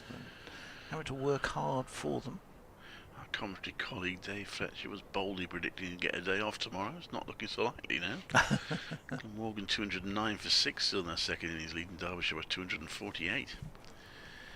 Barnard into bowl to Clark, who pushes that to the offside for no run. Have you had any update on Rushworth? Yes, calf niggle is the okay, thank you. Term used to say. They use the word niggle, which might be to suggest that it's not too bad, but the word calf is a little worrying. Yep. So yeah, not sure how bad Michael Boo's injury was, whether he's likely to be back or not. Barnard into bowl. I read a bit of footsie there, Barnard. I read some report from Mark Robinson, which indicated it might be a few weeks. Both him and Liam Norwell. It wasn't something where they'd be back for the next game. Well, I do have Hassan Ali for the next game, assuming nothing untoward happens. But, if they lose Rushworth... Well, I suppose with Craig Miles in the side, if one would have had to have moved over down. Barnard bowls, and that's played to mid-off. There's no run. You wouldn't necessarily want one of your fast bowlers injured, but probably Craig Miles would stay in the side with Hannon Dolby and then Hassan Ali. You're down to the last numbers, aren't you? One more injury. Yeah, you don't want any more. No, quite.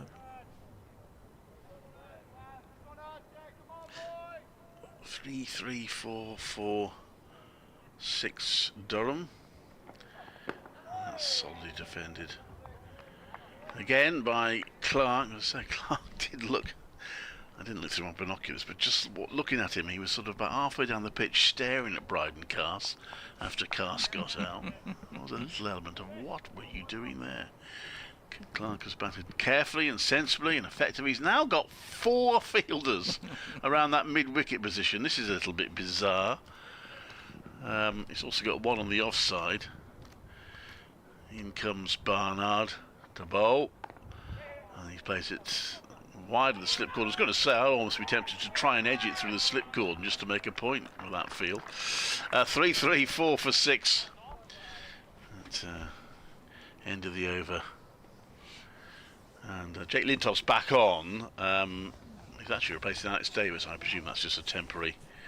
Alex Davis is jogging off.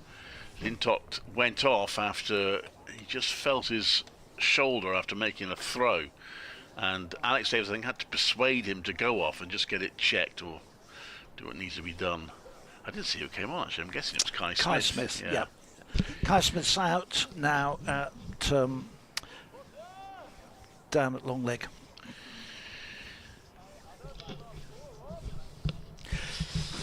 Rob Yates continues. Gosh, he's having a busy match. It's about to start his 26th over. 1 for 69. He has looked dangerous though. And put that with his 190. He's having a fair old game. He's in and bowls, and this is turned off the hip, and the ball just no shot off it. Just bounces down. Clark just looks to see where it's gone. Well, if he does get a few wickets, Yates, and Warren should go on to win, so we might have to break the news to the skipper that you might have got 250, but you don't get the man of the match.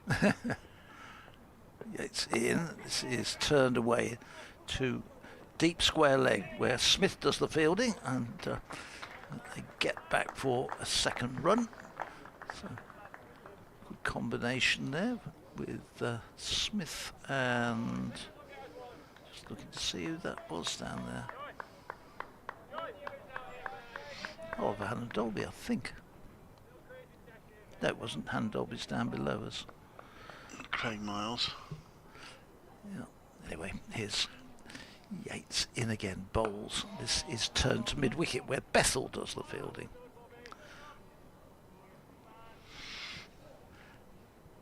Three, 7 for 6, so 13 more needed for the next batting point for Durham. As this one is turned, there'll be one of those 13 as it's flicked down to Smith, who comes in off the deep backward square leg boundary and does the fielding.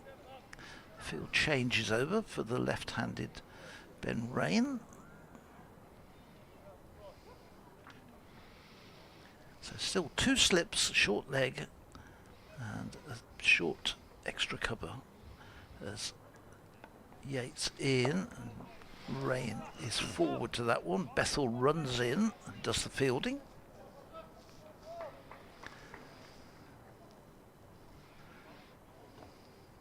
Three, 8 for 6.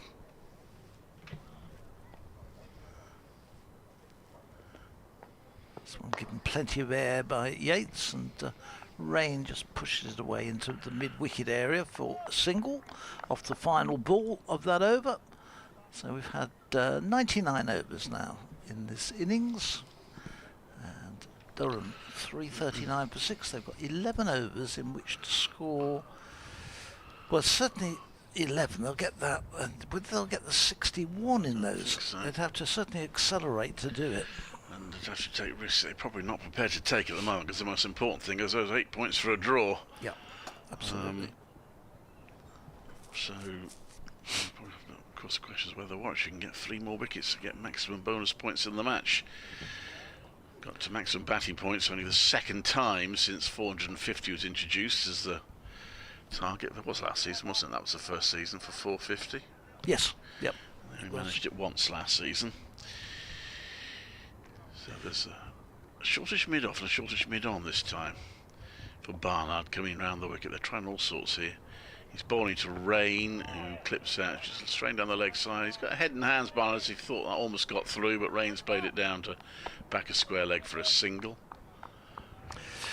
Burgess doesn't want to let that miss the ball at all. He's got 3 helmets in a line behind him, so if it hits one, it's what, 5 runs? Yeah, so I've always wondered if you happens could, if it- well, I was going to say, I know that happens before any pedant writes in, but I love the idea if you could bounce it on all 3, you get 15. You don't, by the way, No. you just get the 5. Barnard in, and that's played to one of just 3 fielders now. They've mellowed that field setting slightly. It's forced the non-striker, though, to stand about 2 pitches away, because one of the fielders is right in the path of where the non-striker would normally run from.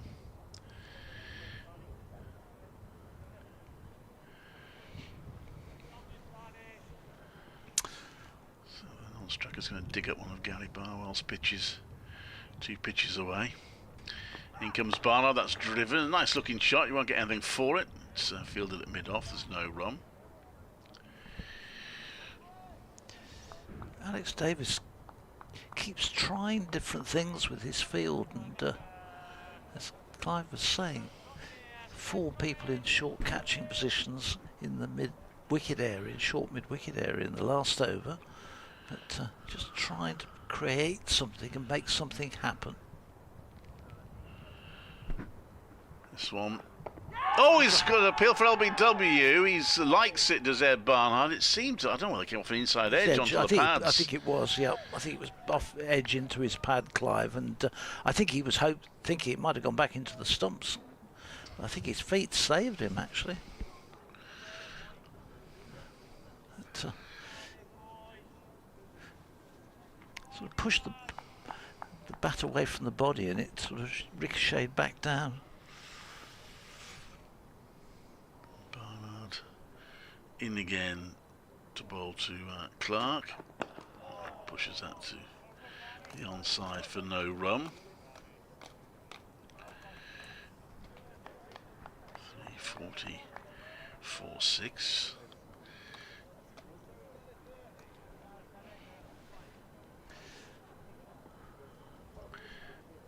The wind's still blowing across the ground. It's still quite breezy out there. The Warwickshire flag. There's no Durham flag for this match. Clark in. That's played to backward point and fielded keenly by Kai Smith, maybe a tad too keenly. It's a hard throw, which Craig Miles is not overly amused about having to stop.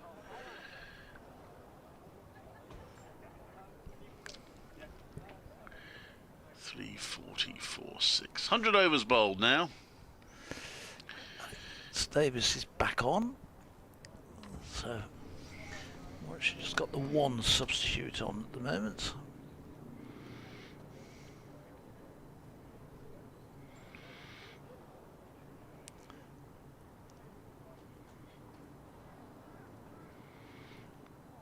Oh, I'll tell you what, I think I'll just hit the pad first, but I think the pad is just outside the line of off stump.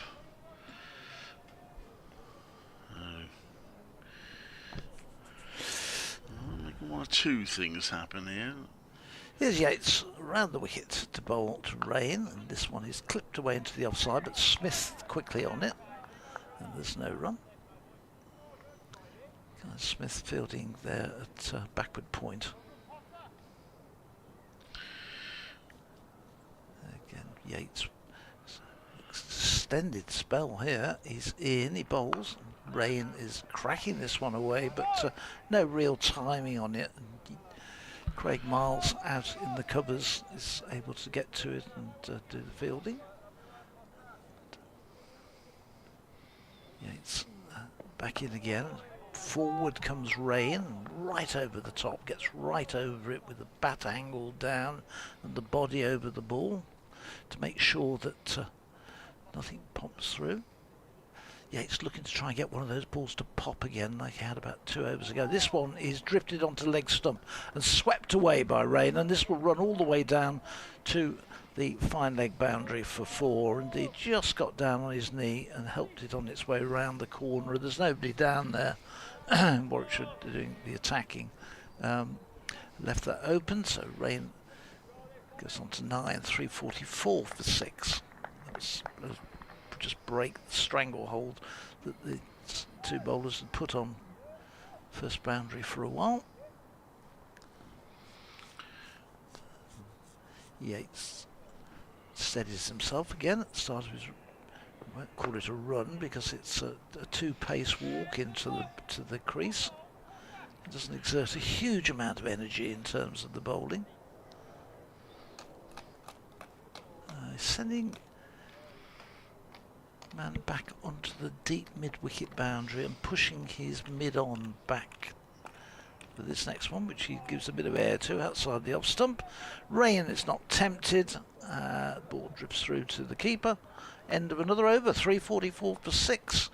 And we have had 101 overs, so 9 overs remaining, and it's looking increasingly as though Durham are probably only going to pick up 3 batting points. Well, Warwickshire had about 4 players scamper to the loo, the groundsman's area, after the wicket fell, but they still keep coming off the field. Ollie Allen Dolby now. Danny Briggs has been off, he's come back on, and Ollie Allen Dolby's jogged off. They must have had a lot of water and orange juice at lunch. Had something, haven't they? Ed Barnard is to bowl. Nice, yeah. I'm not sure Alex Davis was on the pitch last time Barnard bowled, so he's gone back to. Oh no, he's not. But he looked like he's going to have his 4 fielders in a line on the offside again. But now Dan Mosley is taking a helmet, so I assume he's going to go on short leg. And he's still very much just leg theory here. He's gone forward short leg, and then there's 3 fielders behind him.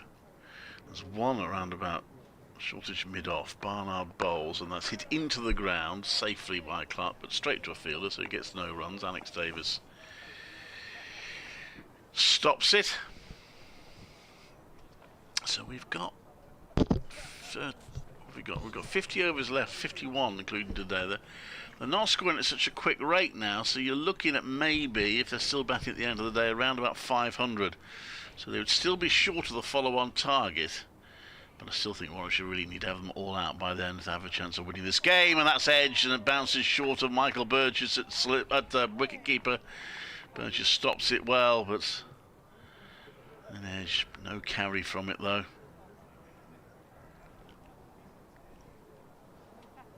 Clark's batted well.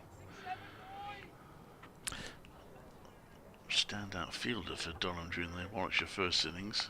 The ball followed him, didn't it? Wherever he seemed to be placed, the ball followed him round.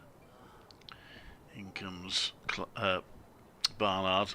Raine has seen the short legs life flash before his eyes as he hoiks it past him and through for 4, just in front of square. 348 for 6, so the 4th batting point is imminent. Interesting to see whether they make any sort of bid to get the 5th. Can't really afford too many risks. But there is that tempting short boundary, and lots of fielders posted on that side. In comes Barnard to bowl, and that's defended by Clark for no run. Got no bowling points, Durham, which is pretty unusual, so I'll be perhaps conscious a low points tally, but if there was a draw of the game and get 3 batting points, that gives them still 11 points in the match. Yeah. They got 8 from the first match, which there wasn't a ball bowled in. Michael Burgess is going to stand up to the wickets. Comes in Barnard. And It's played shortish third all, and Fielder just dives over. That's that Kai Smith. Just dived over that in his eagerness to try and stop it early. And they're 3 for 2. Probably just cost them 1 run, that. But the 350 is up, and Durham have their 3rd batting point. Kai Smith at backward point had to run round. He was never quite going to get to cut that off when he dived. You could see from up here looking down. The ball and the angle was just a little bit ahead of him. But as Clive said, just 1 run it cost in the end.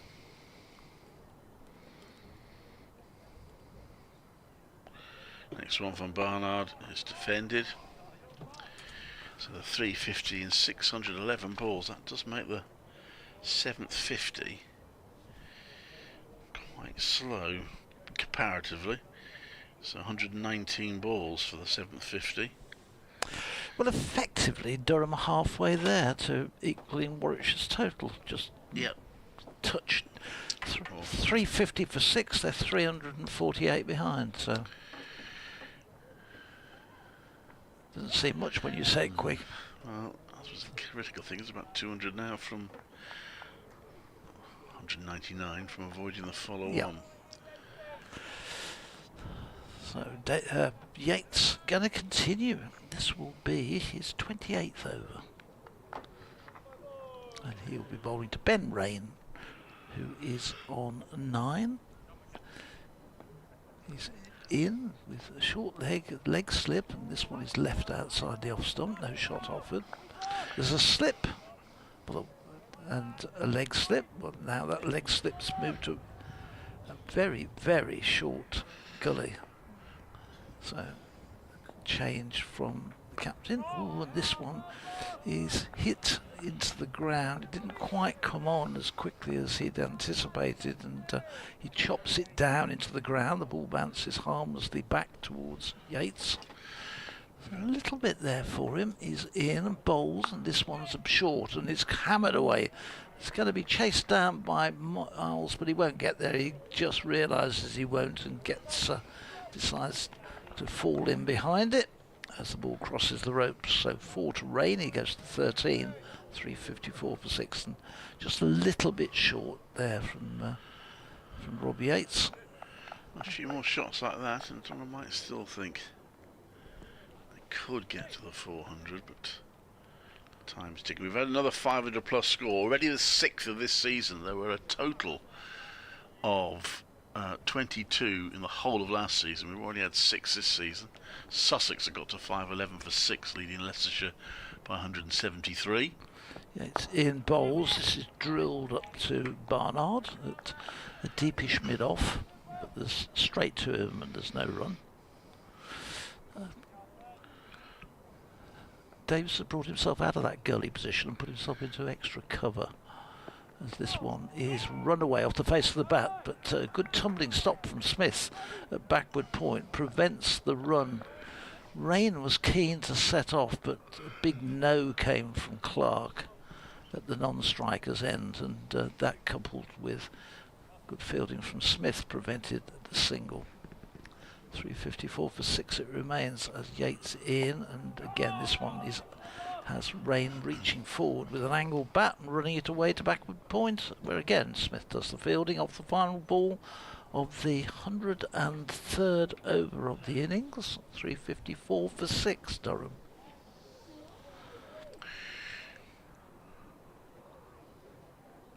Return from the Birmingham end, Danny Brooks. 17 overs to go to tea. I think Warwickshire would need a minimum of 3 wickets this session. They got 1 so far. 17 overs to try and get another couple before tea.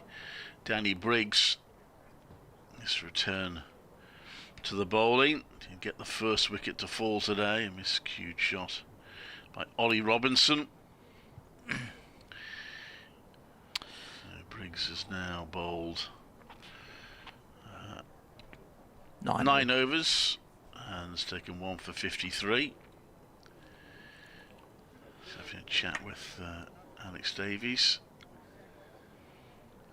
All the wickets have fallen to different people, so 6 Warwickshire bowlers have taken wickets. He's Callum Parkinson, the only bowler to get more than one of the match. He went for 206, 2 for 206, Callum Parkinson, but I thought he bowled pretty well on the first day. I think he's the only bowler to be rewarded with 2 wickets then thus far. That's a Durham record we were saying yesterday, the highest any bowler's ever had hit off him. That one is whipped away by Clark for a single. He's on to 47. Maybe a record he holds for a while, I think. That's going to take some beating 200, I think, in the championship.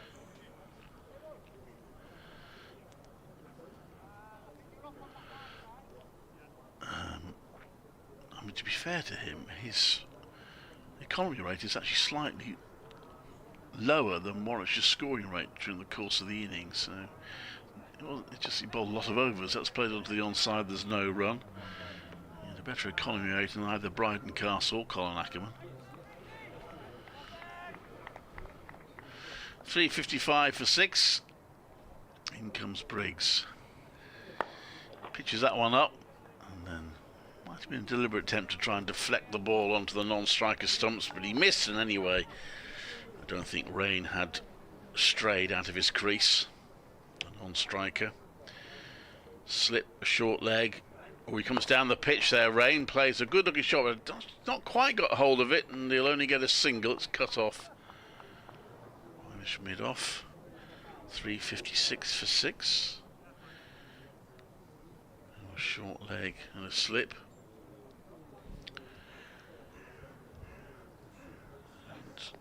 Clark hits that into the ground hard.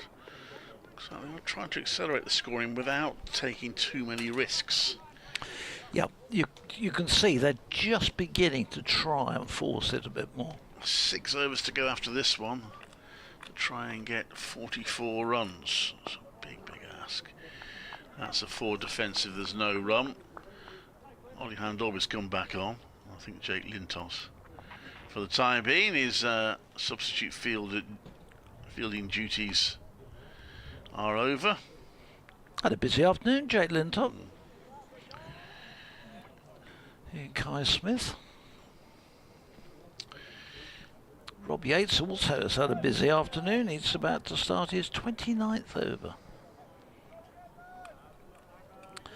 So he figured in that opening partnership for Warwickshire in the first innings of 343. He's into bowl, and this one is hit in the air, and I think he got a hand to it, Kai Smith, at backward point. It was in the air for a long time, and he got a hand to it but could only deflect it down to mid-wicket, to cover. So I think a definite chance there has gone. It was a hard one. I wonder whether it was on the half volley, but see if I can bring it up. 357 for 6. Raine moves on to 15. So that would have been a big wicket for Warwickshire had it stayed in. This one is turned by Clark to short leg, and there's no run. So there's a short leg, there's a leg slip and an ordinary slip, and Alex Davis is sending Kai Smith deeper now down to long leg and bringing his square leg up into an orthodox position as he bowls, and this is looking to turn it and work it away in the onside. The ball comes off the body and drops down to short leg, and there's no run.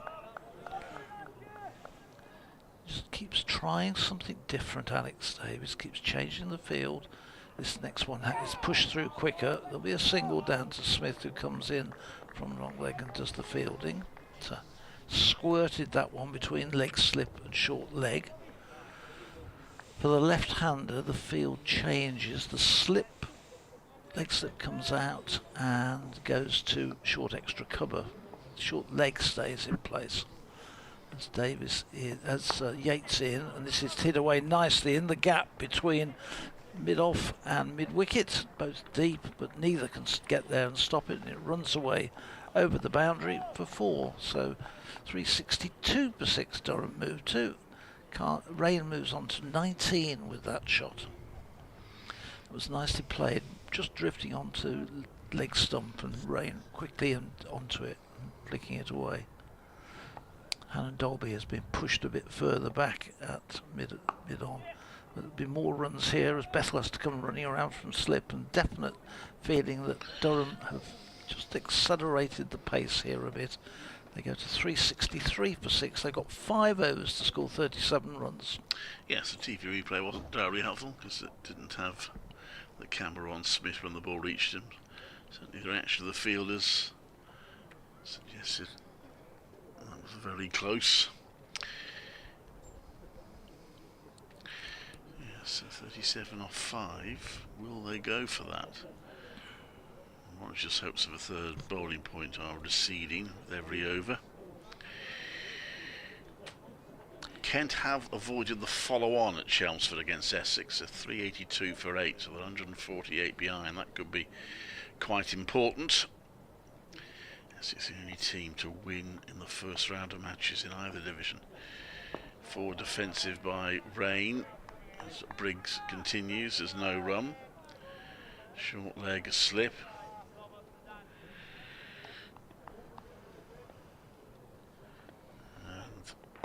One is played onto the leg side. It's Kai Smith fields, no run. Raine would like to get to the other end and give Clark a chance to play his shots. Raine has done pretty well with 20 off 32 balls from him. Solid forward defensive there, so any thoughts that they might be going for this 400 doesn't look very likely now. Sensible really, I think. Briggs comes into bowl and that's played down into the ground towards forward short leg. Yeah, they don't really want to lose a wicket, just having a flay. Forward defensive there from Raine. Remember when Warwickshire were up, they came second and first in consecutive seasons of the Championship. They sometimes took a little bit of criticism because they didn't really go for the batting bonus points. In comes Briggs, and that's played to mid-on for a single. They argued that what mattered was the 16 points for a win. The one time I saw them really go for it was at Taunton against Somerset. And they did get there, but they lost about 5 wickets in the process and ended up being 9 down by the time they got to 400 and then lost the match, which rather backed up their original policy. 364 for 6 here, Durham. They're just looking to make this game safe now, which if they're still batting the first innings at the end of the day, they'll be pretty close to having done.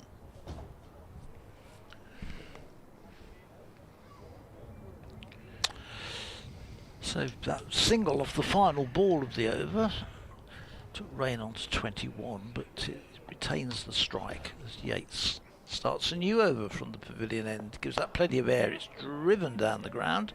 Hannon Dolby is down there at long on waiting for it and does the fielding.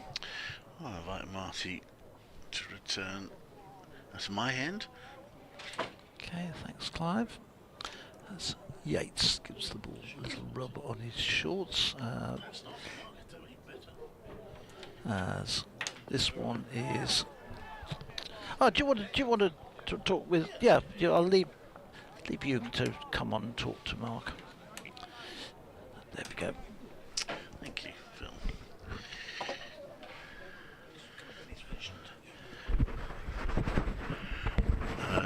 Next one is played onto mid wicket. There's no run. It's the other way round. That's it. So, Mark Robertson, hello, how are you? Very good, thanks. Yeah, how are you? I'm good. All the better, I dare say, for the weekend's football results. Yeah, a little bit too late, though, but yeah, good win. And for Birmingham as well, wasn't it? That was a good win. Yeah. That's a pull down to fine leg for 2 by Clark. So, what do you make of all this, Mark?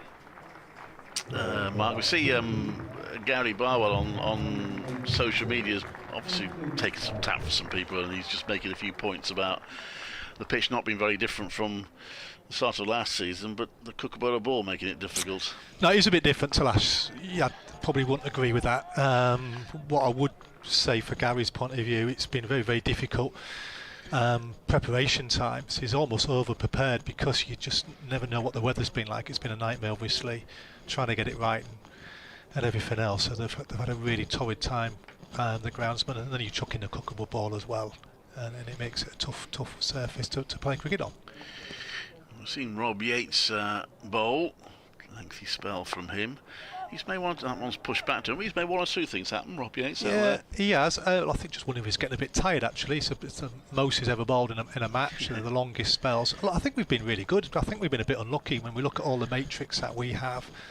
In terms of false shots played, players and misses and everything, we've probably got a higher expectation to get than 6 wickets. So I think we've done really well. We've chugged away quite nicely. Obviously, she's not been on the pitch for a little bit now as well, which hurts us. But as I say, we've created opportunities, and we just got to hope we can just get these last 2 or 3 now quite quick. Calf niggle for Chris Rushworth. Yeah, look, the grounds are so soft. You'll see a few of them around the country at the moment. So yeah, he's just got a bit of a niggle on there, and hopefully it won't be too long. Danny Briggs is coming into bowl to Clark, short leg slip. Let's push out the offside. There's no run. I presume we still have hopes here, getting these 14 wickets. Yeah, you've always got to have hope. Still a lot of runs behind. There is a little bit of turn there, and I've obviously used all the heavy rollers that be used on the wicket now. So this is the service we'll be playing on. That one is pushed out to the offside for a single by Clark. I think we've got more out the wicket than they have, which is testament to us when we've probably had the worst of the wicket's been at its best for batting. Obviously, once day one goes, so we're pleased about that. They've probably suffered at Durham a little bit like we did in our first game, a little bit that ring rusty. We were a little bit short. They were a little bit short and got punished, and in the same way as I say we did in Worcester in that first hour. Yeah. They put you in as well, which when you get to 343. Yeah, it doesn't look good. We had one at Colwyn Bay when I was a player at Sussex, 753 for 3. Glamorgan got against us, but... Oh, that one kept a bit low there from Briggs. Raine plays it away. What happens in that side? Do the bowlers have a quiet word with the skips? No, explain. You can understand why they do it. Obviously, it's such a short boundary. You've got 2 chances of winning the game. You've got a chance of, obviously, if you do manage to knock them over for under 300 and go big past them, or you get a run chase with that short boundary as well, anything's gettable. Next one from Raine is played onto the onside for no run. I don't think anybody expected it to play as flat as this. The Worcester wicket had a little bit more tinge of green in it. He's gone for the reverse sweep there, How Raine. was that missed? He's missed it and missed the stumps, and he's down on one knee there. Danny Briggs can't believe that. No, it's close. No, the Worcester wicket, there's a little bit more life in it and a little bit more green in it. It was a good cricket wicket. We probably hoped and expected it would play a bit similar, but... This next one is played to mid-on. There's no run. It has offered a little bit of turn, which gives something to play with. Part of the reason for the Kookaburra ball, I believe, is see more spin, which we are seeing. We've seen Alex Thompson, of course, formerly of this parish. I think he's taken 11 wickets in his current match. Yeah, I suppose that I'd be interested what wicket they try to do prepare at Glamorgan though as well, isn't it? What's interesting, you've got one of the best bowlers in the world in Boland looking totally ineffective on this surface as well, and he's meant to be an exponent of the Kookaburra ball. You know, you've had Boland, Potts and Carse being outbowled by Alan Dolby, Rushworth and Will Rhodes. So in terms of trying to take medium paces out of the game, it has done, but the wickets need to have more bounce and pace, and given to all the troubles that groundsmen have had with such a wet winter, it's been an impossible task, and it's a perfect storm. You've got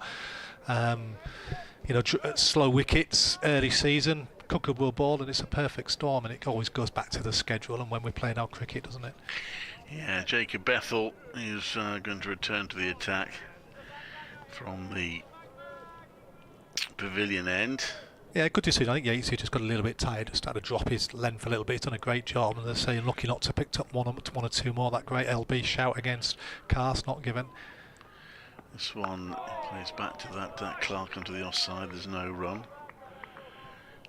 369 for 6. It must be quite energy sapping this, that both teams have now spent really long periods, or particularly Durham, but I mean it could well be for you as well, spending quite long periods out in the field. Yep. Bethel comes into bowl, gets that a bit. I think it will be for us if we end up making, if they do avoid the follow on. If they don't avoid the follow on, obviously we're going to do 2.5 days in the field, which will surpass anything Durham have done, and then you only get your 2 days recovery, and then you're off to Hampshire. Yeah. Bethel quicker ball. That's played into the ground, fielded by Mosley. Do you expect to see Jacob Bethel bowl a lot this season? Obviously, he couldn't last season because of the Look, he's hasn't got to take into account he hasn't bowled for such a long time, so he's down on bowling, he's down on match overs especially. So we've got to be a little bit more patient with him to get into his work than he was at this time last year, where he was probably ahead of where we'd expect from his bowling point of view. Round the wicket. But he gets quite a bit on the ball. He's just young, isn't he? He's 20-year-old. And you got someone like Danny Briggs who's 30 plus. You know, he's just a 20-year-old. But he gets quite a lot on the ball, so he's got good potential. Bethel on the bowl again to Clark, slip in place, short leg. Been really tough with the boys' attitudes out there. We've been brilliant in the field. We've chased everything down that we could possibly chase. Davo's been imaginative in his fields, but you can only set fields if the bowlers bowl to them. And so far, touchwood execution overall's been good. That's a swept. It's in the air, but it evades Kai Smith. It's going to go down for 4. It's in the air momentarily from Clark. Yeah, you don't mind that from our point of view. He's brought him up to try and encourage the sweep, and that 45 man becomes almost a catcher, but it's lobbed over him in the end, and it's for risk and reward from Clark's point of view, but it's also giving us a chance, so we don't mind. 373 for 6. I mean, ridiculously short boundary doesn't help as well. It accelerates the scoring rate and makes it difficult for bowlers as well. Yeah. This next one. Bethel comes round the wicket, and that's swept and just short of Kai Smith. Back of square leg, he fields. Done well, Kai, since he's come on, 12th man. Yeah. Young lad, again, only 19, getting stuck in. Nearly pulling off a catch there. But again, injuries, I mean, it sounds like it's not too bad for Chris Rushworth, is it? I mean, it's too early. It's too early to even comment or say, but yeah, look, we've been hit a little bit. We had an overseas flying in, and then he got a back injury. Then obviously all the trouble with Hassan being here, and when is he going to be here? Liam going down on the morning of last week. And then young Boove as well, who had a promising start. He's got a bit of a yard of pace. Boove, he can be 83, 85 miles an hour. And then he's got a little bit of a side, so yeah, just a little bit unlucky at the second. Briggs to bowl to Raine, who comes down the pitch and adjusts and pushes it down the pitch. But Hass is here and he's giving us a bit of energy and everything. And got a standing ovation, I understand, in the changing room. No, he's such a popular man, isn't he?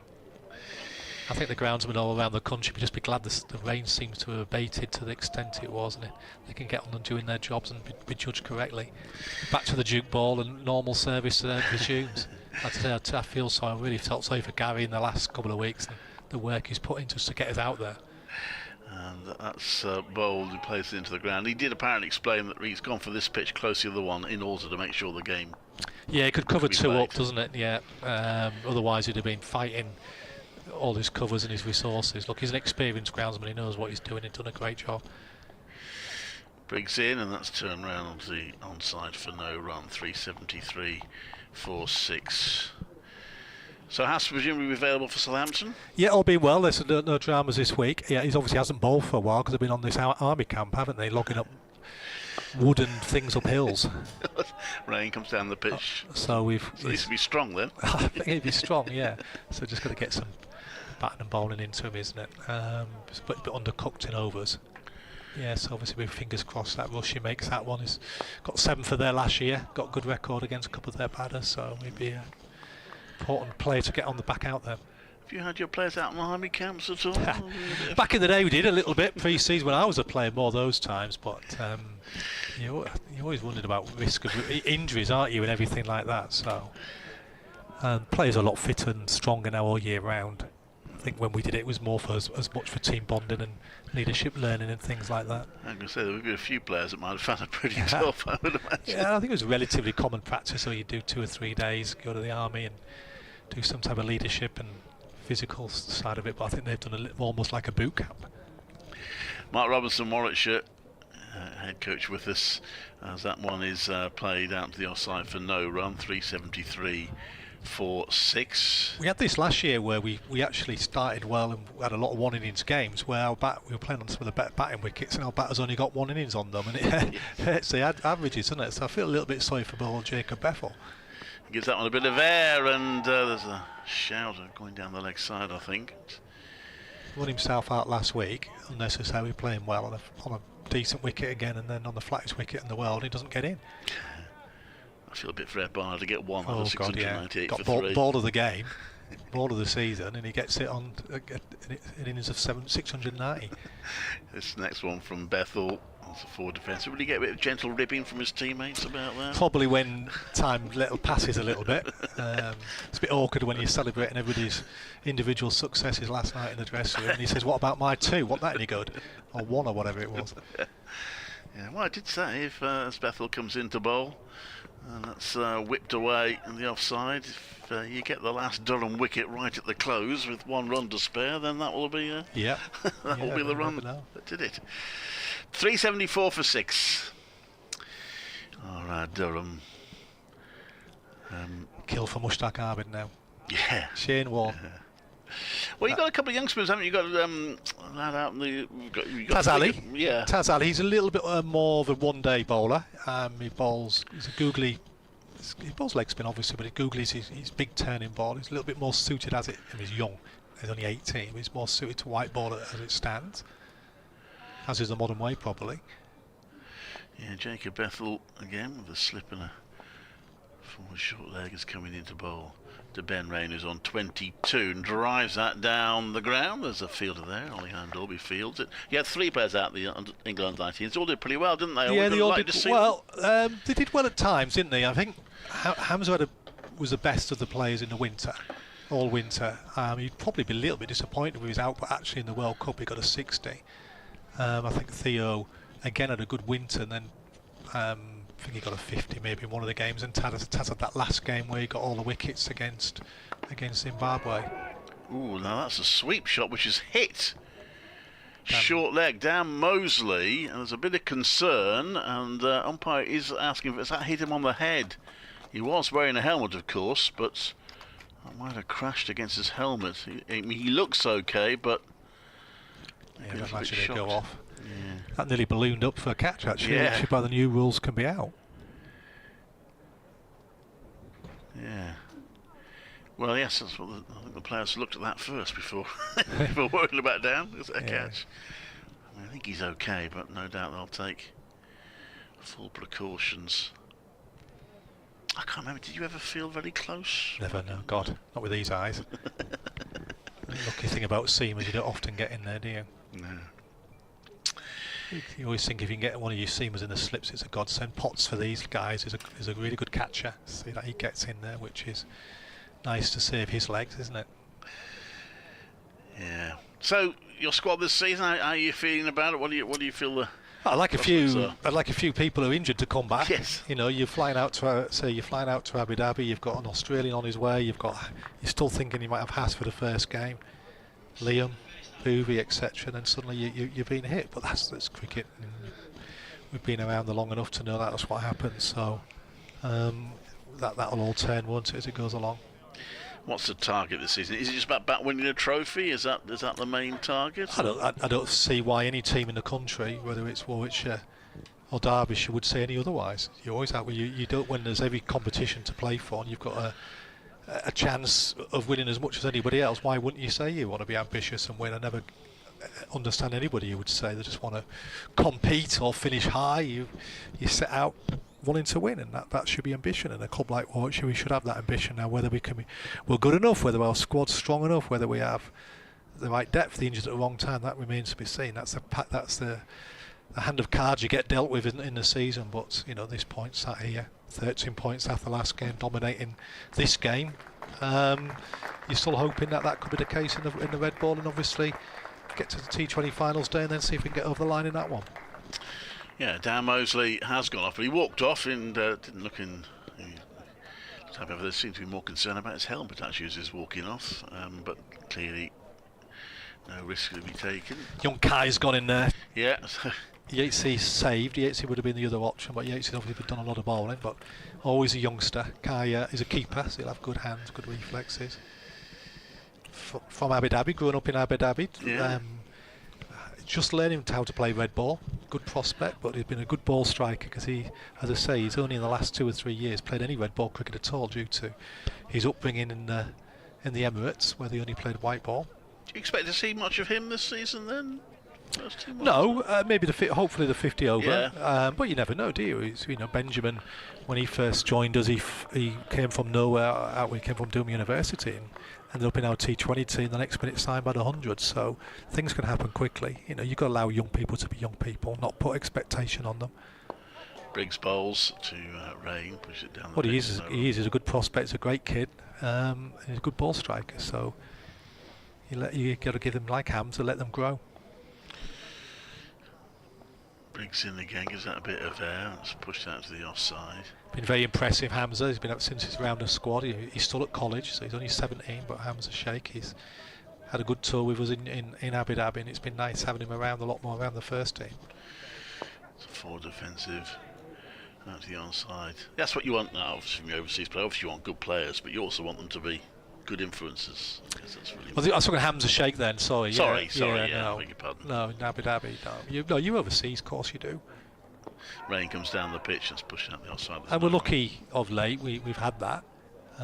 It's just a nightmare overseas players at the moment. You've seen Surrey lose one, Somerset lose one, Lancs with Lyon. One of ours injured. It's such a lottery. World Cup, T20 out there as well. It's harder than it's ever been, really, with all the franchise stuff that's going on, and also when series are just put together willy-nilly as well. Afghan have just started one against Kenya, I think, isn't it? Northampton have lost somebody. Briggs comes into bowl, that pops up and he plays it down just short of Kai Smith at short leg. So we're creating, they're not even real chances, but we're creating the oohs and ahs, and that's testament to what we're doing. Briggs is just changing his pace there. And Ben Raine, who was there a little bit early, and he nearly popped it up to short leg. You just need that little look to change, and you can, a little fluey, get them bowled out for 400, and then get them 2 or 3 down tonight and open the gates. And you mentioned franchise cricket. How difficult has it made your job? Has it made county cricket's job? I mean, young players, are they all thinking about playing around the world in franchises? I think we just had it a tad with Taz, who went into the 100 draft. That was the first time that's ever happened. Somebody so young. Not saying it's wrong, just it's the modern world. He didn't get selected for the 100. What we found hard is, Bethel's had 2 years in the 100 and not even got on the pitch hardly. There's about 10 balls. Dan Mosley at times the same. Chris Benjamin. That's where it's hard when they're selected and not picked. Bethel around the wicket bowls, and that's hit into the ground and out to the deep for a single. Don't really see it with the younger players. I think all the young players and most players full stop see Test match cricket as the pinnacle that they want to do, but it's the winters where it causes a bit of trouble, where, as I say, sometimes you might want them to do something development work elsewhere, but they're in franchise cricket, and if they're not playing, you always feel like you're losing out a little bit. It's just a different way. You just got to adapt to it, and your key is making this environment their best environment, so when they come back to us, they feel like they're coming home, where it's safe and where they feel most loved. Bethel bowls left arm over, there's no run. We did see last year 1 or 2 players when they weren't getting selected for the 100 were able to come back into the county. Yeah, we did, and even that's not ideal because they've not played. And they come back a little bit rejected or out of form because they just haven't played. So it's good that they get some cricket, but it's not ideal, and that's a big shot. Yes, Hoyt away onto that short leg side boundary for 6 from Ben Raine. Yeah, he's hitting with the spin to a 47-yard boundary. The odds are in his favour, but it's a good strike. That's 382 for 6. And preparing for these 2 games, I'm sure you use a Kookaburra ball in practice and use it. What's been hard is that all the warm-up games we played, it was so wet, probably not playable. Gary did us brilliantly to get out, so the ball didn't quite behave the same. It swelled up. When it gets wet, it swells up, and the run-ups were so damp. You saw that in the last game against Worcester. So yes, it did give us some prep, but also not, the real one as well. I think the September games will be interesting because the grounds will have a better chance to hopefully give harder wickets, which will bring in the quicker bowlers, and obviously the spinners need bounce as well. Another single for Durham, 383 for 6. And presumably you haven't got much time now to sort of get back to use practicing with the Duke's ball. No, I would imagine the challenge would be interesting how it pans out. Might be for the batters who are able to hit on the up with the Cuckoo ball. They've got to let the ball come in longer. Round the wickets comes Bathurst, appeal for LBW, but not out. Here's the call. 383 for 6, might have been a bit high. Might have going down as well a little bit. So Durham 383 for 6. Must be tough commentating when there's so many runs. Yeah. The first day wasn't too bad because we scored at such a lick, didn't we? We did, that's true, but I did go through the whole day without describing a wicket myself. Yeah. And I happened to be there was a game at Canterbury. I think it was before your time, wasn't it? But oh boy, Dom Sibley was batting for Warwickshire, and I think both teams scored mountains of runs at about 3-0. But that was quite hard work. Yeah. And at least he was the same for Durham, wasn't he? He scored at, I mean, he was aggressive, so he was always good to watch in that sense. We always thought we had a chance because how he plays, but he's exciting to watch. It's like you say, when somebody just digs in and is dour, then the game goes nowhere. Briggs bowls, and that's whipped away through the covers for 4 by Raine. The one thing with that game at Canterbury, Dom Sibley was batting in his brilliant way, but there was a race on. We worked out in the media box. There was a race on to be the first to 1,000 runs in first-class cricket with Labuschagne, who was obviously scoring a lot quicker in his match. So it was quite fun seeing who was going to get there first. Gave you a bit of an enjoyment, didn't it? Yeah, I think Sibley did just about get over the line first. I think the boys talk about that game. There was hardly a Warwickshire bowler, wasn't it? Were they all trialists? That's right. Yeah, they were all gone down. Lone players, and even the coach broke down on the way. I don't mean the actual. The actual bus broke down on the way. Yes, that's for defensive. There's no run. And Wokes is the other one. Obviously, we don't know what we'll get with him after the World Cup. Whether we get any cricket out of him. From our point of view, that would be nice if he does. It's always a pleasure when he comes back in. This time last year, we had Wokesy playing 3 or 4 games. Briggs bowls, and that's pushed to the onside. There's no run. 387 for 6. I wonder if Dan Mosley will get a little. Oh, he's off the pitch. I'm going to say he could get a little bit of ball to the left-hander, but he's got that crash on the head, so he's off the pitch. Raine pushes that to the onside. There's no run. I mean, did you ever bowl with a kookaburra ball much? I did in New Zealand, played first class in New Zealand, and I had club cricket over there, so yeah. Look, you don't get the wet conditions, do you? It's in the surf, and we keep going back to the surfaces and need to have a bit more bounce and everything else, so I just watch him bowl with it. And there's another Aussie, isn't there, at Tremaine, is it at Northampton? It's Agar. Is it Agar at Kent? There's international bowlers and overseas bowlers have brought up on the Cuckoo ball, and they're having as much success as our boys. I think it's only Sam Cook's had a day out, and obviously, like you said, Thompson in the Glamorgan game. Yeah. 388 for 6. And we've got 6 overs till tea. Just going back to the football, I'm surprised you've given up on Hull. I mean, they're 6 points behind Norwich. Yeah, goal difference. Norwich scored a late winner, didn't they, which was killed us a little bit. No, we're not a million miles out of it. And we had a great game against Middlesbrough midweek, and we should have buried them, but ended up conceding and drawing. We play some great football. Sometimes we play great football to the edge of their box and back to the edge of our box, but it's been entertaining to watch, but we just missed chances. Well, they're coming to Coventry. Yeah, we're looking forward to that. Me and Rhodesy. Are you going to go to that one? Yeah, 24th, is it? Falls out nicely. Yeah, it's on the Wednesday. That one is for defensive. After the semi-final, isn't it? Exactly, so Coventry will be looking forward to the FA Cup final by then with a bit of luck. That's it. Got a soft spot for Coventry. One of my best friends is a Coventry fan, and I was a bit involved in their cup run when they won the cup and went to the quarter-final at Hillsborough. Oh, yes. Beat Sheff Wednesday. So he always got a soft spot for Cov. With the 2 cathedrals. Left arm over, that hits down the ground for 6. That's a big shot. Holyhand obviously sees that sail over his head. 6 for Raine. He's just suffering a little bit. Daffy could do to be at the other end at them, really, to give more protection with a longer boundary. Raine's got a free hit into that short edge. It's a good strike, but it's a free hit. Don't need to get much bat on it to go and serve him for 6. I should have mentioned, of course, we have gone past the bonus point cut-off, so 3 batting points for Durham, 2 bowling points for Warwickshire. So Warwickshire gets 7 bonus points out of the game. Durham just get those 3. Bethel comes into bowl, and that's pushed out the offside. There's no run. What do you make of 8 points for a draw, by the way?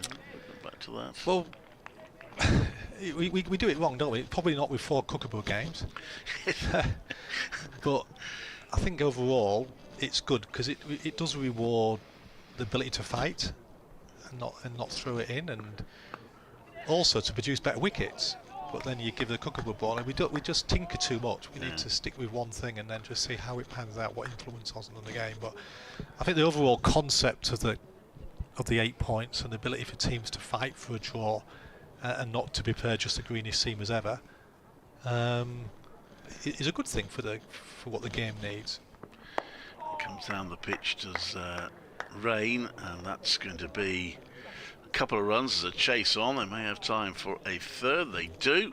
Beth did him there actually. He saw him coming. He tried to chuck it wide for the stumping, but Raine did really well at correcting and getting that through extra cover. Milo, who Chris Rushruff said, and I'll quote Chris Rushruff, he's never played with a cricketer who gives more in the field and has more influence in the field, which is a hell of a compliment, isn't it? Yeah, it is. A bloke who's been around the game and he's played with people like Collie.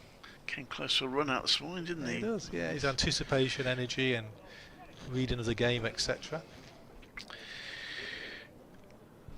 So Bethel just having a chat with, and Alex Davis as captain. How different is he to Will Rhodes? He seems to. I mean, I know the circumstances are such that he possibly has to, but he seems to be trying. Yeah, he'd probably be a little bit more out the box, possibly, for good and bad, obviously. But his strengths sometimes are their vulnerabilities. And that's appeal for LBW and not out. Shawnee. Not out. Is the call. Bethel can't today. believe it. Bergie, you can always tell with Bergie. Yeah. So. Oh, you've got the replays. I have, yeah. Where are we? Have I gone back too far? I've just wound it back a little bit, so hopefully we'll see it in a moment. Yeah, not that one. I think on these wickets you need all the things to go your favour. You need to take every catch, every half chance. We had a run out chance this morning, didn't we, with a great piece of fielding. Rosie nearly pulled off a brilliant slip catch at leg slip. And you need your decisions to go your way, don't you? And if the 50-50, you need them to have that little bit on your favour. Danny Briggs to continue. I think coming in a couple of balls here. The replay. Briggs bowls, and that's played to mid off. Of course, that's the thing for the modern umpire. They never used to have that, be able to look back at all the decisions. Yeah. 397 for 6. And, that's played to mid off. He's gone for a quick single there, Ben Raine. That's well run. I think it's the next ball, I think. I think it's last ball. Oh, it's the last ball of the over, so it's yeah. 2 balls. Oh, it's the last ball coming one, up. Yeah, last ball coming up. So here we go. you can judge this one. Umpires in the BBC box. Yes. Yeah. Haven't got the little button here to say out, unfortunately. It's been referred upstairs. Taking longer than far this here if you need to get to your decision. Briggs in, I'll do your job. Push forward. Briggs frees off his own bowling. This adjudication of the LB is about to happen. Yeah, still watching the field change. Here we go. I'll do your job for Briggs. Okay. Briggs comes in. Balls, it's short, well fielded Kai Smith. No run. Well, hit him on the toe, wasn't it? Generally, when it hits on the full, they assume it's going to continue its natural trajectory. Yeah, and go down. The edge didn't move. Don't know. You have to see it on pause where it hit him. Yeah. It's obviously a judge. They give us a replay now from the other side. Oh, and I slowed it right down. No, that's a 6. That's a different shot. Yeah. That's not helped us, has it? I'm not biased, but it was out. Yeah. Oh. Yeah, you'll have to slow that right down and see where it strikes. But it's mood of the game. Sometimes when there's a mood of the game and there's a collapse on and a result in the imminent, you get those. Well, because lower order batters, you always felt that you were. That's it, bloody right. Gone, aren't you? Let's get on the motorway there. You're gone. Always happened, number 11s. Golf course decisions, wasn't it? Rain come in, get off the pitch. You knew what would happen then. Well, I bet there you go. Brilliant, That thank gave me you. first of the queue for you. Thank you very much for No coming up, worries. Mark. Really appreciate it. Mark Robinson, Warwickshire, head of everything. So, Phil, if you want to sit in there, and I'll get. What do you want to just give Martin a knock, and then he can replace me, and you can come in there. Nothing like a bit of production on air.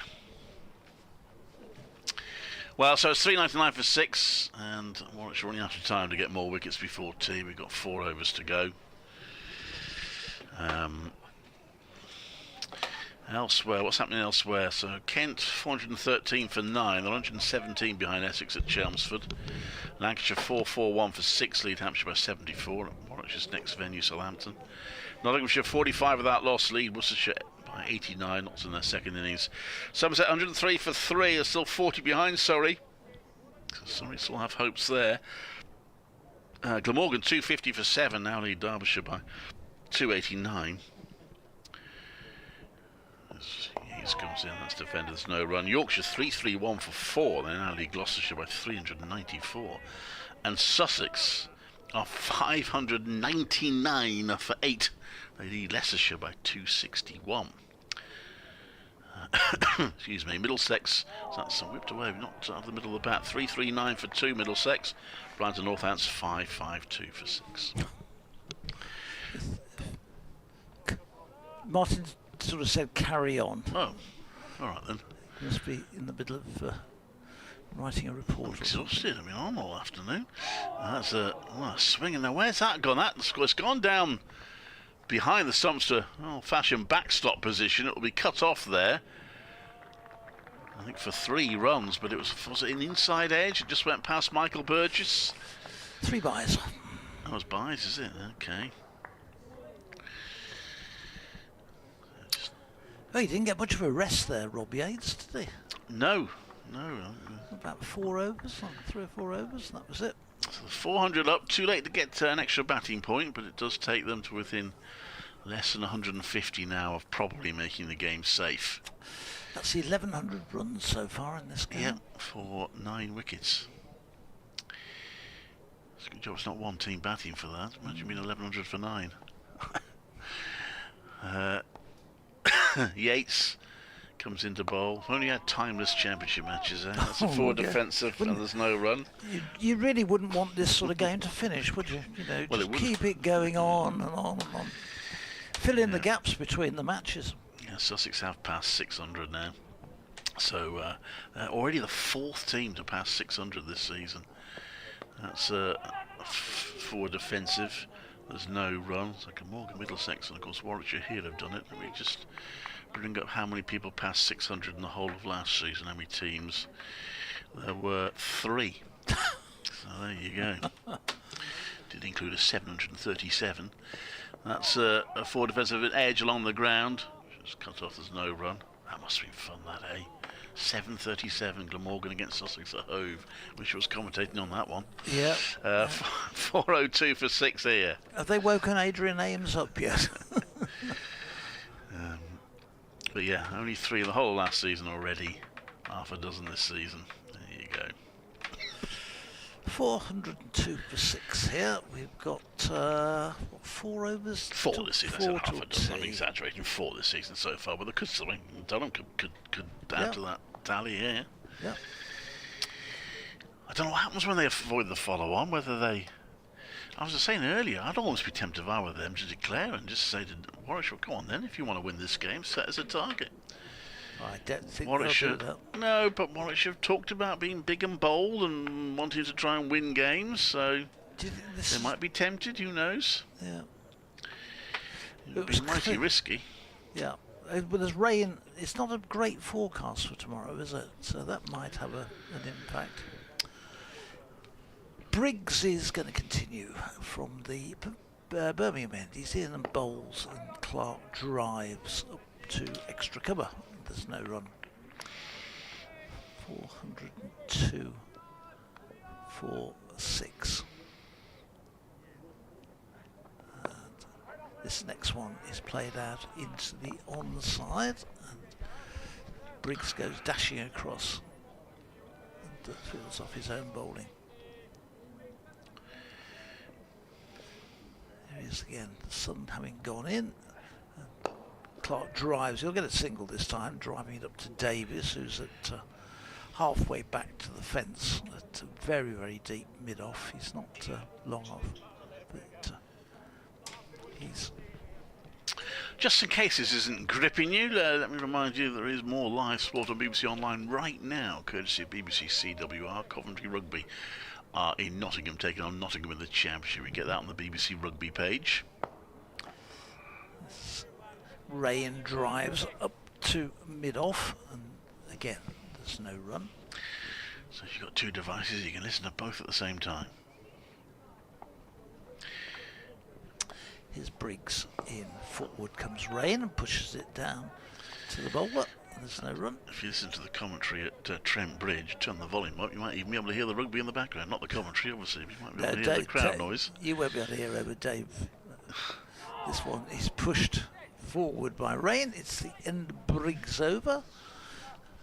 Just single off it. 403 for 6. Clark's moved on to 60 and 45 to Raine. Kent have eventually been bowled out for 413 by Essex, so I'll be interested to see what Essex try and do to a lead of 117. Obviously they've got 4 sessions left. It's hard to see that they've got time to make something happen in that game. 165 to Ben Compton, 135 to Daniel Bell Drummond. I think Ben Compton might have beaten Dom Sibley for the slowest century of the season so far. That's short, too short, and Clark pulls it away into the leg side, and I'll get 2 more runs. Gotta look that one up now, because anyway, 5 wickets for Matt Critchley, who scored a century. So I think he's the first player this season to have scored a century and take a 5-wicket haul in the same game. Yep. Here's Yates trying to do the same thing, but he's got a bit to go yet. He's, this one is pushed away by Clark out to extra cover, and there's no run. He'll enjoy his drink at the break after this session. This one is turned away down to deep backward square leg, and it's thrown in by Craig Miles, who then clutches his back. Or was he trying to catch his sunglasses, which had fallen off his head? Yeah, just hope that wasn't his sunglasses fell off, so it might have been that he was just trying to grab them, but it looked for a second as though he'd thrown it and then his hands went to his back. Anyway, he appears to be okay. He's not called for any help.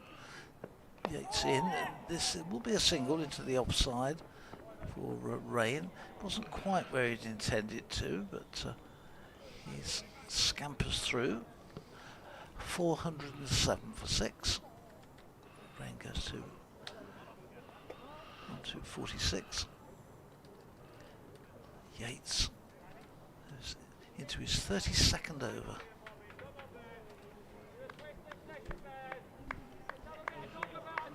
So approaching his century here, 1 for 96 at the moment. But he's bowled from the pavilion end, so he's had that short boundary on the offside. This one is turned away. It'll be runs again. If I'm going to come back for a second, no. Smith is onto it quickly, picks it up, gets it in, but another single there to Clark. So we've got one more ball in this over from Yates.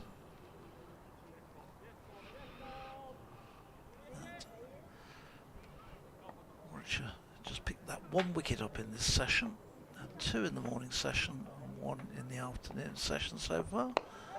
As this one is played back, Yates feels off his own bowling, and there's no run.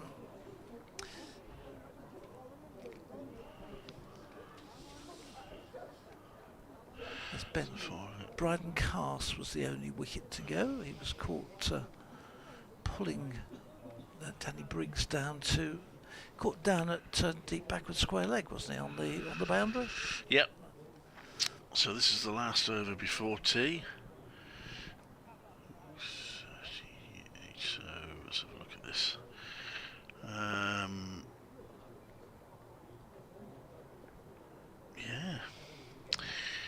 Critchley has outdrudged Dom Sibley.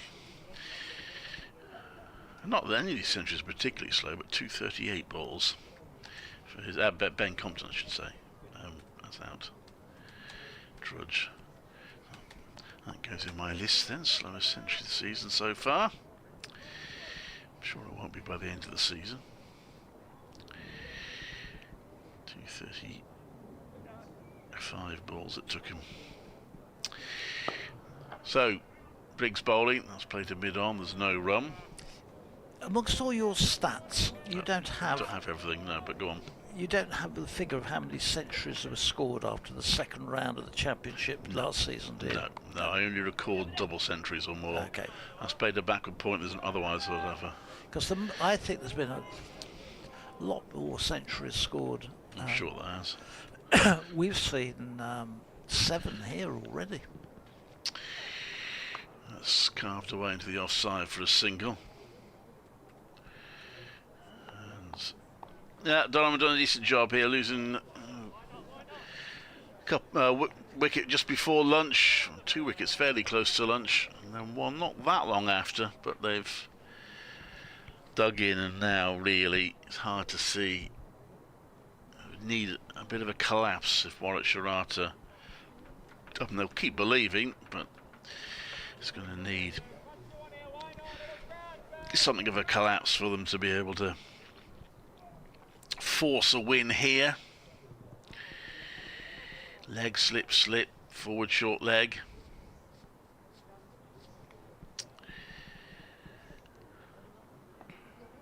Excuse me. Here he comes, balls, gives a bit of air, comes down the pitch and just about gets to it.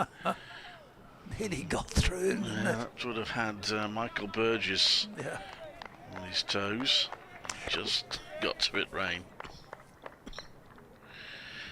Oh, he's come down the pitch again, and he's hit it over the top, to be fair, for runs. Thought he'd want to... Well, maybe Durham want to get to that follow-on target as quickly as possible so they can... yeah, he's got his 50 as well, just before tea.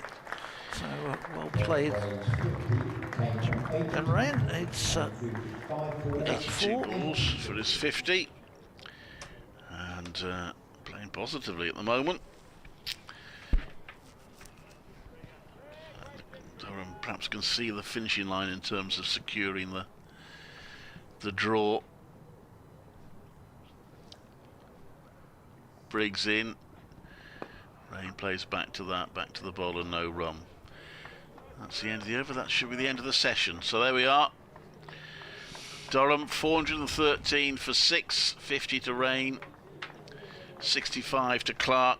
These two have batted very nicely indeed. So what's the partnership now? The partnership is 1682 for the 7th wicket, and they've got Durham not quite safe yet, but pretty close to it, you would think. At 413 for 6, they trail Warwickshire by 285. We'll be back for the final session in just under 20 minutes' time.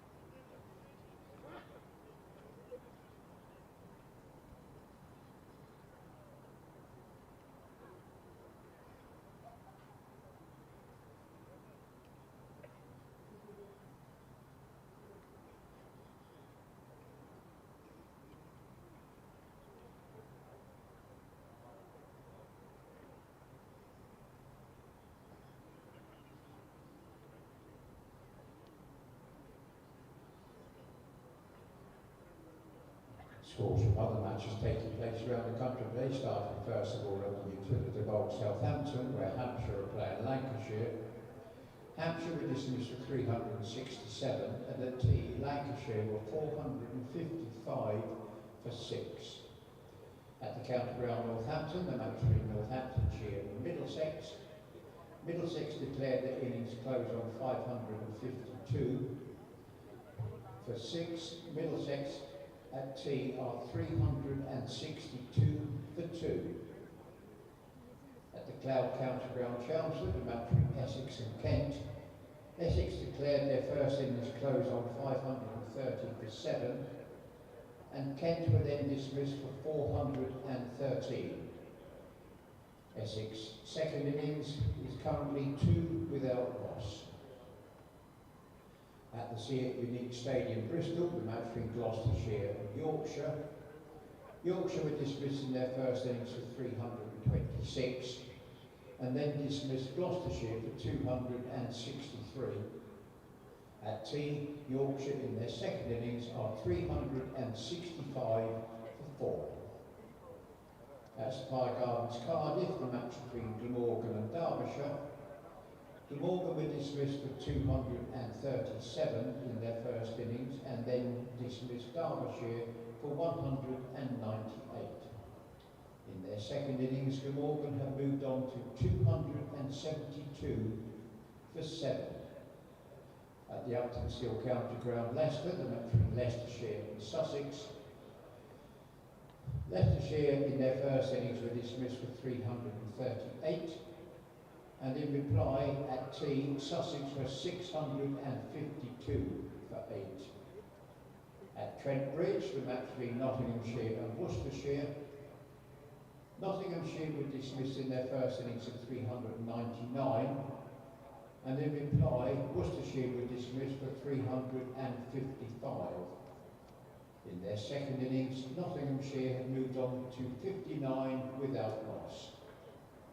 And finally, at the Kia Oval, the match between Surrey and Somerset. Somerset in their first innings were dismissed for 285, and then dismissed Surrey for 428. At tea in their second innings, Somerset were 110 for 3.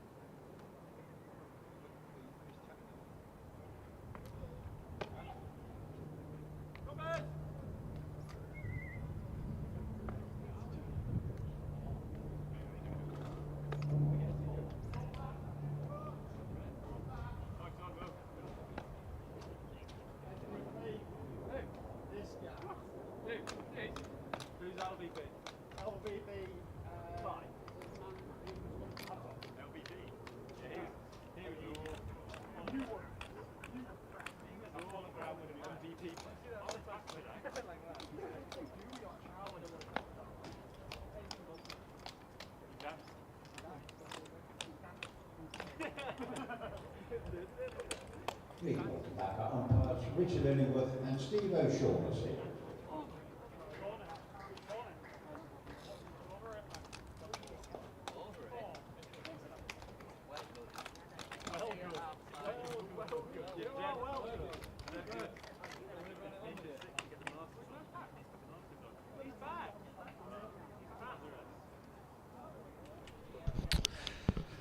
Well, good afternoon and welcome back to Edgbaston for this match between Warwickshire and Durham on the third day, the final session about to start, with Durham on 413 for 6 in reply to Warwickshire's 698. So still trading by 285. Their first target will be to get down and avoid the follow-on, so another 136 runs required for that. So 649 they'll be looking for, 549 they'll be looking for. 6 wickets. Warwickshire's trying to break this partnership. We've got Ben Raine on 50 and Clark is on 65 as the fielders come back onto the field. It's been tough going. It's there's nothing in this wicket really for the bowlers. The occasional ball does something, but generally speaking you're waiting for the batsman to make a mistake rather than actually being able to force it. However, it's Warwickshire have plugged away. The Durham batsmen have really dug in and done well. They've collectively built the innings round Alex Lee's century, which he completed before he was bowled earlier in the day, but half centuries, let's say, from Raine and Clark have kept Durham on track. Warwickshire picked up 2 bowling points to go with their 5 batting points. Durham, who didn't manage to get a bowling point but have picked up 3 batting points. As those are now all done. We're well past the 110 overs, so we're going to the final 32 overs of the session. And it's going to be Rob Yates who has plugged away.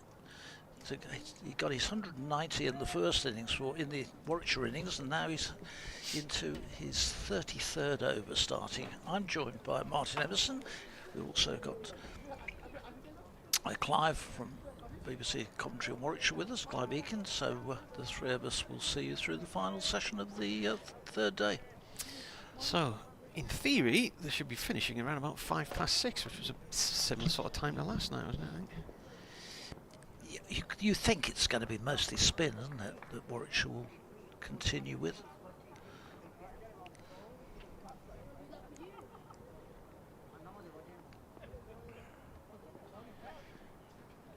Yates to continue then. This is his 33rd over, 1-4-97. Lofts that one up to Clark, who drives down towards wide mid-off for a single.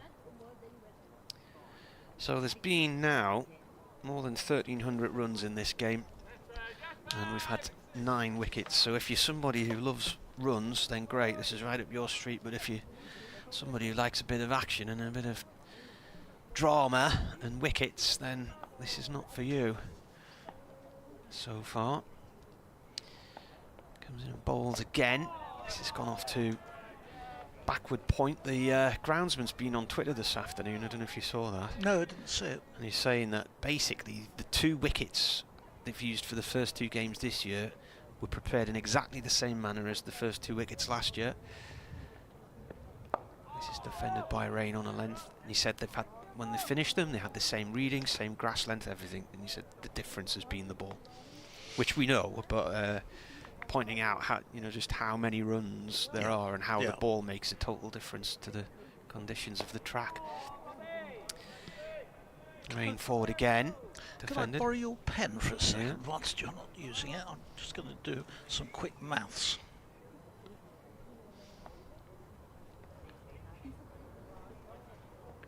Yates round the wicket to Raine, the left-hander. Raine meets that and plays it up to long on. Full toss for 1. Do you not have a calculator? No, it would be easier, but I'm just trying to tot up something.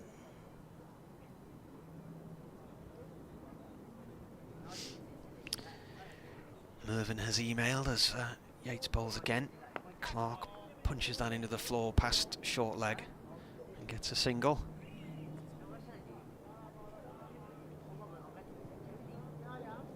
.415 for 6.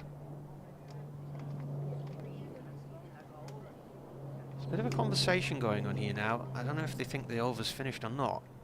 Oh, they're signalling no ball. Oh, they've got 3 behind square on the... is the umpire square leg umpire called it? That's down to fielding positions, isn't it? Yeah. Yeah. Very rarely see that. And Richard Illingworth at square leg is pointing out the line, and he said, well, from where I'm standing, there were too many of you behind square.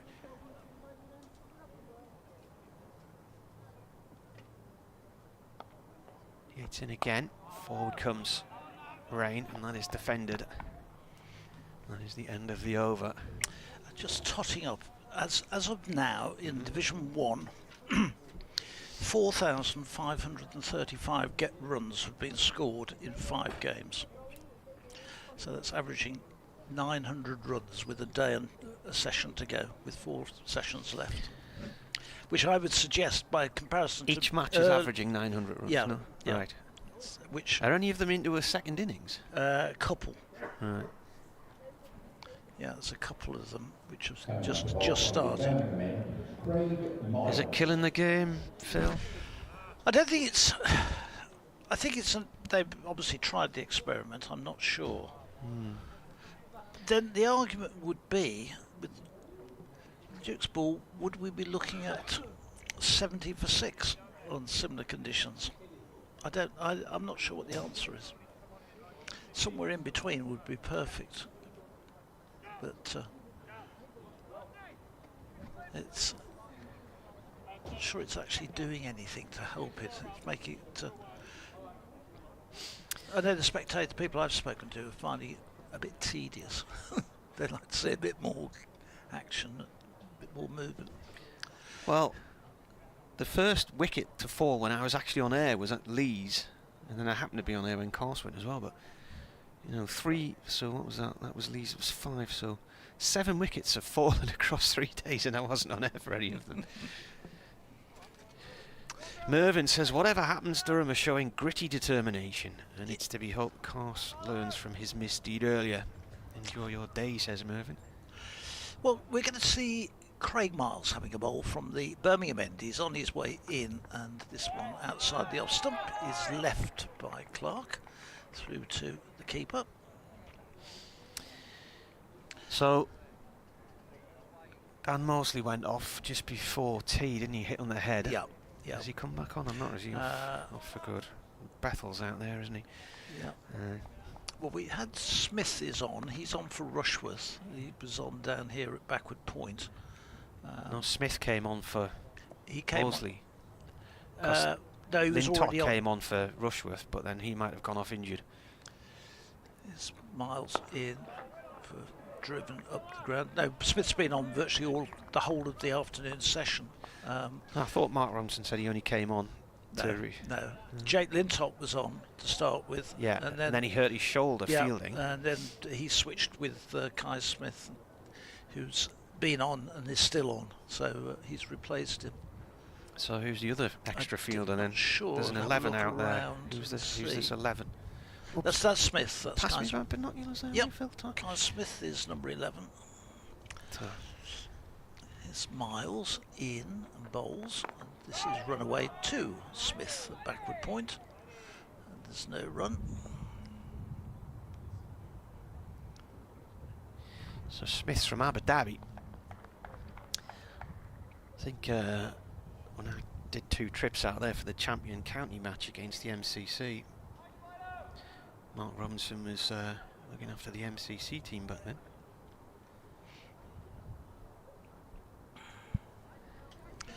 Lovely afternoon now, the sun's shining and fair as Miles comes in and bowls. Clark defends that back out into the offside and there's no run.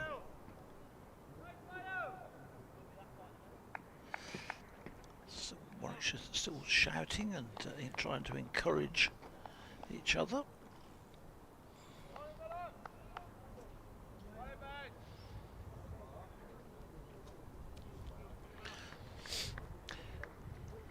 Miles having a chat with his captain as he walks back. Turns. Clark waits as in comes Miles and bowls, and this one is dug out, and again there's no run. So it's, I think Mosley's back on the field there at mid-wicket. Right. So I think just the one reserve fielder, which is Kai Smith. Sat him with his hands in his pockets with the blue glasses on. Yeah. Miles has a further chat with Alex Davis as he walks back. 418 for 6. And here he comes, charging in and bowls and driven straight back into the ground and bounces back up just at head height. And as he follows through, Miles tidies up, end of another over, 418 for 6. And so we've had a couple of overs since tea. We've got 30 overs remaining in the day. When he got hit on the head, he was fielding a short leg, and the ball did loop back up towards the bowler's end. I have seen a caught and bowled here years ago. Axar Patel was bowling for Durham, and Will Smith was at short leg, and somebody smacked the ball off his helmet and looped all the way back into the hands of Axar Patel for a caught and bowled.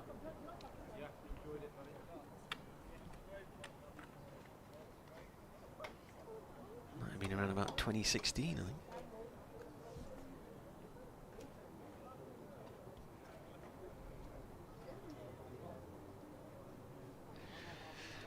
Anth Graham's emailed, "Dear Marty, greetings from the north face of the Eiger, aka the top of a gable wall in Boburn I'm currently repointing.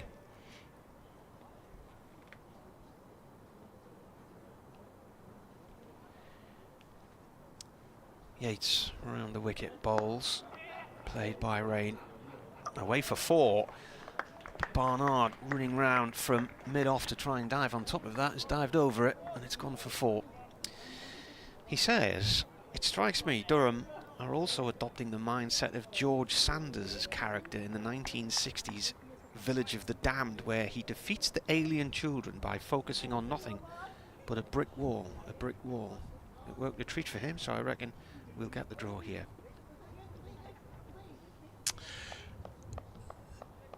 The draw's looking far and away the favourite at the moment. 4-2-2 for 6. Deficit's 2-7-6 here on the BBC. It's played short to Bethel. On the offside, no run. We have a different window reflecting the sun at us today compared to yesterday. It's a couple of floors further down the tower block opposite the ground. A sweep shot by Raine. There's a man out there. Should be 1 run. He's going to have to get a move on. He gets there just to the bowler's end. The ball came back out from the deep. I'd say the deep 50 yards away in that leg side boundary.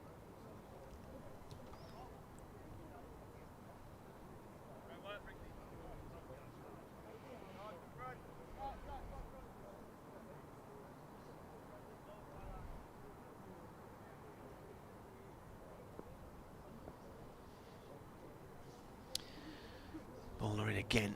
This is whacked off the inside of the left foot of short leg.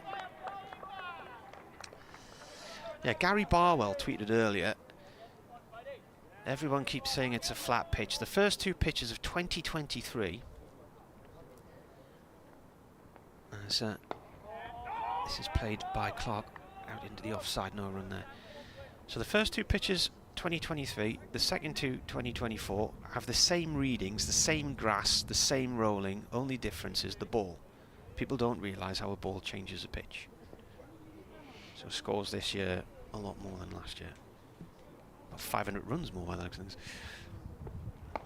One skids in and is kept away by Clark around about off stump. A little bit of dust coming up as he played that. End of the over. 423 for 6. So Durham trail by 275. Remember, the follow-on target is 549. Now here's another thing. Imagine that Durham bat to the point where they don't quite reach the follow-on target, but they've eaten up a lot more time. Yeah. Then what do Warwickshire do? Yeah. Yep. You're quite right. Big question.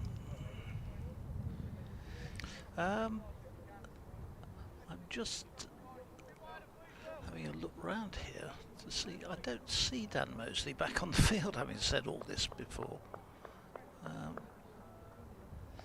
Definitely Smith's on. Rushworth is off. Who's on for him? Anyway, wait as Miles comes in and bowls round the wicket. This is pushed away. Davis is scampering up to the vacant long on position. It's quite a big gap there for him to push the ball into, but he's done that. Gets 2 more, Raine. He's batted pretty well, I think.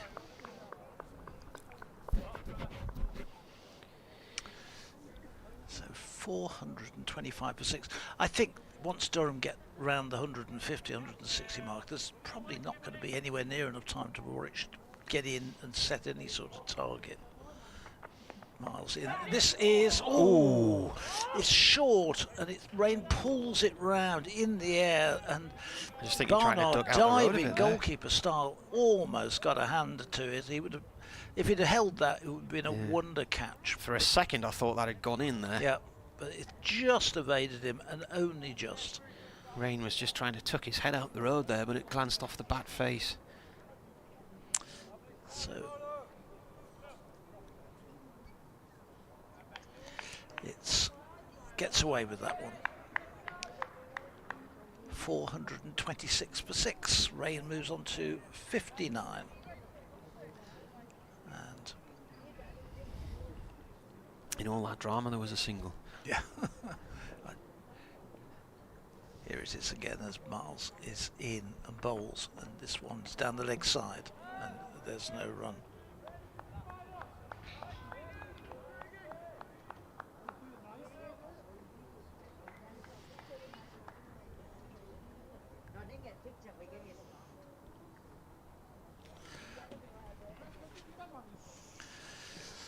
So bright sunny afternoon here at Edgbaston. We've been lucky with the weather for the last 3 days.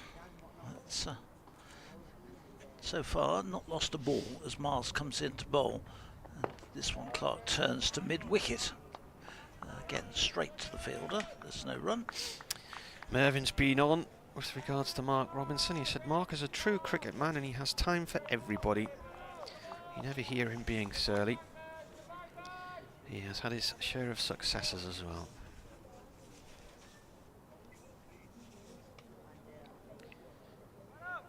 Was he at Sussex for a while? Yeah. And did he do England Women as well? Yep, yeah. He did the England Women, Sussex, yep, that's absolutely right. Miles in, finished the over. This is cut away down below us to backward point. Garton, it's George Garton is on the field as substitute, so Dunn Mosley is off the field. I thought we couldn't see him actually. So Garton. Yeah, I was surprised when you said he was back on because I thought for concussion protocol he wouldn't be allowed to come back on. No, he's, so Garton is fielding as substitute, so we've got 2 subs on, Smith and Garton. George Garton, who, talking of Sussex, came to Warwickshire from Sussex during the winter. How did you spot him? The binoculars picked up his name on his back. Right. I saw he was number 7 and we hadn't got a number 7. Nothing very clever. Miles to finish the over off. Ian bowls. That's pulled away down to Rhodes, who's down here at deep fine leg. Does the fielding. 428 for 6. Raine has moved on to 60, Clark's on to 68, so Raine's quickly caught up Clark. Clark had a bit of a head start on him, but has pushed on.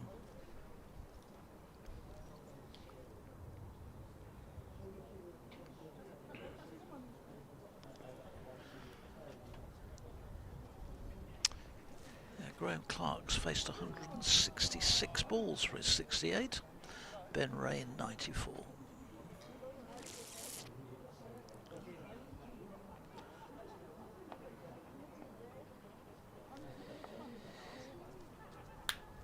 Yates round the wicket, balls.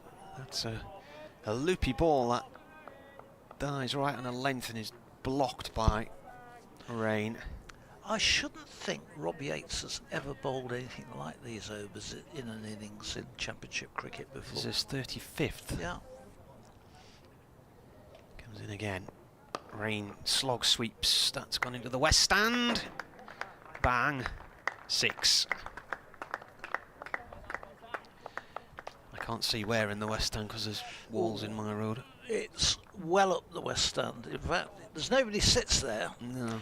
So now, but Danny Briggs has got an enviable task of trying to find the ball amongst all those seats. He's up now, halfway up. So he's what, 2, 4, 6, 8, 10, 12. He's 20 rows up, looking. He's been joined by Oliver Hannon Dolby, who can use height as a good method of finding it. They might take some time out here to try and have a look. This is a bit like club cricket where you have to go in the cornfield and have a look. Could somebody take a stump and go and beat down the nettles? They found it. Oliver Hannon Dolby's found it. It's 2/3 of the way up the lower tier of the west stand. And I have to say, he doesn't look over-enthused with his efforts to look for it. He's gingerly walking back down those steps. Have you ever been in that stand, Martin? Yeah, to interview Cameron Bancroft after a T20, I think. Right. If you go up top, you want to go on the second tier. Yeah. Up to the top, and then walk down it. There's no handrail. Yeah, isn't it? And you really, if you've not got a head for heights. Next ball is delivered and played away by Raine out through the covers. And just wondering where this partnership's at now. 103. So they got the 100 partnership up with that 6. So well done to these two.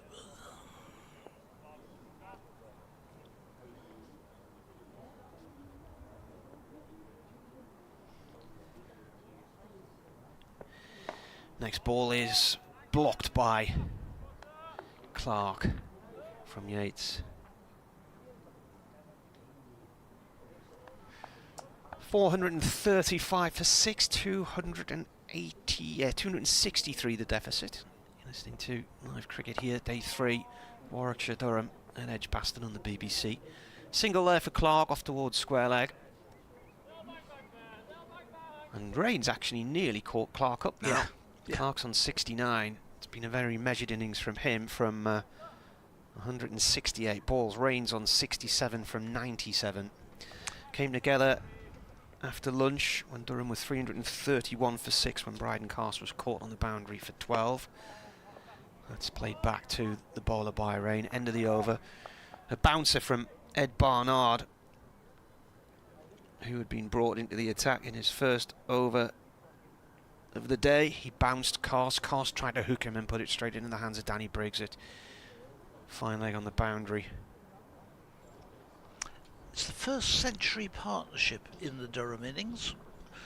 We had a 99, which was between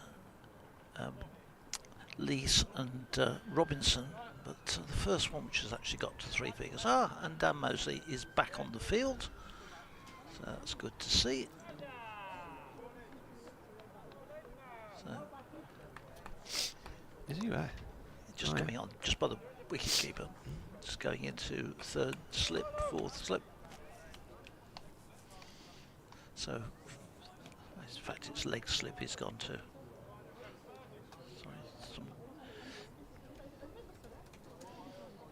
been moved by.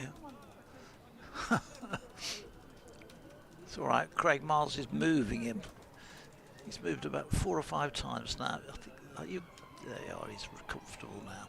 Here's Miles in and bowls, and down the leg side, it's Clark gets nothing onto it and taken by Burgess. There's no run. 436 for 6.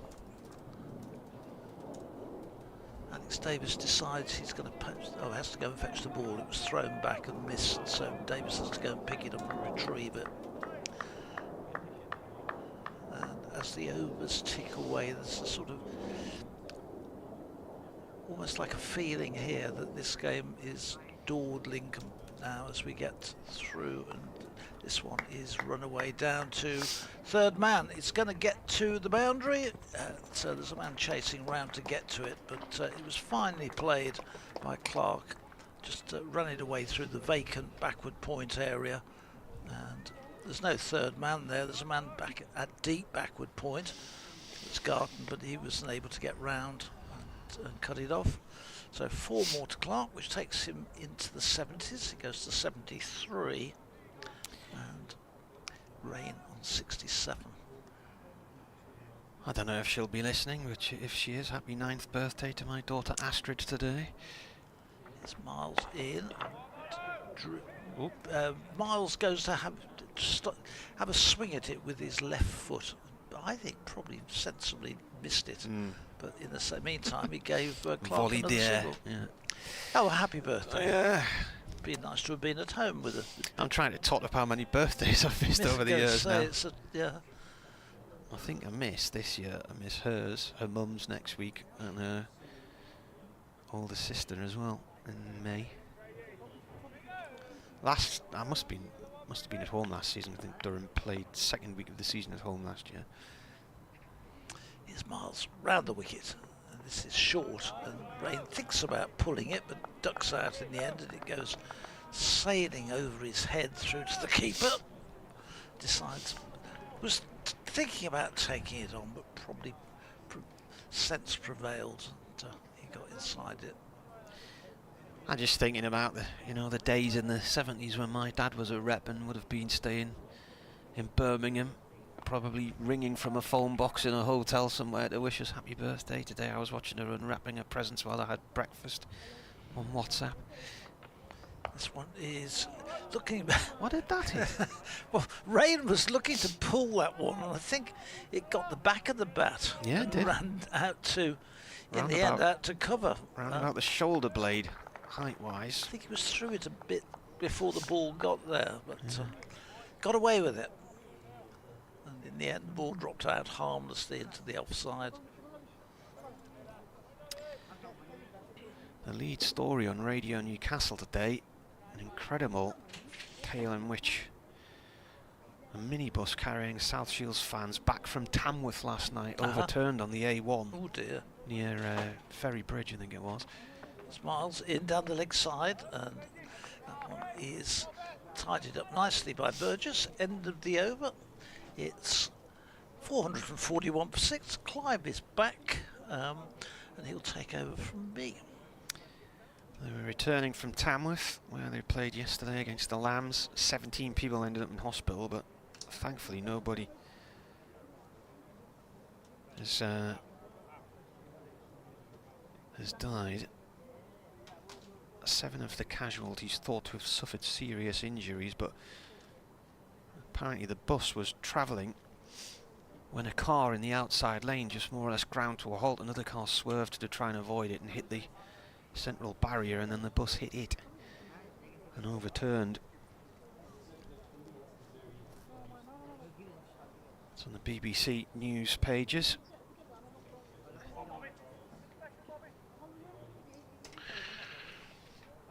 Well, here we still are. Yes. Yates bowling to Clark. What time will we be here tomorrow then, do you reckon? I don't know what time they was, but if Durham is still in the first innings, they can declare 10 minutes before the agreed allotted time, can't they? Next ball's a dot ball, bowled by Yates, defended by Clark. The other thing you could get is a bit of a shower of rain at 3, and everyone deciding, well, that's that then, the weather's intervened. Yeah. It was interesting coming down here the other day on Thursday. That's played back to the bowler by Clark. Reacquainting myself with Britain's motorway network and roadworks. Working out where the fresh roadworks are this year compared to the end of last season. Next ball round the wicket from Yates. Played short on the leg side. I'm not sure how many results are going to be around the place. Essex have actually lost a wicket, 38 for 1. They're 155 ahead of Kent, and they'll try and force something, but time's running out. Lancashire are going to have a decent first innings lead, but will they be able to bowl Hampshire out a second time? They're 461 for 8. They lead by 94. Next ball is swept by Clark out towards deep square leg, 1 run. Could be something in the second division at Trent Bridge, where Notts are 81 for 1. They lead Worcestershire by 125. Surrey would love to get a win at the Oval, but Somerset are holding out a bit, 123 for 4. They are still 20 runs behind Somerset, so Surrey will have high hopes. And Glamorgan Derbyshire, which was expected to finish today, that's still some way to go. Glamorgan 292 for 7 in their second innings. They lead Derbyshire by 331. Bowler in again, swept this time by Raine, and it's gone to that short mid-wicket boundary on the west side of the ground for 4. What's the aggregate now in this game? 446 plus what? Well, I've just spotted Warwickshire still have the highest individual score in the country, courtesy of Sussex declaring 4 runs short of what Warwickshire got. Sussex are declared on 694 for 9 against Leicestershire. So they have a lead, first innings lead of 356, obviously they'll be hoping to bowl Leicestershire out a second time. Yorkshire 426 for 6 lead Gloucestershire by 490. And certainly it's not going to be results at Northampton. Middlesex are 416 for 2, they're 136 behind. Northampton still in the first innings there. 1144 says Phil, the aggregate score so far in this game. Durham's record, 1,570 against Derbyshire at Queen's Park in 1994. Speaking to some of the press guys, as Miles comes in to bowl, right arm over, and that's pushed out the offside for a single. It has been checked what Warwickshire's record is. Apparently we're nowhere near it, apparently. I'll have a look, shall I? 447 for 6 here. With the Durham game, 810? Yeah, I don't know how much was scored in the... 1,706, Hampshire against Warwickshire in Southampton in 1997. Yeah, I think I might have avoided being The Durham game was 1,366. That's quite a way down the list, actually. Yeah. Well, I think there were only 2 innings in the match, weren't there? Yeah. As Miles comes round the wicket to bowl, it's played into the ground by Raine. It's fielded at mid-wicket by Briggs. There's no run. Was that a 3-day game? No, I think it was a 4-day. Oh, maybe it was. Because they were 3-day for a while and then they went back to 4-day. Yeah, can't remember. No, can't remember. 4, 4, 7, 6. Well, we had Mark Robinson up here early. He's reasonably happy with Warwickshire's performance in the field. I think they've done much wrong. Miles round the wicket, the ball, it's short, and Raine leaves it. There's no run. There was a no ball earlier because they had too many men behind square. Just one of them had just drifted offline, according to Richard Illingworth. Well, I wonder whether he had a conversation with Alex Davis. I didn't recall at that time there were that many fielders in that sort of area, but I wonder whether he It was didn't look like it from here No. initially, but he was drawing a line with his finger and saying, "Well, you're on the wrong side of the line." In comes Raine to bowl. Sorry, then comes Miles to bowl. Raine is batting and he's pulled that to back a square leg for 4. Well, he's scored runs against Warwickshire and the Bears before Ben Raine. He's now on 75, 451 for 6. Got 100 on the T20, didn't he?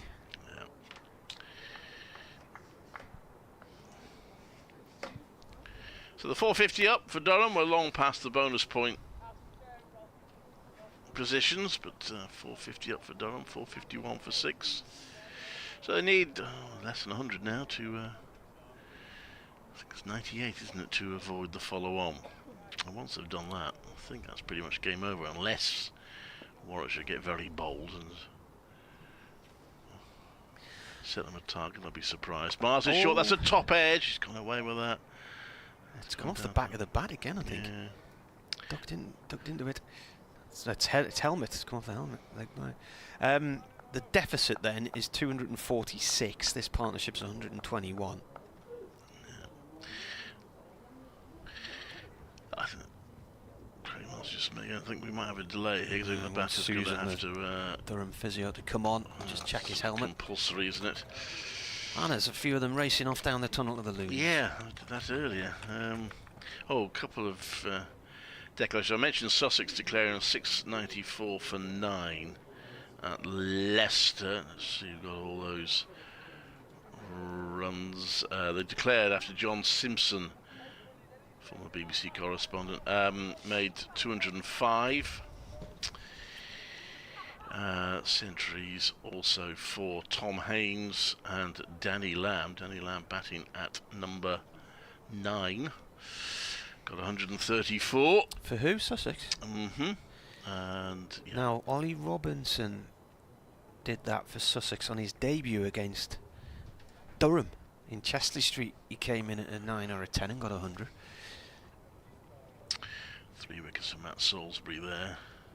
And there's also now a declaration at Yorkshire. So Yorkshire have set Gloucestershire a target. It is a fairly formidable target. They have set them 498 to win. Although we did see Surrey chase down 500 in the match last season, but then Gloucestershire are not Surrey, with the greatest respect to them. So Yorkshire declaring on 434 for 6 in their second innings. And let's have a look. Who's got the runs here?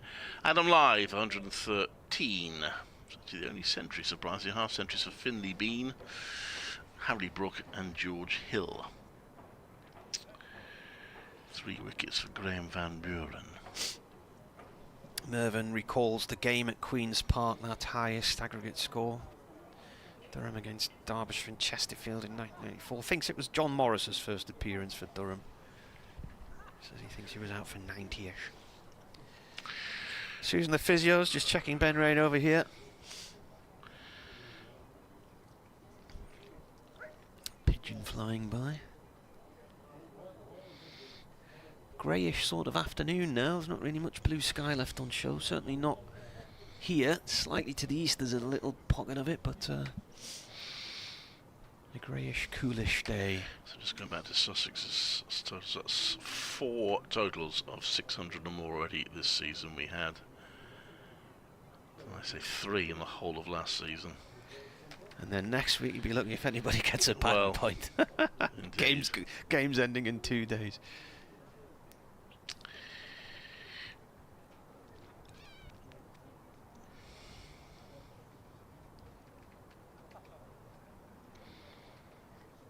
They've had a drinks break as well. Well, she's just been chatting to Ben Raine. He seems happy. He's put his helmet back on. The drinks and the physio are heading off the field. Players have returned from the loo.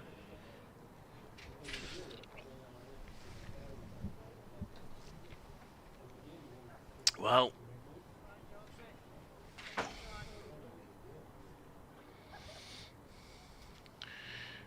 how many overs have got left in the day? 24 left in the day, so probably won't quite have. Well, they might have got to the follow-on target by the end of the day.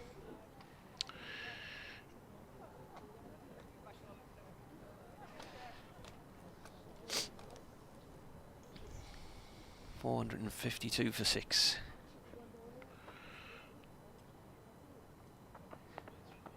New over. Yeah, sorry, yes, Miles. I was trying to remember who it was. Miles bowls.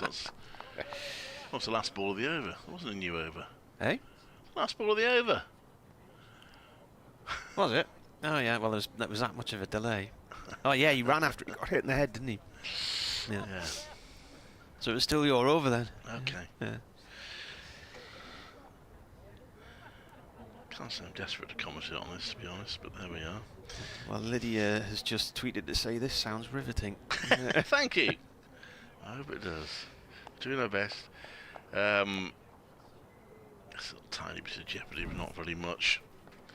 Well, if you're suddenly to blast 4 wickets out, we'd have a game on, but it's not looking very likely at the moment. Yates comes into bowl. 4 defensive by Raine.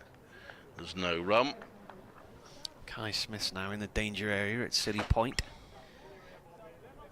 Which is where Mosley was when he got hit in the head earlier. Yes, he's back on the field, Mosley, but they're not going to ask him to field there again, perhaps today. That's played to long on for a single by Raine. It's on to 7. Excuse me, on to 76.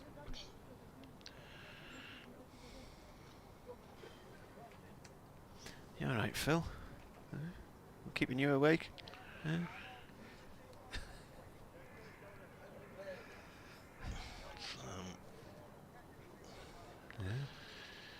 Yates, number 17 on his back.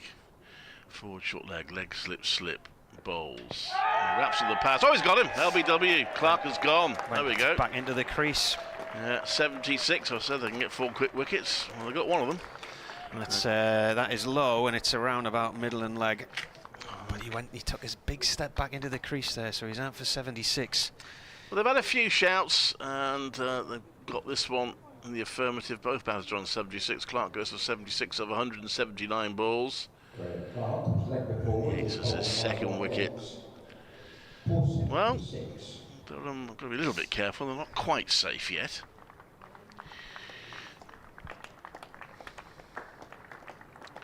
$453 for 7. They trail by 245, and that ends the partnership at 122.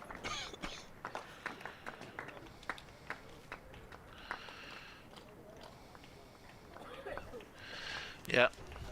Well, success for Yates. He's bowled well. Robinson was slightly concerned he might be getting a little bit overused and getting a bit tired, but he's made the breakthrough.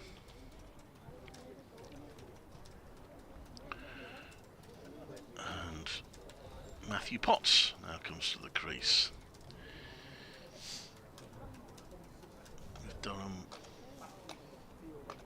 still needing 96 to avoid the follow-on. So I mean, even if they did have to follow on, probably get to parity before tea tomorrow. So I should probably have to have them all out not long after tea, I would have thought. So the odds are still very firmly stacked on a draw, but let's just give them more a little glimmer. There's another element to this, of course, in that. Are you all right? Yeah. Scott Boland hasn't been on the field for 2 days. Yeah, and that's a good point. There was talk of a heel or some kind of foot injury. So would he be able to bat? Imagine he could bat.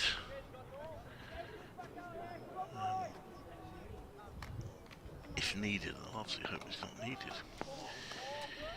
Yates to Potts.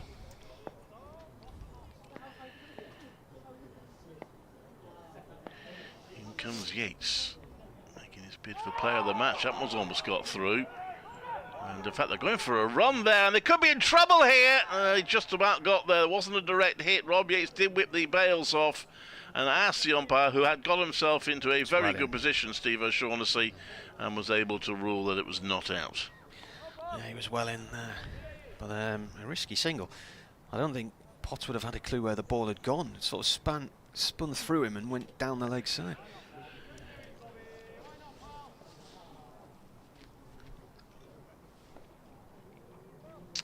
Well, Yates making things happen.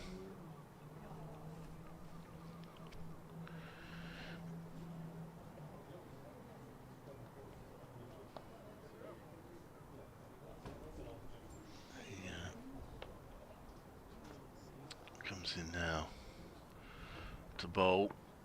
That's just dabbed onto the leg side again. They think about a quick single, but this time they think better of it.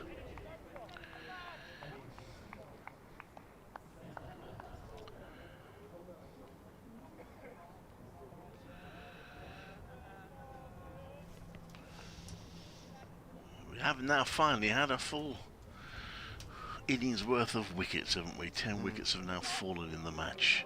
Halcyon days. It's an average of about, what is it, about over 100, isn't it? I feel all coming in now. They want to stop Raine nicking the strike with 1 ball to go this over. All gone in to save the 1, and Raine is happy just to pad that down the pitch and allow Potts to get the strike at the start of the next over. Interestingly, the 7th wicket stand was worth 122, but it wasn't a 7th wicket record for Durham against Warwickshire. That remains 153. Paul Collingwood and Scott both are here in 2013.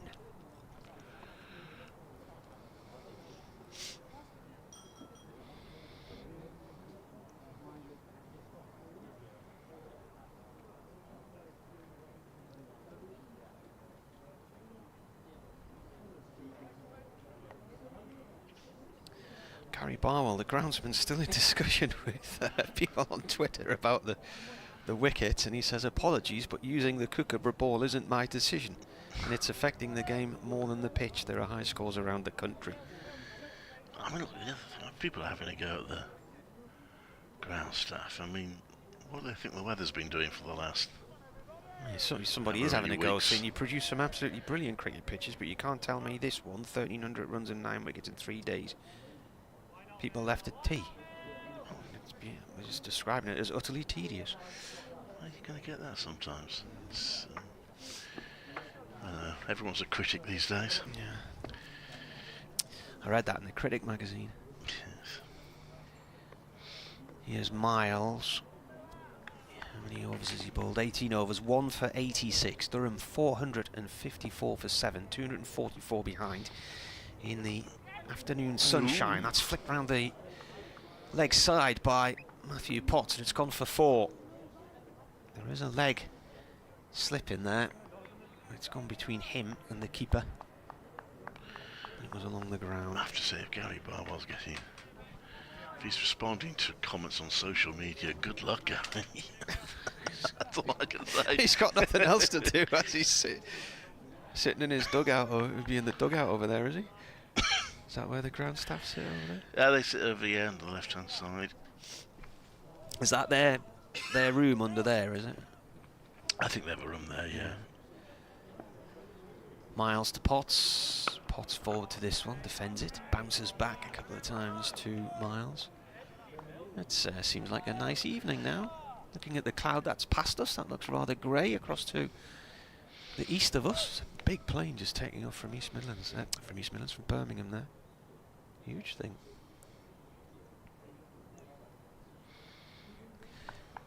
It's a sort of dark grey colour.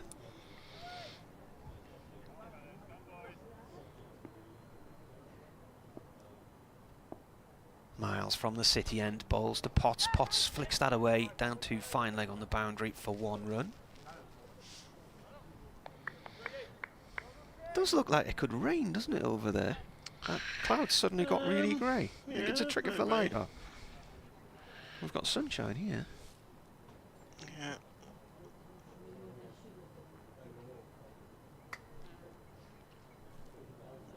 You're the plane expert. That's a very odd-looking plane. It is, isn't it? I'm just wondering Is if it it's a glider? It can't be a glider if it's just taken off on its own, can it? And it's huge. I think it might be a cargo plane.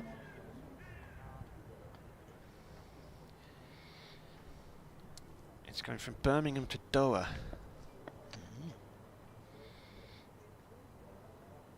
Round the wicket comes Miles, pulled by Raine. It's gone past 2 fielders at mid-wicket, now towards the boundary for 1. Qatar Airways it is. Thank you.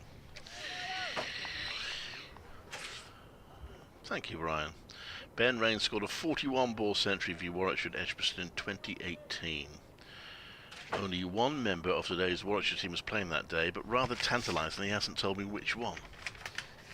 Was that in the T20 or? I'm guessing not. I'm guessing that's Championship from the way he's written it. I don't know who that player would be then, so let's think. Miles to Potts. Got a short leg in, short mid-wicket, another mid-wicket. Leg slip. Potts just rocks out the road on that one. Yeah. Offhand, always been suggested. I might cheat and look it up.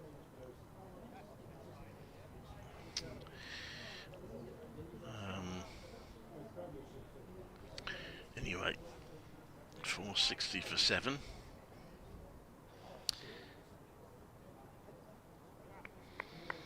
Derek Allen, who's a Durham fan, and his daughter Ellie, who plays for one of the women's teams, they've started a new podcast called Random Scorecards, where they have a chat about different scorecards they get up on the internet. Okay. But they normally do it while they're on one of their walks through the countryside as well. So. 460 for 7. Potts fires that one hard through the leg side and away to the west stand for 4, or the western side of the ground for 4. Met it nicely out the middle there. It's not just Durham games, they talk about lots of different games. 464 for 7 now, 2-3 for the deficit.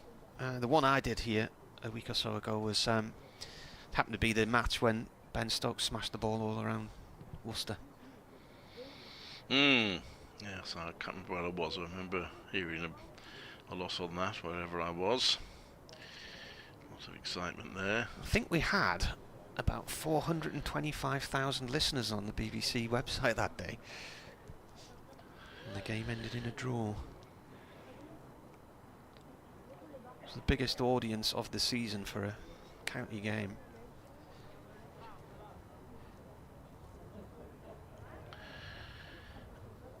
So, Rob Yates to continue.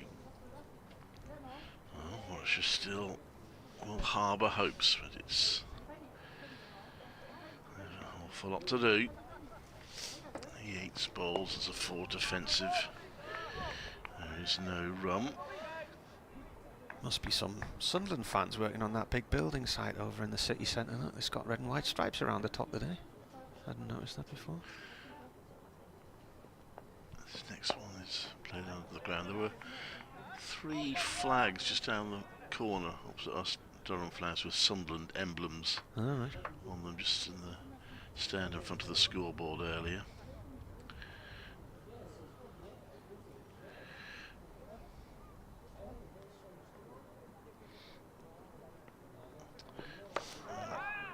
Next one is played onto the through the leg side for 4. So a lovely time shot from Ben Raine.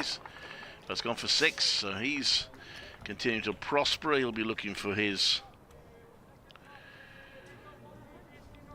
century.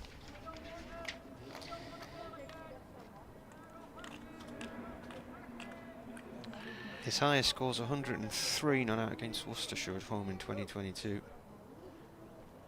Highest score for Durham. Yeah. I'm going to check that. I think that 100 somebody told you about. That's worked out onto the offside for a single.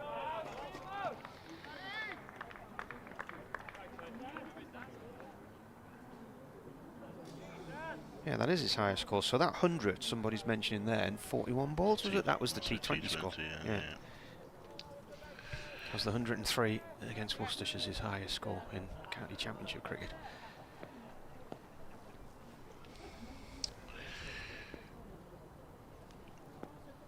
So Yates to bowl. Comes in now. That's hit into the ground. There's no run. Still 78 needed. 88 needed. Isn't it? 88 needed to avoid the follow-on.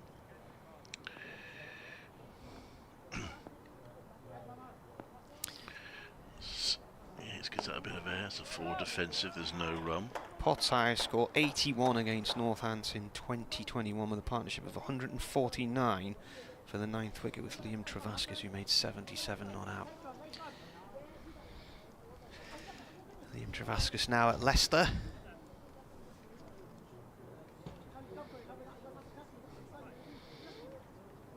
Have any games finished then or not? This week? No games finished. No, you mean So- on today's play? Or? Yeah, well, no, the Derbyshire Glamorgan game, is that still going on, is it? Glamorgan batted big. That's not going to finish today now, I don't think.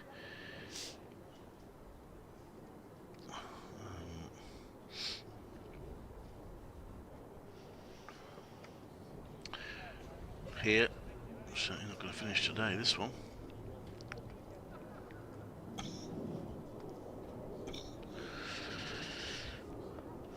Miles is going to come round the wicket from the city end to bowl to Raine, and it's hit him on the helmet again. That's about the 3rd or 4th time he's got tucked up with deliveries from that far end, and so the physio's going to have to come back on once more. There was one came off the back of the bat. He's been hitting the helmet twice now. There was another one hit him, I think, in the shoulder. So in that game, Ben Raine made 113 off 46 balls in the end, 8 fours, 10 sixes, and it was, you're right, Phil, it was Ollie Hannon-Dalby, the only player to play in this game who played in that game. Grant Elliott was the Bears captain that day. Ollie Hannon-Dalby made a magnificent 2 not out as Warwickshire were bowled out for 129. He did take some tap though. It wasn't the most expensive bowler, but he did. Actually, he was the most expensive bowler, but not in terms of economy rate. He went for 48 off his 4 overs. Did take a couple of wickets. So again, Ben Raine be running out of helmets now. He's having to replace the helmet that he's using. 471 for 7 on Durham.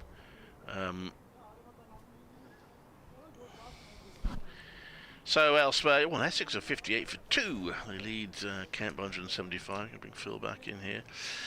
Lancashire are finally all out for 484. They lead Hampshire by 117 at Southampton. Nottinghamshire 115 for 1, 159 up on Worcestershire. Somerset 143 for 4. They're now on parity with Surrey, but with only 6 wickets left. So Surrey will still hope to win that one. Glamorgan are still batting on, 329 for 7. Leading Derbyshire by 368. Gloucestershire have lost an early wicket in their second innings, 7 for 1, chasing a mere 499 for victory. Leicestershire, no damage to them so far in their second innings, 13 without loss, 343 behind Sussex's first innings total. And if you think this is a little one-sided in terms of bat v ball, what about Northampton, where Middlesex are 451 for 2 in reply to Northants 552 for 6 declared. So we have had 2 more wickets in this match than we've had in that one. As Miles bowls and Raine swings and misses. So there we are. That's the latest. up and down the country. No matches are going to finish today. There might be a couple of results. I don't think there are going to be very many. I'm not expecting a result here, but it is still just about possible. Warwickshire need these last 3 wickets, though, from the first innings. And that's just another 10 in the second. Miles round the wickets, going down the leg side. Raine as a swing and misses. It's taken by Michael Burgess. There's no run.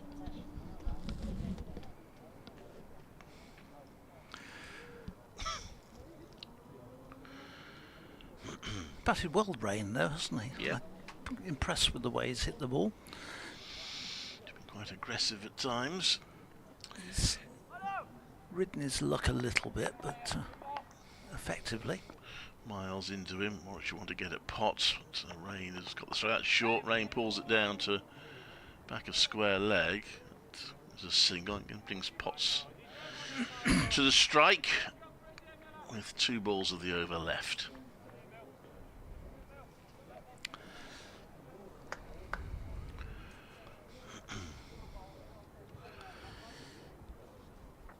So 20 overs after this one left in the day, and Warwickshire will be able, if they're still bowling, able to have a new ball sort of about an hour into the final morning. It could be too late by then, though, Oh, yeah, past absolutely. 5:50 or 5:49 they need to get to. It'll be past any chance of a result at that stage. So over the wicket comes Miles, short leg slip, and an orthodox slip, and it's nice clip shot from Potts to back a square leg for 4. Nicely played. 4 runs to Potts. He's on to 13, 476 for 7. General feeling that Glamorgan's seamers didn't bowl particularly well on the first day. I thought Matthew Potts, of all of them, was the most threatening. He did cause 1 or 2 things to happen.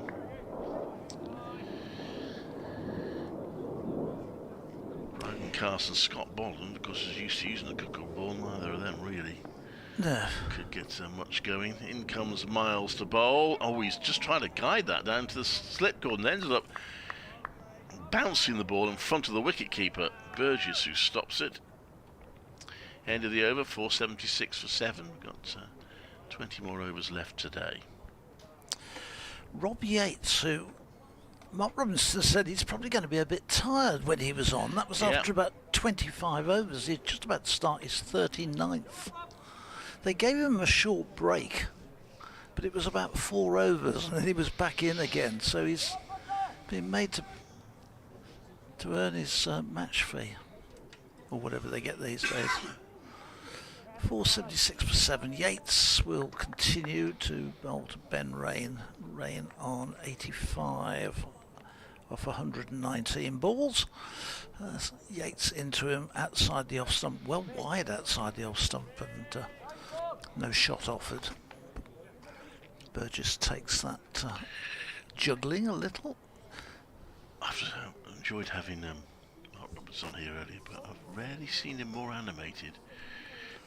So next one is forward and just pushing it back down the pitch. Well, I talked about number 11 batters being given out easily.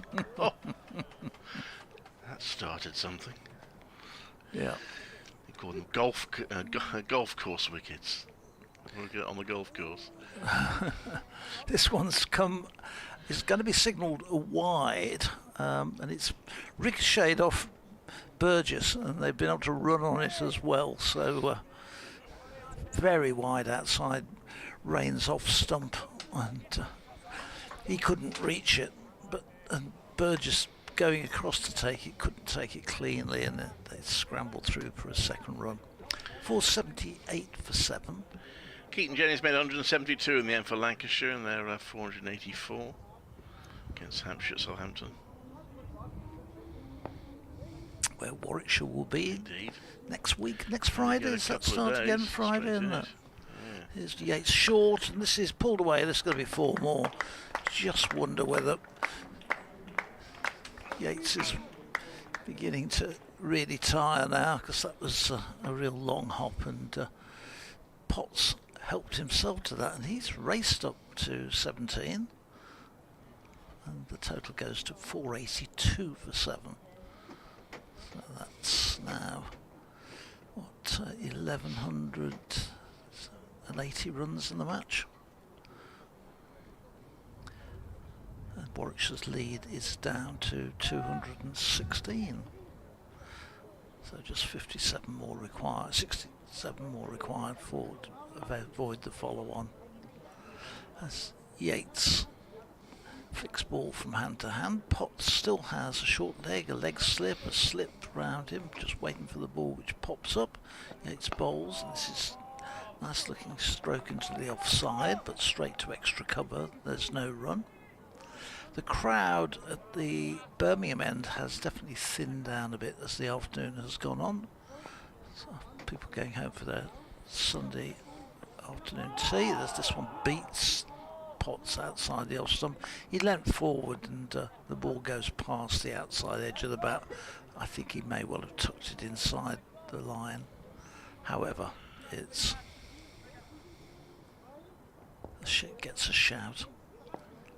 So here's the final ball of the 39th over. He's in and bowls, and this is turned to Mosley at mid-wicket. In the air for a while, but perfectly safe. Potts survives. 482 for 7.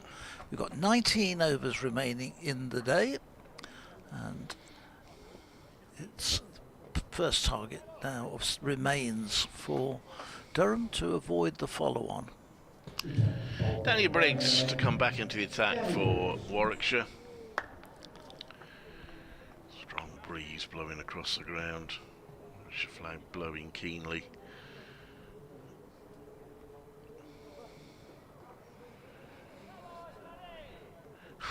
Plaintiff, come on, Danny, shout from somebody. Don't know if that was a spectator or a player. Too many spectators left. Now,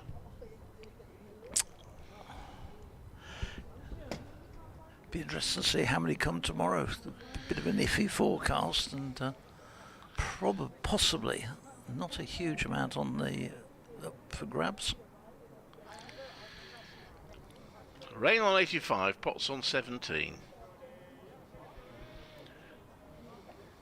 Durham 482 for 7. Big scorers today have been Alex Lees 145, Ollie Robertson 60, Graham Clark 76. And now Ben Raine comes down the pitch and clips that over the top. That's a terrific shot straight down the ground. Has it gone all the way? It has. Yep. Ben Raine hits his 5th 6 to move on to 91, 488 for 7. Didn't even bother to take a look at it. First ball from Briggs, down he came. Cleanly and powerfully through it. So, Raine moving quickly up into the nices now. Next one he drives out to the offside. They run the first one hard as if they're going to go for a second, but there isn't a second there.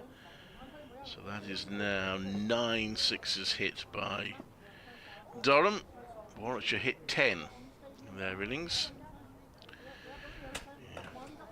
Just tuning in, haven't been listening to the match. We do have a short boundary. The pitches, 2 pitches are closer to the boundary than the one against Worcestershire, which was regarded as a short boundary. Again, Gary Barwell corresponding with people on social media, so he did it that way to cover both the pitches and make sure the game's got played. That's a forward defensive.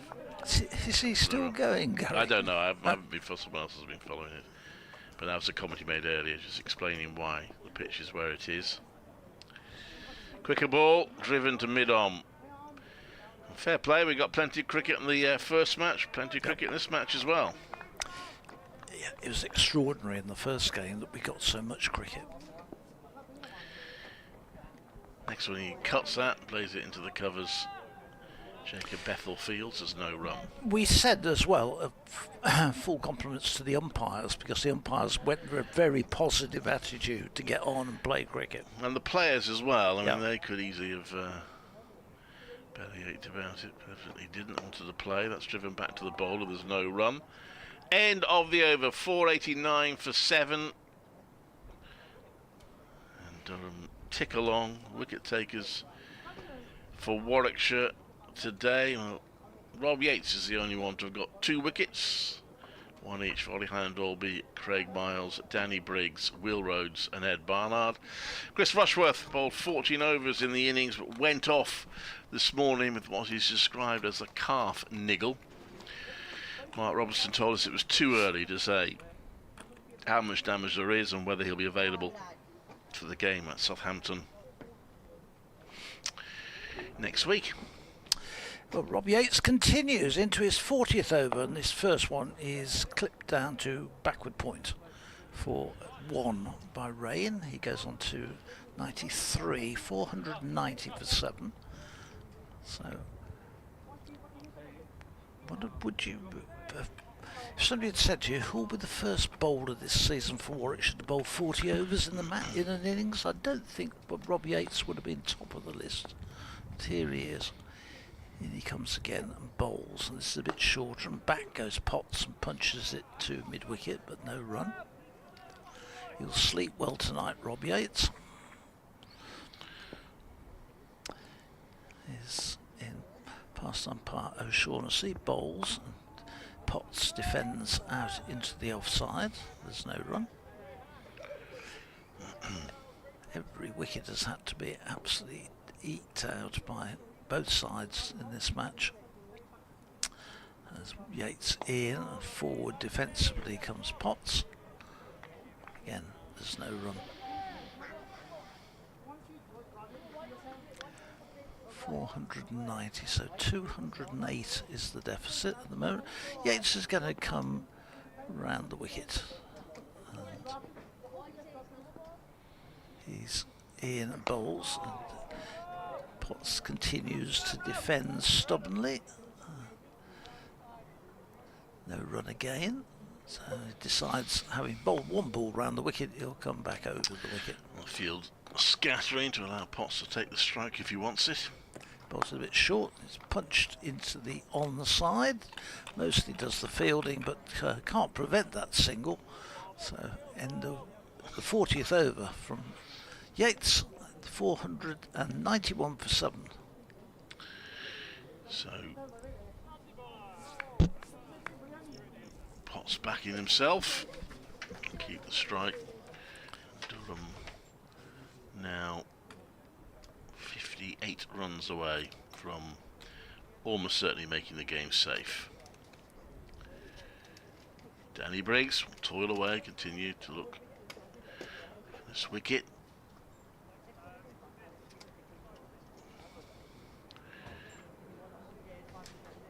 Fast running out of time, but still not beyond the bounds of possibility. They could bowl Durham out and have them follow on.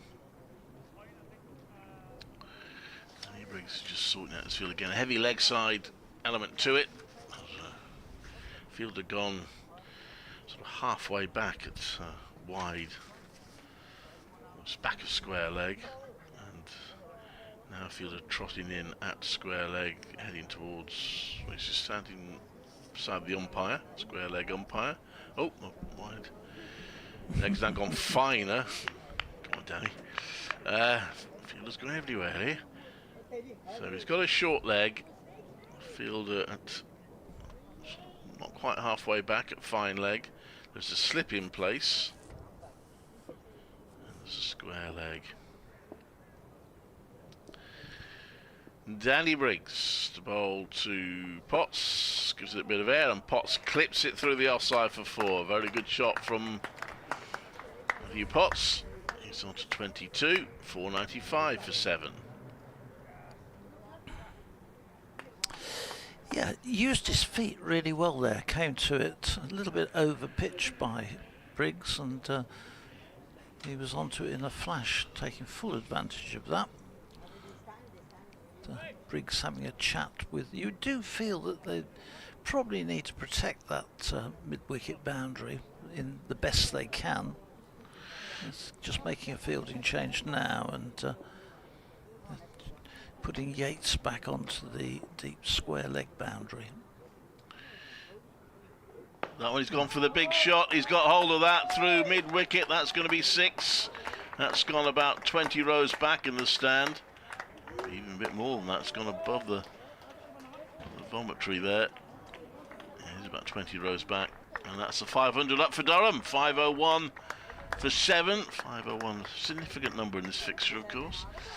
That's 197 behind. And Durham now, these attacking shots, can sense that they're almost there. And that one is pushed out to mid-wicket. They don't go for a run this time. It remains 501 for 7. It's not just been the top order that's felt being comfortable on this wicket. It's been right through the middle order and the lower middle order. They all seem to be fairly comfortable batting on it without any great problems, coming in and trusting in the fact the ball's going to do very little. The man's gone out. He would need to have been 22 foot tall to have got anywhere near that last one. And that one's hit over the top, over long on. He's been chased by the fielder, but he won't get there. And that is another 6. Got hold of that superbly, Potts. He's in a bit of a hurry here to finish, to make sure they get to this target by the close of play. And they only need another 42 runs now to avoid the follow-on. Warwickshire still need 3 wickets if they're to enforce it. 50 partnership also come up between Raine and Potts. That didn't take long. 42 balls that took. Potts has got 34 of them. He's got, according to Martin's notes here, I'm just pinching Martin's copious notes, he's got a highest score of 81 against Northants in 2021. In comes Briggs to bowl to him, and Potts this time defends that to the offside for no run. 6 international caps for England. Made his debut in May 2022. Briggs bowls, and he defends that onto the offside. And there's no run. 507 for 7s, 16 overs left in the day. So you'd have to say now, if they do get to the end of the day, they will certainly have reached the follow-on target. Bad lights interrupted the game at Cardiff, so Dave Fletcher's hopes of a day off tomorrow have been absolutely crushed. He's got a long day tomorrow because Glamorgan are 361 for 7. They still need Derbyshire by 400. So he's got a long day tomorrow. That will, I suppose, a bit depend on Derbyshire's batting. And the weather coming in from the west. Well, Surrey have got a 5th Somerset wicket, so Somerset 158 for 5. Only lead by 15. Looks like a great chance for Surrey to win that game. Yeah. Yates about to start his 41st over. Bowling to Raine, who is waiting, and this is out, but he has lost his wicket, and Yates picks up his 3rd wicket. So Warwickshire strike, the 8th Durham wicket goes, and bowled by Yates, trying to scoop a ball down to leg stump, is just ball wraps into his stumps. 507 for 8, so Ben Raine's innings comes to an end. He is out for 93 off 125 balls, and Durham 507 for 8 are tantalisingly close. 191 they trail by. It's going to be interesting. He's furious with himself there, Ben Raine. He beat the ground an annoyance with himself, I suppose for 2 reasons. One, because he was close to a century, but also he has put him under a little bit of pressure, well though he's batted. And Durham, he was close to the finishing line, but he went for an expansive shot. He has played a few during his innings, but he got that one wrong. And, well, Warwickshire now will have hopes.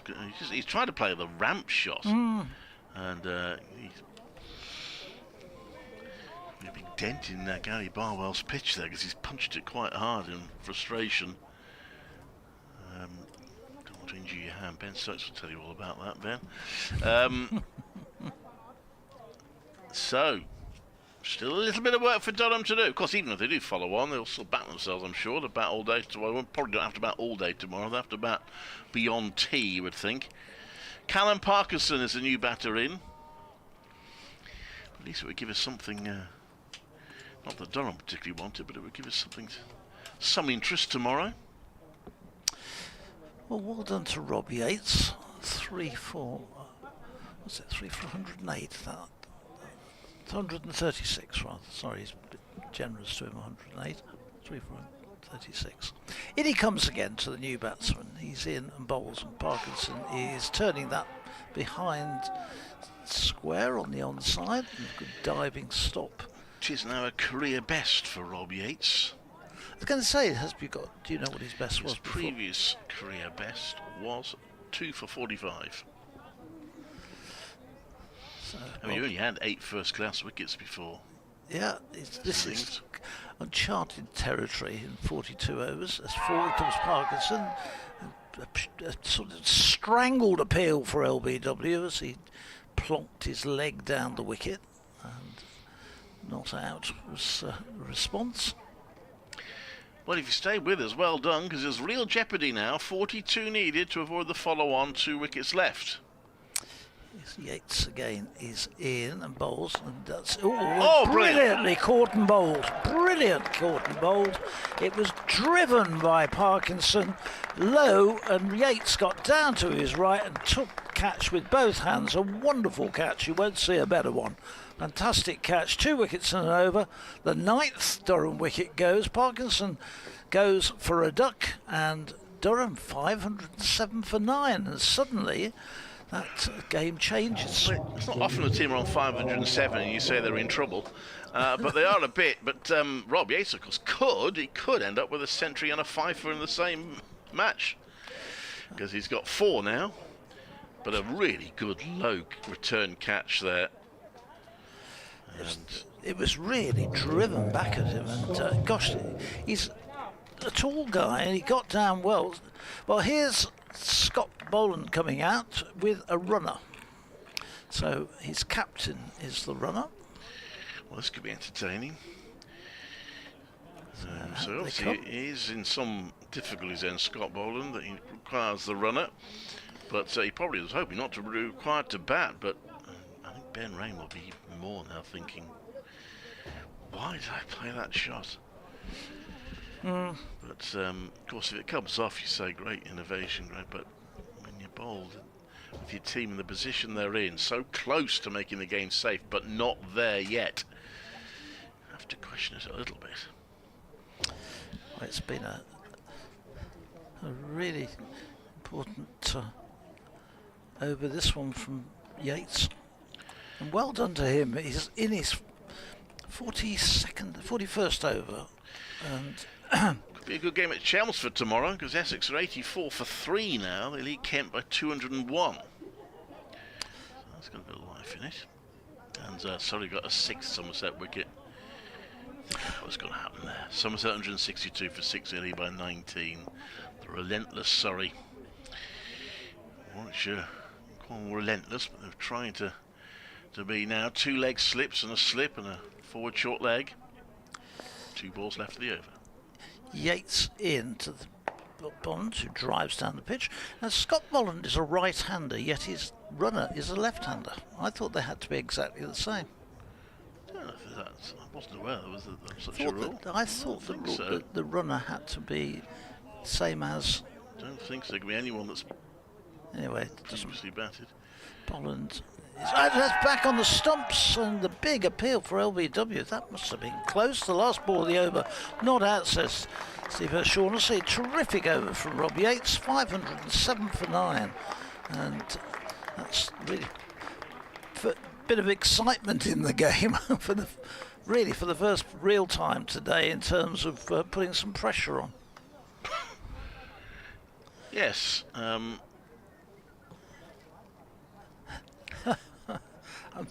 I'm smiling because we're going to see Dan Mosley into the attack. First bowl he's had. Is he only allowed to bowl at the numbers, the last wicket pair? Well, It is Potts on. So how does Potts approach this? He's gone for some attacking shots. Does he try and blast the team to 5-4-9? By the way, the light is not quite as good as it was. They haven't put the floodlights on yet. There was, I'm trying to remember, was it David Saker? Anyway, I remember there was a Lancashire coach here. And this is years ago. This is when we were in the old TMS box. But he actually asked the question. I can't remember, he asked whether that, because he was furious with the choice of runner for his team. So he asked the question whether you're allowed to change it, and he did. He changed it at T, which raised a few eyebrows, but apparently he was perfectly entitled to do so. He thought the choice of runner was a really poor one to start with, so he got it changed. Were you commentating when we at Trent Bridge when we had 2 lots of runners? Possibly. Yeah, might have been. 4 people out in the middle. So here's Dan Mosley, and he's gone for the big shot there. Potts, he's got it down fine, and this is going to be 4 more towards the required total. 511 for 9. They need 38 more. So Mosley having his first bowl here, which must be a bit risky, isn't it? But yeah. Just a little. And he comes to bowl. Quicker ball, forward defensive. There's no run. Maybe they're just trying to tempt Potts. Maybe the Potts eyes might open wide. They'll go for a big shot and hold out. There's 3 on the boundary on the leg side. Not that that's very far away. And he's gone for a big shot there, and has he got enough on it? He hasn't! But, I think the field's fallen over the rope, and he's actually dropped the ball, so I don't think it's a 6. But he just couldn't quite stay in there. That's unlucky, but he tried desperately. I'm trying to see who that is. But he tried desperately to stay in the on the ground. He couldn't. It is just... Did they get you? Yeah, they got 2 runs there. 5-13 for 9. That Danny Briggs out there? I think it might be Will Rhodes out. Is it Will Rhodes? No, it can't be Will Rhodes.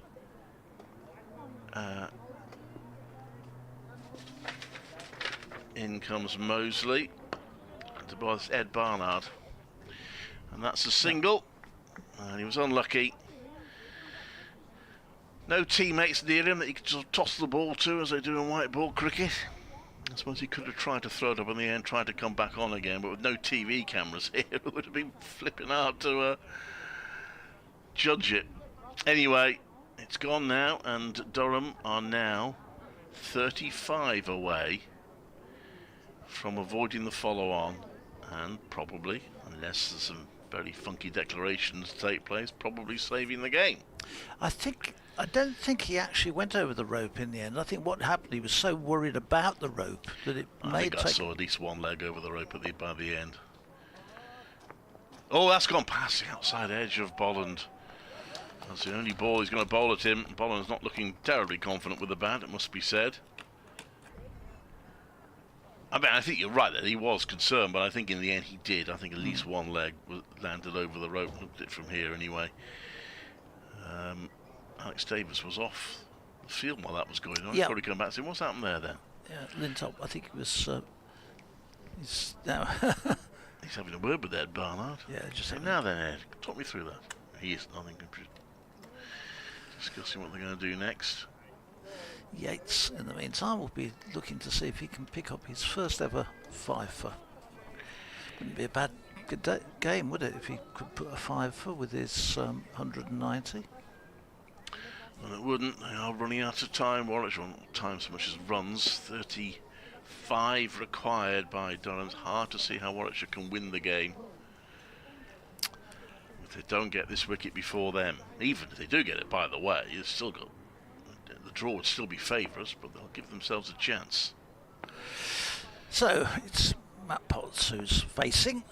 He's on 41 as Yates comes in and bowls. Potts drives down the ground. They'll take the single down to Barnard. So it'll give Yates the chance of bowling at the number 11, Scott Bolland. He hasn't. I mean, he's an experienced player, so I'm sure he Speaking bad, but he hasn't looked terribly confident so far. No. The number 11. Let's have a look at his career stats. Well, he's got nearly 1,000 runs. It's an average of 12. He has got 2 half centuries to his name. So he's not an old-fashioned number 11, but he's also not in the team for his batting.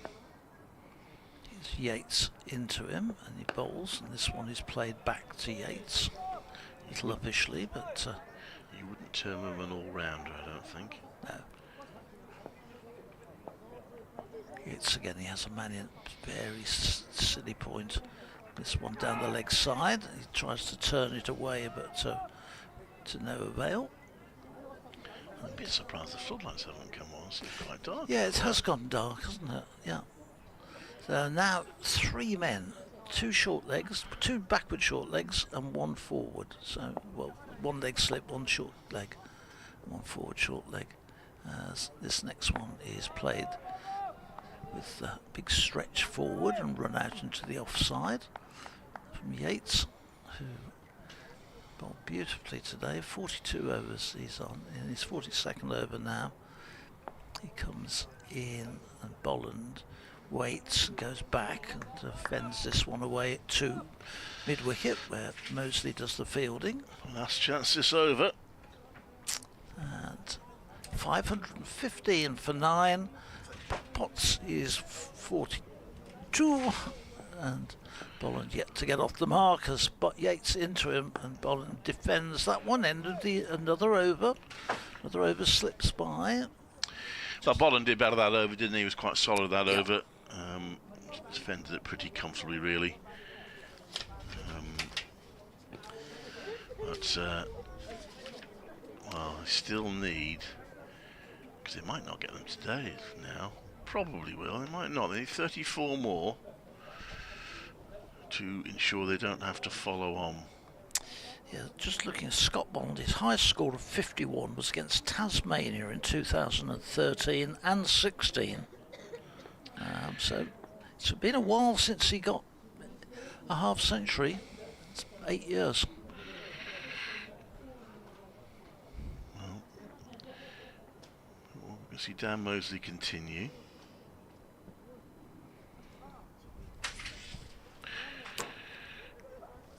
The only 2 people not to bowl in this innings have been wicketkeeper and the captain. Well, still time.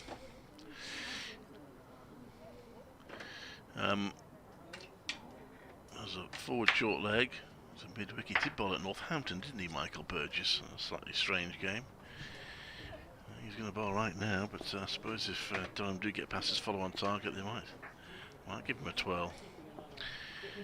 So Mosley, he's gone for a reverse sweep, and the ball almost rolls under his stumps. He has to kick it away in the end as Potts. So he's still going for his shots.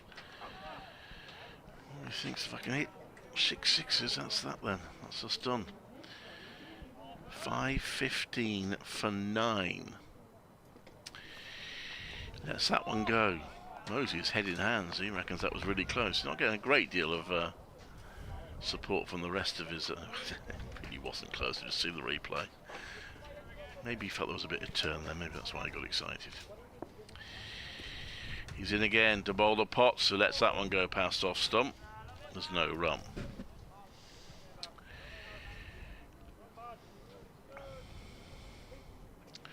So Matthew Potts trying to make Durham safe here. He leans back and plays that. There's a lot of room there on the offside. They were trying to give him 1, but they've ended up giving him 2. If they are quick! Oh my goodness, that was tight, but they got there. So that didn't quite work for Warwickshire's point of view. There's a large expanse of grass on that part of the outfield. And Potts is able to get 2 more runs to take it to 5:17 for 9. And 32 more required to avoid the follow-on. And he's gone for a big shot there. Potts is in the air. It's going to be. It should be caught, and it is. And Potts has holed out, and Warwickshire have given themselves still only a fairly slim chance, but a chance nonetheless. I will be absolutely amazed if they don't enforce the follow-on, as Durham have been bowled out for 517. 181 shy of Warwickshire's first innings score. So 12.1 overs left when that wicket came, so 2 will be lost, so 10 overs remaining. Just doing Rob Yates has robbed himself of a chance of a fifer by taking that catch. It's a good catch, it was up in the air for a long time. And he has still got a career best. Rob Yates is getting a lot of congratulations for his teams. And Dan Mosley, that's a first class wicket. See how he's got in his career. Bowls mainly with a white ball. That is his fourth first class wicket of his career. Did get the other 3 all in one innings. So they are, well, 517 all out. I don't forget a situation that Northants Worcestershire had many years ago when Phil Neal was captain of Worcestershire and Alan Lamb was captain of Northants. And Worcestershire intended to enforce the follow-on, but Alan Lamb said, "No one's told me," so both teams came out to field. And he refused to budge. After phone calls in the end made to Laws. I can't remember what the final outcome was. I don't think we'll get that here.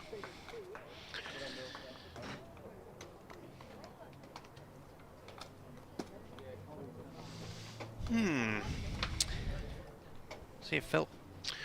Well, at least we got some sort of game here, Marty. I still would think Durham would back themselves to see this through. They don't even have to bat all day tomorrow. Even if the weather holds, they don't have to bat all day tomorrow. What did you say they were behind? 182? 181. 181 behind. So yeah, by tea they should be ahead, shouldn't they? So probably have to bat maybe for an hour after tea, if the weather holds. Let's go through the scores while we're waiting. If you're interested in the IPL, you'd be delighted to know there's a strategic timeout going on. Commercial break at Lakhedi, and Mumbai Indians are 64 without loss, chasing a fairly substantial 207 to beat the Chennai Super Kings, who are in the 7th over there. The Kolkata Knight Riders comfortably beat the Lucknow Super Giants by 8 wickets. Anyway, the championship is far more important. Essex 101 for 3, Lee Kent by 218, could be a game on there. Hampshire 19 for 1, they're still 98 behind Lancashire. Nottinghamshire struggling a bit, they're 135 for 5, they only lead Worcestershire by 179, could be a chance for Worcestershire there. Somerset haven't lost any more wickets, but they still have a lot to do, they're 167 for 6, they lead Surrey by just 24 runs. Raine has now delayed play at Cardiff, where Glamorgan have declared, it seems, on 361 for 7 to set Derbyshire 401 to win. Gloucestershire chasing 499 to beat Yorkshire at Bristol are 40 for 1.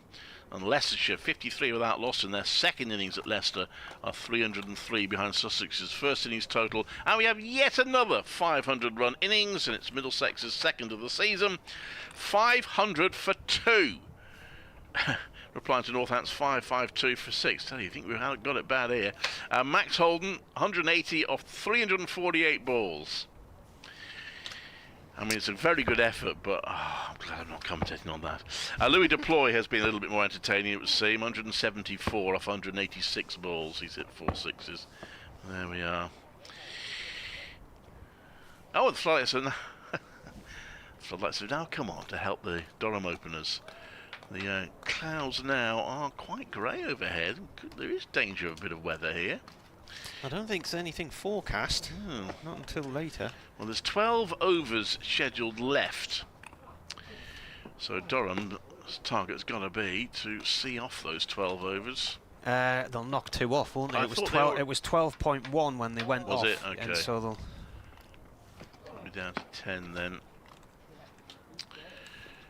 So yeah. Anyway, shall we? Let's go through the Durham card then. Go through the card today at any rate. It started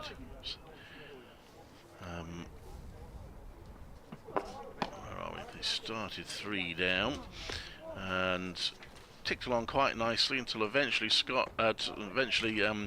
Ollie Robinson was the 4th batter out on 238. He's miscued a Danny Briggs shot to go for 60 off 91 balls, 6 fours and 2 sixes. Just mention, anyway, what we're talking about. So the next out was Alex Lees. That's the one I wanted to mention. 145, very good innings for him, but bewilderingly, really, he was completely clean bowled off the new ball by Will Rhodes. 145 of 240 balls, he hit 15 fours. So that was 300 for 5. And then Bryden Cash, a slightly surprising shot of Ed Barnard, and was caught by Danny Briggs off a steeper for 12. 43 balls, 1-4. That was 331 for 6. Then a partnership of 122 for Graham Clark, batted very well. Was LBW to Rob Yates for 76 off 179 balls, 7 fours. Gonna have to be quick, the umpires are coming out. And Ben Raine was next out. He was furious with himself. He got Durham close to safety when he tried to play a ramp shot after Yates missed it and was bowled for 93. 125 balls, 8 fours and 5 sixes.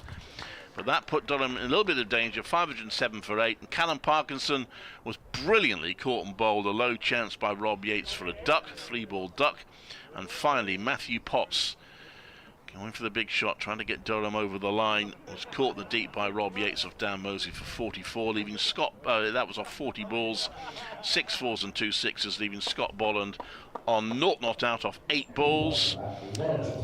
22 extras, 4 byes, 14 leg byes, just 2 no balls and 2 wides. And the bowling quickly, Chris Rushworth, who missed most of the innings with injury, none for 48 off his 14 overs, couple of maidens. Ollie Allen Dalby 1 for 40 off 19, 8 maidens. He was actually almost the most economic bowler.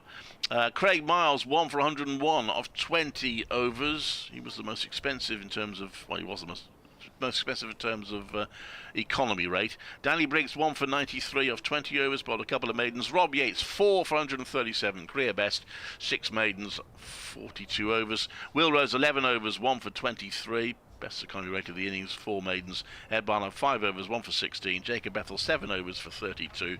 So the use of lots of bowlers, 8 bowlers. Dan Mosley 1.5 overs, 1 for 9. Durham all out for 517, and in the least surprising move of the day, they have been asked or told to follow on. 181 behind. 32 runs short of avoiding the follow on. Yep. That Raine wicket was so crucial. It looked like he was just going to bat until the end of the day, and trying to paddle one round the corner, middle stump on 93. It's really gloomy out there now, even with floodlights on. I would get them off. It's too dangerous to play in these conditions. Not with this ball. Here's the first ball of Durham's second innings as they follow on, 181 behind. Lees with a quick single off towards mid-on with the bowling of Hannon Dalby. Have to be clear, it's still a big ask this for Warwickshire to try and bowl Durham out a second time. Durham should just be backing themselves to be able to see it out. But so no Chris Rushworth for... No Chris Rushworth indeed. For Warwickshire, no Scott Boland for Durham if they were to be in a position where they have to bowl again.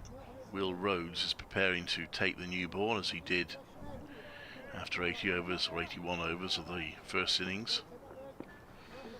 Hannon Dalby has 3 slips in place as he comes round the wicket to Borthwick. Borthwick defends this one, it runs to point. So Borthwick came out as Boland's runner and then didn't have to take his pads off because he went back into the dressing room, and then 10 minutes later is out again.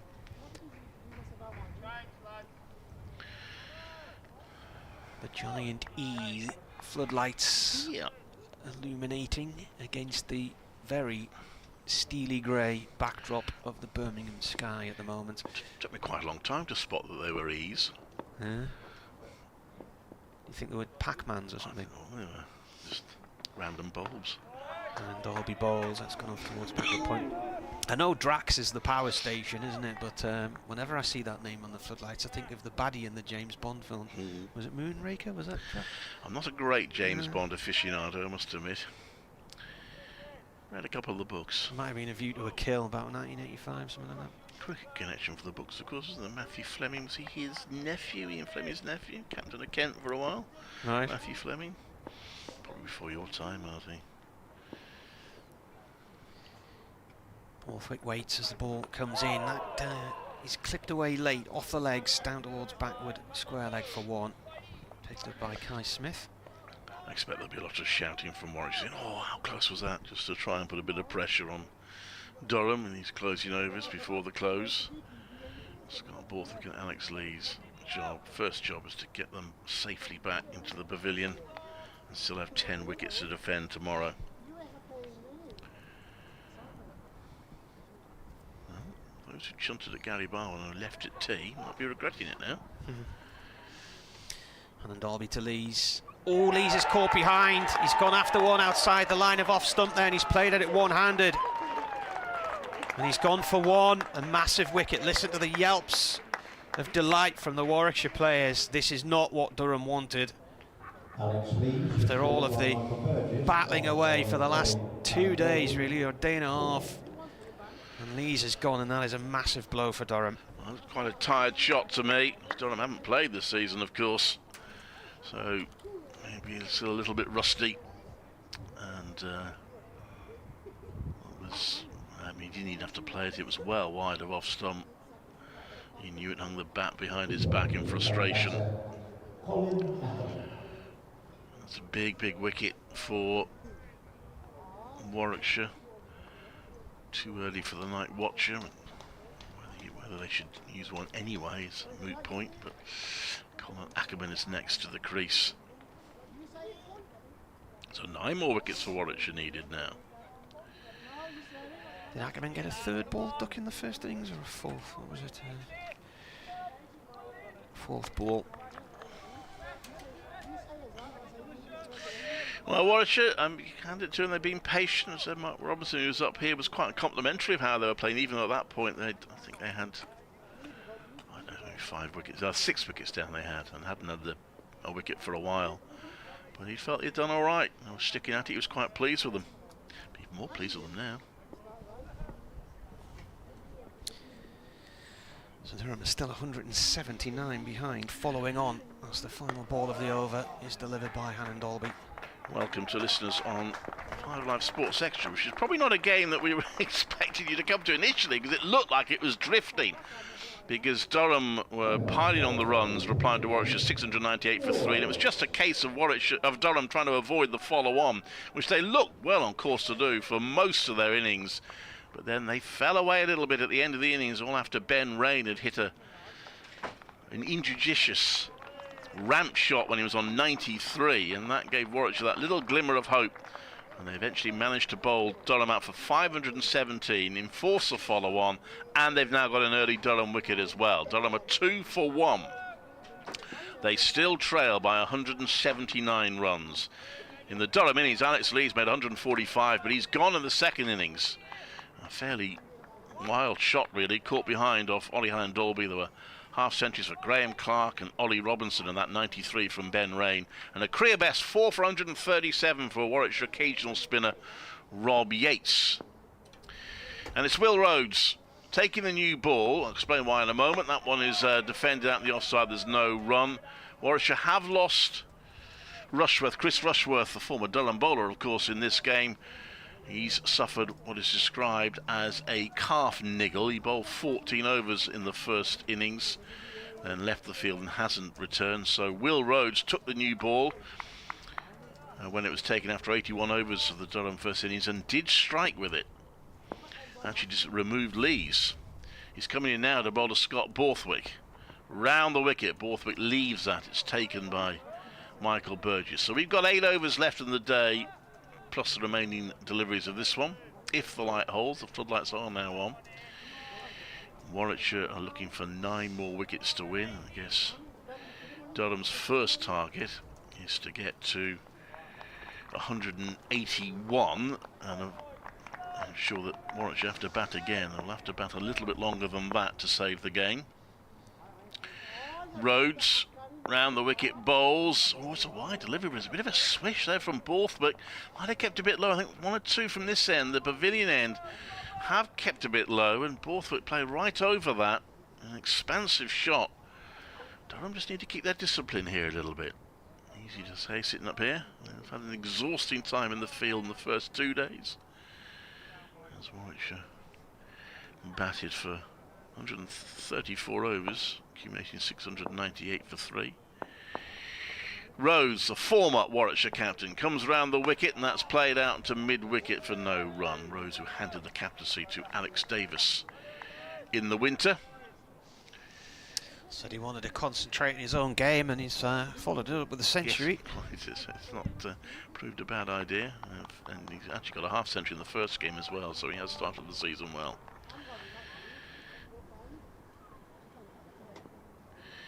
He's got 2 slips in place. Borthwick round the wicket, and that's played to square leg. Good tumbling stop by Craig Miles. The one thing about not being captain, I think he's probably going to find himself bowling a bit more than he was when he was captain. I mean, we know why he is in this game, but even without the injury, I have a feeling he might be bowling a fair bit.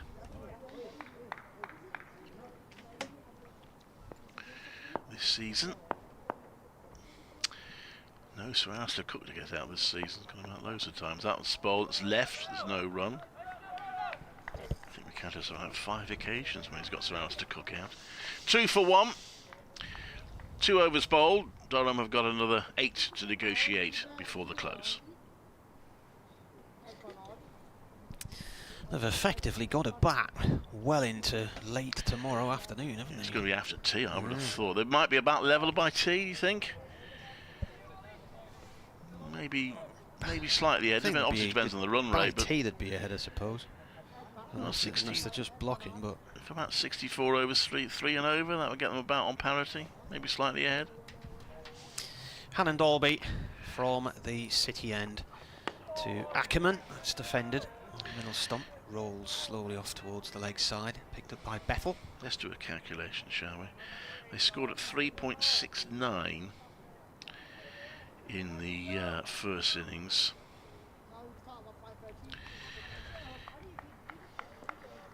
So to get level, they'll be level. Yeah, they'll be level around about 49 overs in their innings. So that'd be 42 overs into tomorrow. So yeah, you're right. It would be somewhere between lunch and tea if they score at that rate. Here's the bowler again. Ackerman plays this up to mid-on. No run. Picked up by Davies. So if they bat till tea tomorrow, I guess they'll be fairly close to being safe. But they probably do need to get beyond tea. Maybe not much beyond tea, but they probably do need to get beyond it.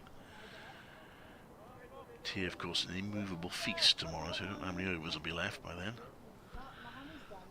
So what you really need is Durham to bat until 10 to 5 and declare, and then that can finish the game. Well, you do if you want to get up to Chester Street nice and early. Well, it will be early, will it? That's left alone outside the off stump. That's sitting on the Aston Expressway for an hour. That's not what Warwickshire want, I can tell you.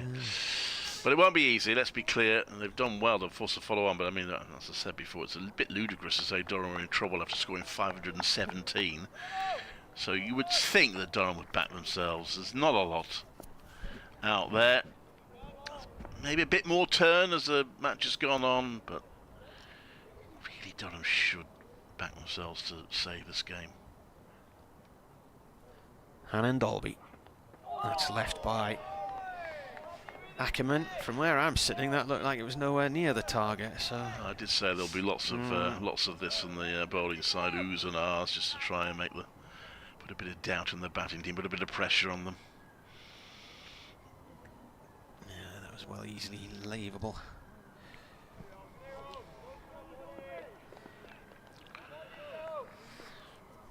Katie said she's been in Durham today, wandering around, visiting old haunts and discovering new ones, and listening to the cricket while doing so. Hannon Dalby bowls, Ackerman defends. She said, have you visited Old Durham Gardens? I haven't. I didn't know they existed. She said, I hadn't heard of them before. I don't think we played Durham away this season, do we? No, I think this is the only game, isn't it? Yeah. So you can't visit Old Durham Gardens, No, not this year. No.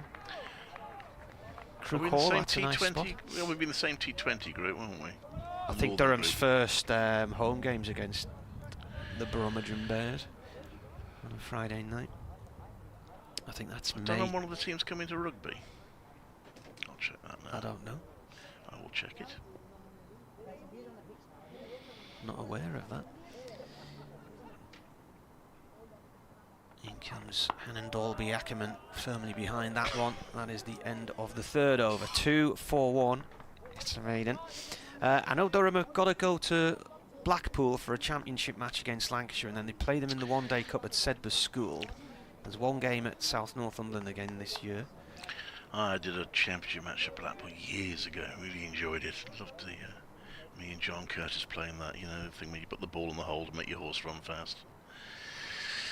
Great that was.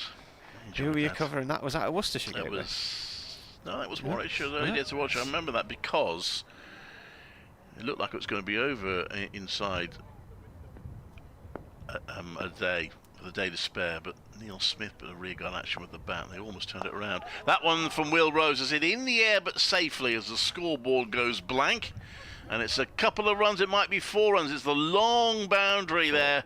Those who haven't been listening throughout the day, the pitch is away to one side, to our left, if you look at it from the pavilion. So there's a huge amount of grass where Borthwick hit that ball. And 2 fielders gave chase, but it still got there. A very short boundary on the other side. And it's... I don't know what it is because the scoreboard is gone. Yeah, I can tell you it's it's 6 for 1. Isn't it?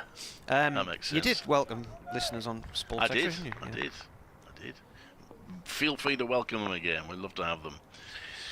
Do they count twice then, do they? This next one, that was a shout behind the stumps, not from the bowler. It's gone past the outside edge. There's no run. That was a good ball. Sorry. It's Glamorgan, Surrey and Nottinghamshire that Warwickshire are playing at Rugby School in the one-day cup. Really looking forward to that. Full credit to the county for making that happen.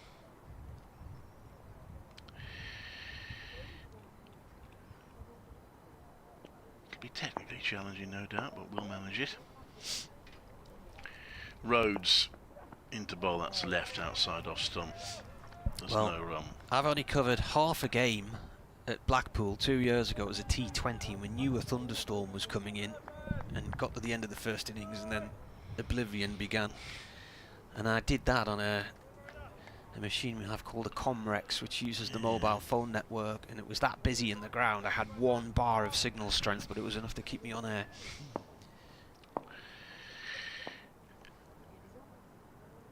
Rhodes round the wicket, bowls that's going down the leg side. It's taken with the wicket keeper. I don't know what I used to play. I don't think we were doing ball by ball. I know we weren't doing ball by ball. Well, you could use an iPad. Use the mixing desk into an iPad. We had iPads were. No, I'm saying this time. Yeah, this time. Yeah. When I did it, I think I must have just used a telephone just to send reports. I think we did have mobile phones by then. Might have been a bit bigger than they are now. Not that I'm old or anything. Will Rhodes comes into bowl. That's left. There's no run.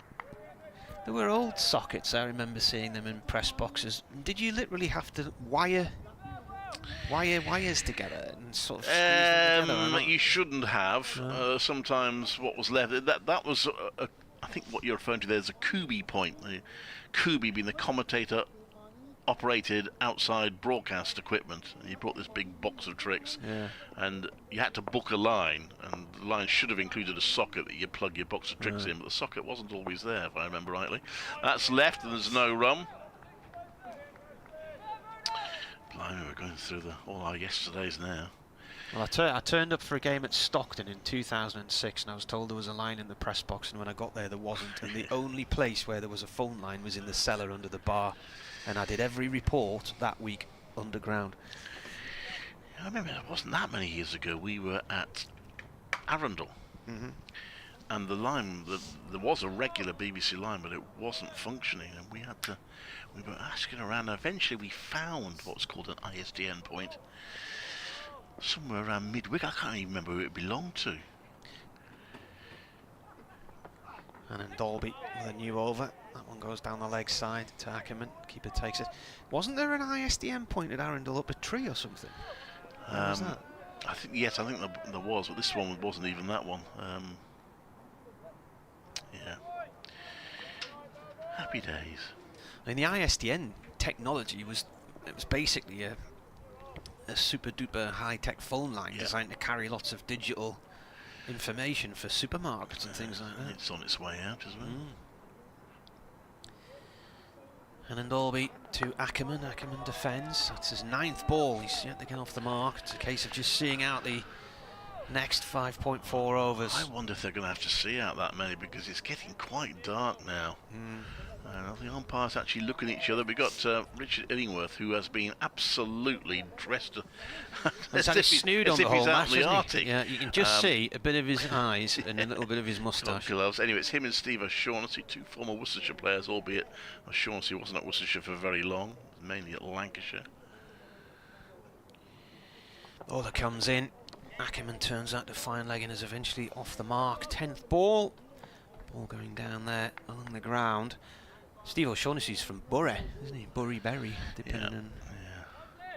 Day signed for Worcestershire. I was working for BBC Area for Worcestershire at the time. And the press photographers are there, so I'm going to take you some photos. We're not going to ask you to do anything daft. And then they said, can you sit on this bench and get 2 of your teammates to hold the bench up? He said, well, you weren't going to ask me to do anything daft. I'm not doing that. 7 for 1 here. So we have 5.5 overs left scheduled. In the dark. And Durham are playing for survival now. When they came out after tea, it was 6:05, wasn't it? And I thought we might get away with them. Sorry, 4:05, and I thought we might get away with a 6:05 finish. But there were a couple of concussion checks on Ben Raine, and then the change of innings. So it's looking now like a 6:30 jobby.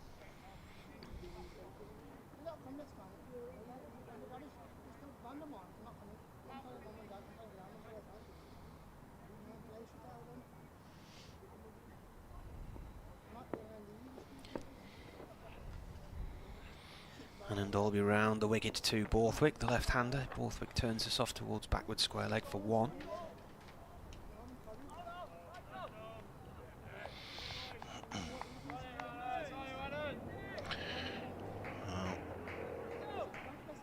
Sean is just checking the bowlers follow through at the moment. Seem to be worrying too much about the light. You could bring the spinners on. It is raining over the other side of around about Edgbaston Reservoir, though. See that? And Dalby in. Defended by Ackerman. It rolls out under the offside short to Kai Smith, 12th man. You just see the rain on the edge of the cloud there coming down? Round about 5 ways up the top of the hill. You can see it spilling off the edge of the cloud. That might go round us from past experience, but I shall hope for a dry day tomorrow, but it is a bit iffy, the forecast.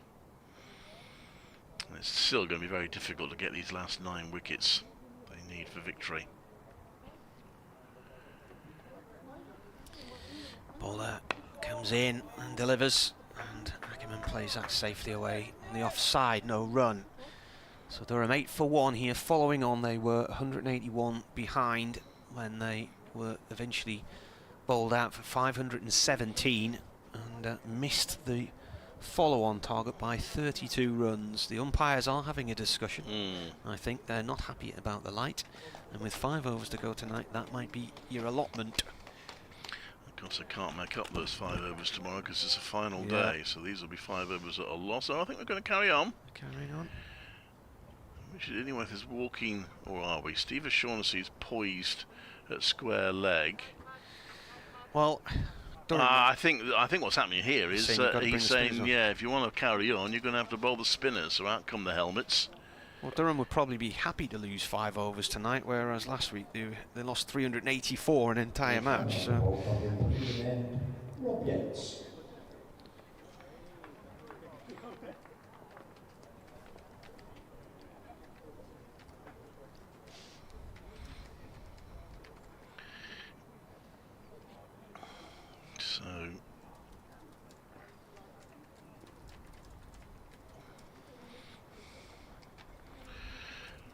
It's here at Edgbaston. BBC 5 Live Sports Extra with us. I'm Clive Eakin from BBC CW and BBC Radio WM. Martin Emerson from... Do you describe yourself as BBC Newcastle? Is that the... I think, are we radio again now? I can't remember. It changes every year, doesn't it? I think we're BBC Radio Newcastle at the moment. Okay. Yeah. Anyway, we have a match on when we didn't look as if we were going to. Durham have some work to do. Yeah, despite making 500, there can't be too many games where you make 517 in the first innings and then lose, but it can happen, of course. Rob Yates is going to bowl. Rob Yates with a career best 4 wickets in his first innings. If you were listening online earlier, we had Mark Robinson, the Warwickshire, head of everything. I think he quite liked that description of him, by the way, up here. And he was actually getting a bit worried that Rob Yates might be tiring a bit and thought he might have to come off. They took him off for about 2 overs and they put him straight back on again. Round the wicket he goes, and that's played away into the deep by Scott Borthwick for a single. Borthwick is on to 7. Be interested to see now whether Durham do bring a night watcher on if a wicket were to fall. I wouldn't if I were them, but then I'm not them. Never been a great believer in... It can cause all sorts of problems. Anyway, Yates with a forward short leg, a leg slip and a slip. That's played into the ground. There's no run. 9 for 1. In comes Yates, slow walk up. Bowls a quicker ball. Ackerman plays back to it, gets a single. So after losing Alex Lee, Durham have steadied it a bit. Looked too troubled since then. 10 for 1.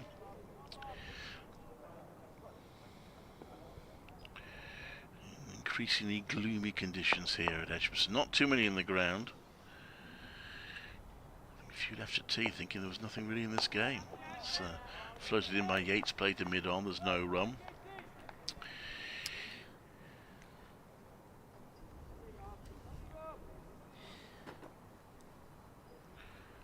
And Yates wearing number 17 on his back. Got 190 on the 4-wicket haul in the first innings. 190 with the bat as he feels out, there's no run. Just narrowly missed out on what would have been his second double century of his career. Alex Davies, the Warwickshire captain, got his first, passing 250. In comes Yates, a flatter ball, which Borthwick possibly may feel he missed out on slightly. In fact, his body language would suggest so. He hits it hard in the ground, but straight to Jacob Bethel in the covers. There's no run, but it's another over negotiated for Durham. 10 for 1, 6 overs bowled, 4 more scheduled today. Message from one of my colleagues, Dom. Weather permitting, of course. If you get a chance, could you plug the visually impaired cricket season, which starts next weekend? Durham are away to Bradford in the Northern League, and the Birmingham Stars are away to Gloucester in the Midlands League. Both clubs, as ever, looking for new players. Info on the BCEW website, or contact their clubs via their Facebook pages. BCEW website or their Facebook pages.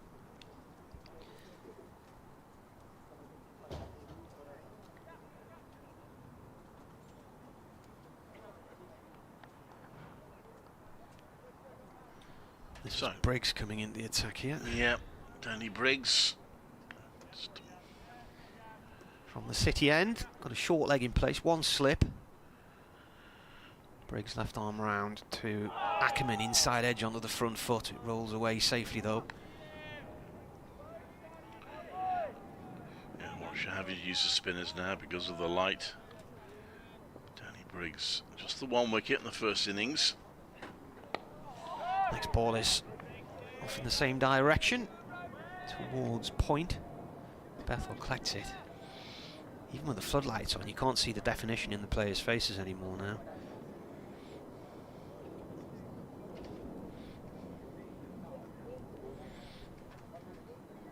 Briggs comes in, Ackerman forward, snuffs that one out on a length. Kai Smith comes across to collect it from short leg and then leaps back across the track. Briggs once more. Ackerman back into his crease here to play this one safely away on the offside.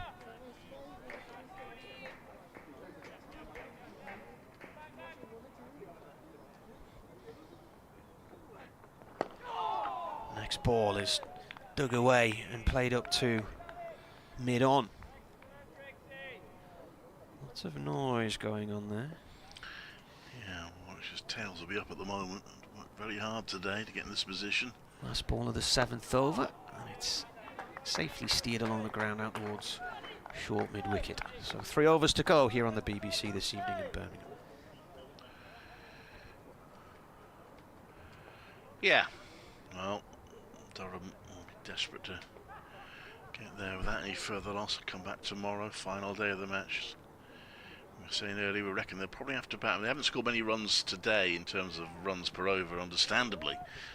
So they'll have to come back tomorrow and probably bat a little bit beyond tee to make the game pretty safe, assuming that the weather holds, which is not necessarily a safe assumption. Rob Yates with 3 fielders round the bat, 2 on the leg side, 1 at slip. And, oh, has he gone caught behind? He has! Scott Borthwick is caught behind, well taken by Michael Burgess and Rob Yates. What a match he's having. He'd only taken 8 first-class wickets before this match, but he's got 5 in this game now to go with his big innings, and that's a massive blow in favour of Warwickshire. Durham are 10 for 2, and they're still 171 runs behind Warwickshire's first innings total.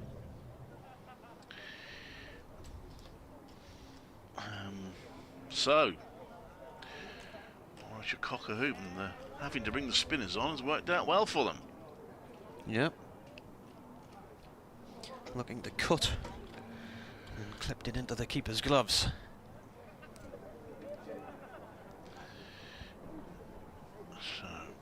If you're the incoming batter, Matthew. Well, they are bringing the night watcher on. Matthew Potts it is, with 2.5 overs left. He did bat pretty well in the first innings. Couldn't quite get his team to the follow-on target. I think he'll play these 2.5 overs a little differently from the way he batted in the first innings, where he was quite aggressive. He might be aggressive tomorrow, but I don't think he will be for the rest of today.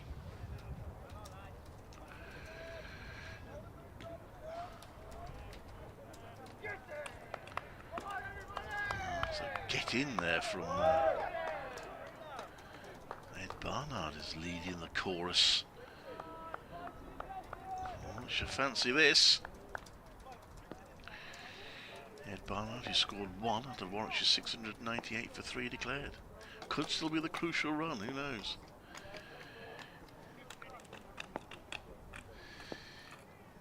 Yates comes into bowl. And that's played to mid-wicket. And Jacob Bethel feels that there's no run.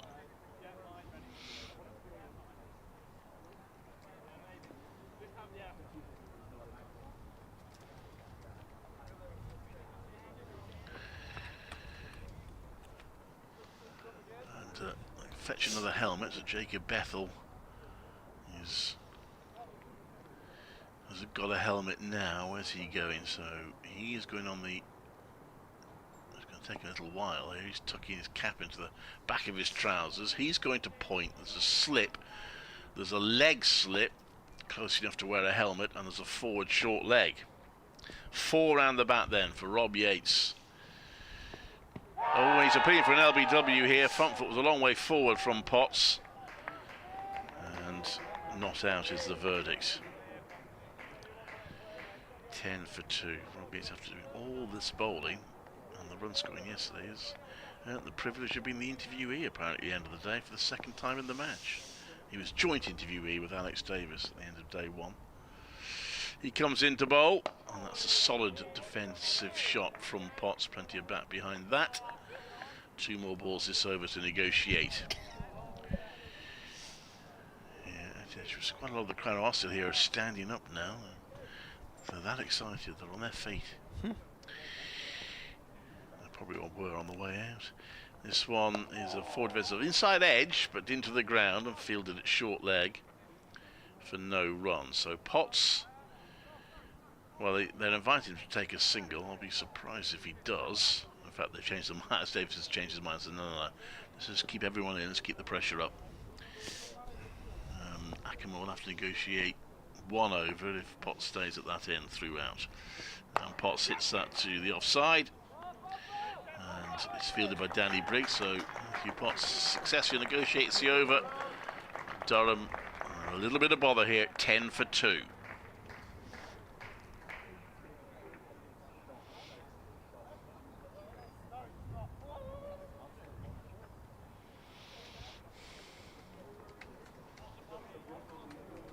Norman says, I just heard your co-commentator mention the word night watcher in the hypothetical scenario of Durham losing a second wicket. Was he referring to stargazing? He says, thanks for the commentary. Well, that night watchman is now in Potts.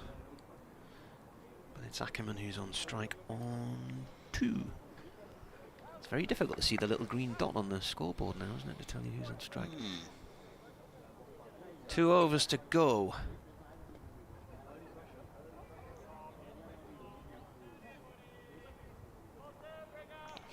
Moving about all over the place. I'd love to get them started. I think if we can get one before the close, well, they've got 2, still have a chance to get a third. Briggs round the wicket to Ackerman. Big stride forward from him there. Plays the ball to Mosley at point.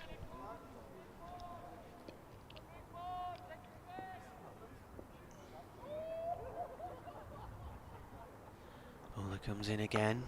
Bit of a half tracker that time. Cut away towards deep cover for 1 by Ackerman. Takes Ackerman off strike, so Potts do his job to keep the ball out. There's 10 balls left in the innings, in the day I should say. If we get to the end of this over, he will at least ensure that no new batter would have to come in, which is kind of the point. I think when he got his 87 against, was it 87 against Northampton? I think that might have been when he came in as a night watchman. Yeah, it works some of the time. I'm not convinced by the tactic, but it does work sometimes. Briggs in. Potts plays the ball back along the floor to the bowler.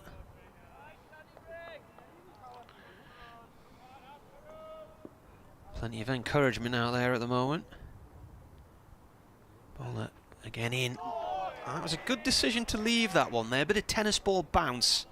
Just as Potts looked ready to cut, he changed his mind and watched the ball bounce up and into the keeper's gloves. Briggs bowls. That's a quicker delivery and is played away by Potts up to mid-off.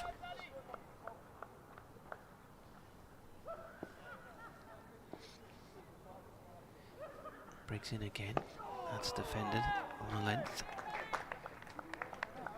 And that is the end of the over. So 1 to go, 11 for 2 Durham. This has gone from a position earlier when Raine was batting and holding things steadily together of Durham sort of nullifying this game and taking it into tomorrow. It's suddenly gone from that to being a battle for survival. Well, from an entertainment point of view, it's a good thing. Durham would have been quite happy for it to remain dull, but I guess county championship cricket does have that habit of surprising you, doesn't it? So Rob Yates, his last over of what's been an excellent day for him. Elsewhere, Essex are now 300 ahead of Kent with 4 wickets down, 183 for 4. Comes into bowl, and that's turned round to square leg for no run. I'm sure got a bit of work to do. 38 for 2, still 79 behind Lancashire's first innings total. Close of play at Trent Bridge. Nottinghamshire 151 for 7. They're only 195 ahead of Worcestershire. I hope to win that. And close of play at the Oval, where Somerset have battled a bit late on. That's a 4 defensive by Ackerman. A few oohs and ahs. Definitely going to get. And the ball was in the air momentarily, but it was nowhere near short leg. Somerset 204 for 6. And only 61 ahead of Surrey.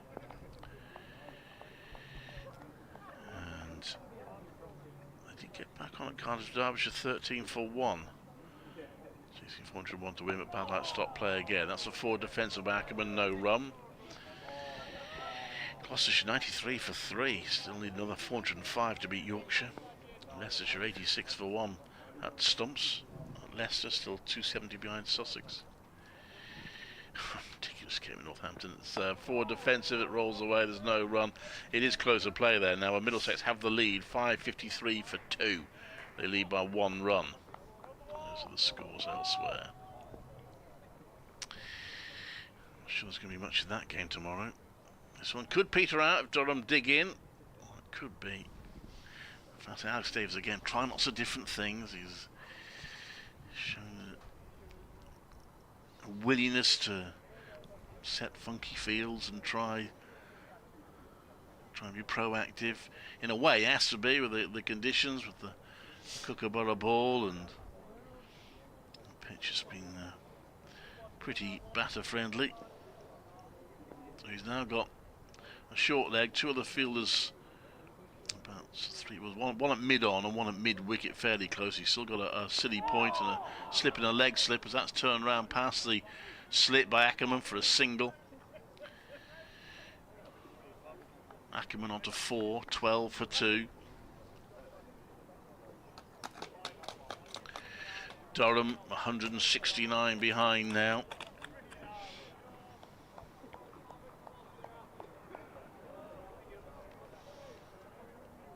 So this got around about 3.5 and over. You're looking at somewhere between 40 and 50 overs into tomorrow's play before they get level. Ed Barnard's taking a helmet now. We're going to get a 5th round the bat. Well, you're perhaps gambling on Durham not really wanting to take any risks and play expensive shots.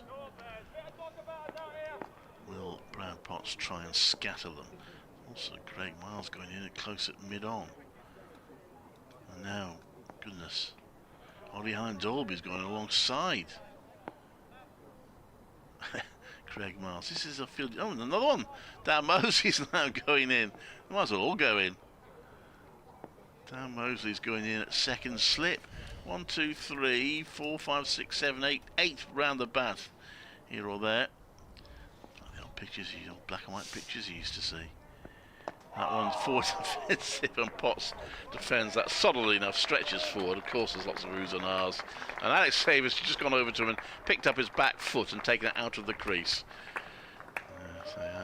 Get you out that way. End of the over, 1 over to go. Durham. Oh no, that is a closer play. Oh, beg your pardon. They're walking off. That's closer play. That is the 10th over. Can't count. So there we are. Well, it's been a good day in the end. I mean, we've had lots of runs scored. It was 178 overnight, so 22, 339, 351 for 9 wickets in the end. Durham all out for 517. 12 for 2 in the second innings. They trail by 169 with Colin Ackerman on 4, Matthew Potts on none. And we'll be back tomorrow, and worth being back for, as it turns out. Tomorrow from just before 11 o'clock from Martin Phil Britt. Great to have Mark Robinson here today, and myself, Clive Eakin. I'll say a very good evening. There are still a few matches going on, I think. If you want to find another commentary on the BBC cricket page, you'll see 1 or 2 still going on, and we'll see you tomorrow. Goodbye.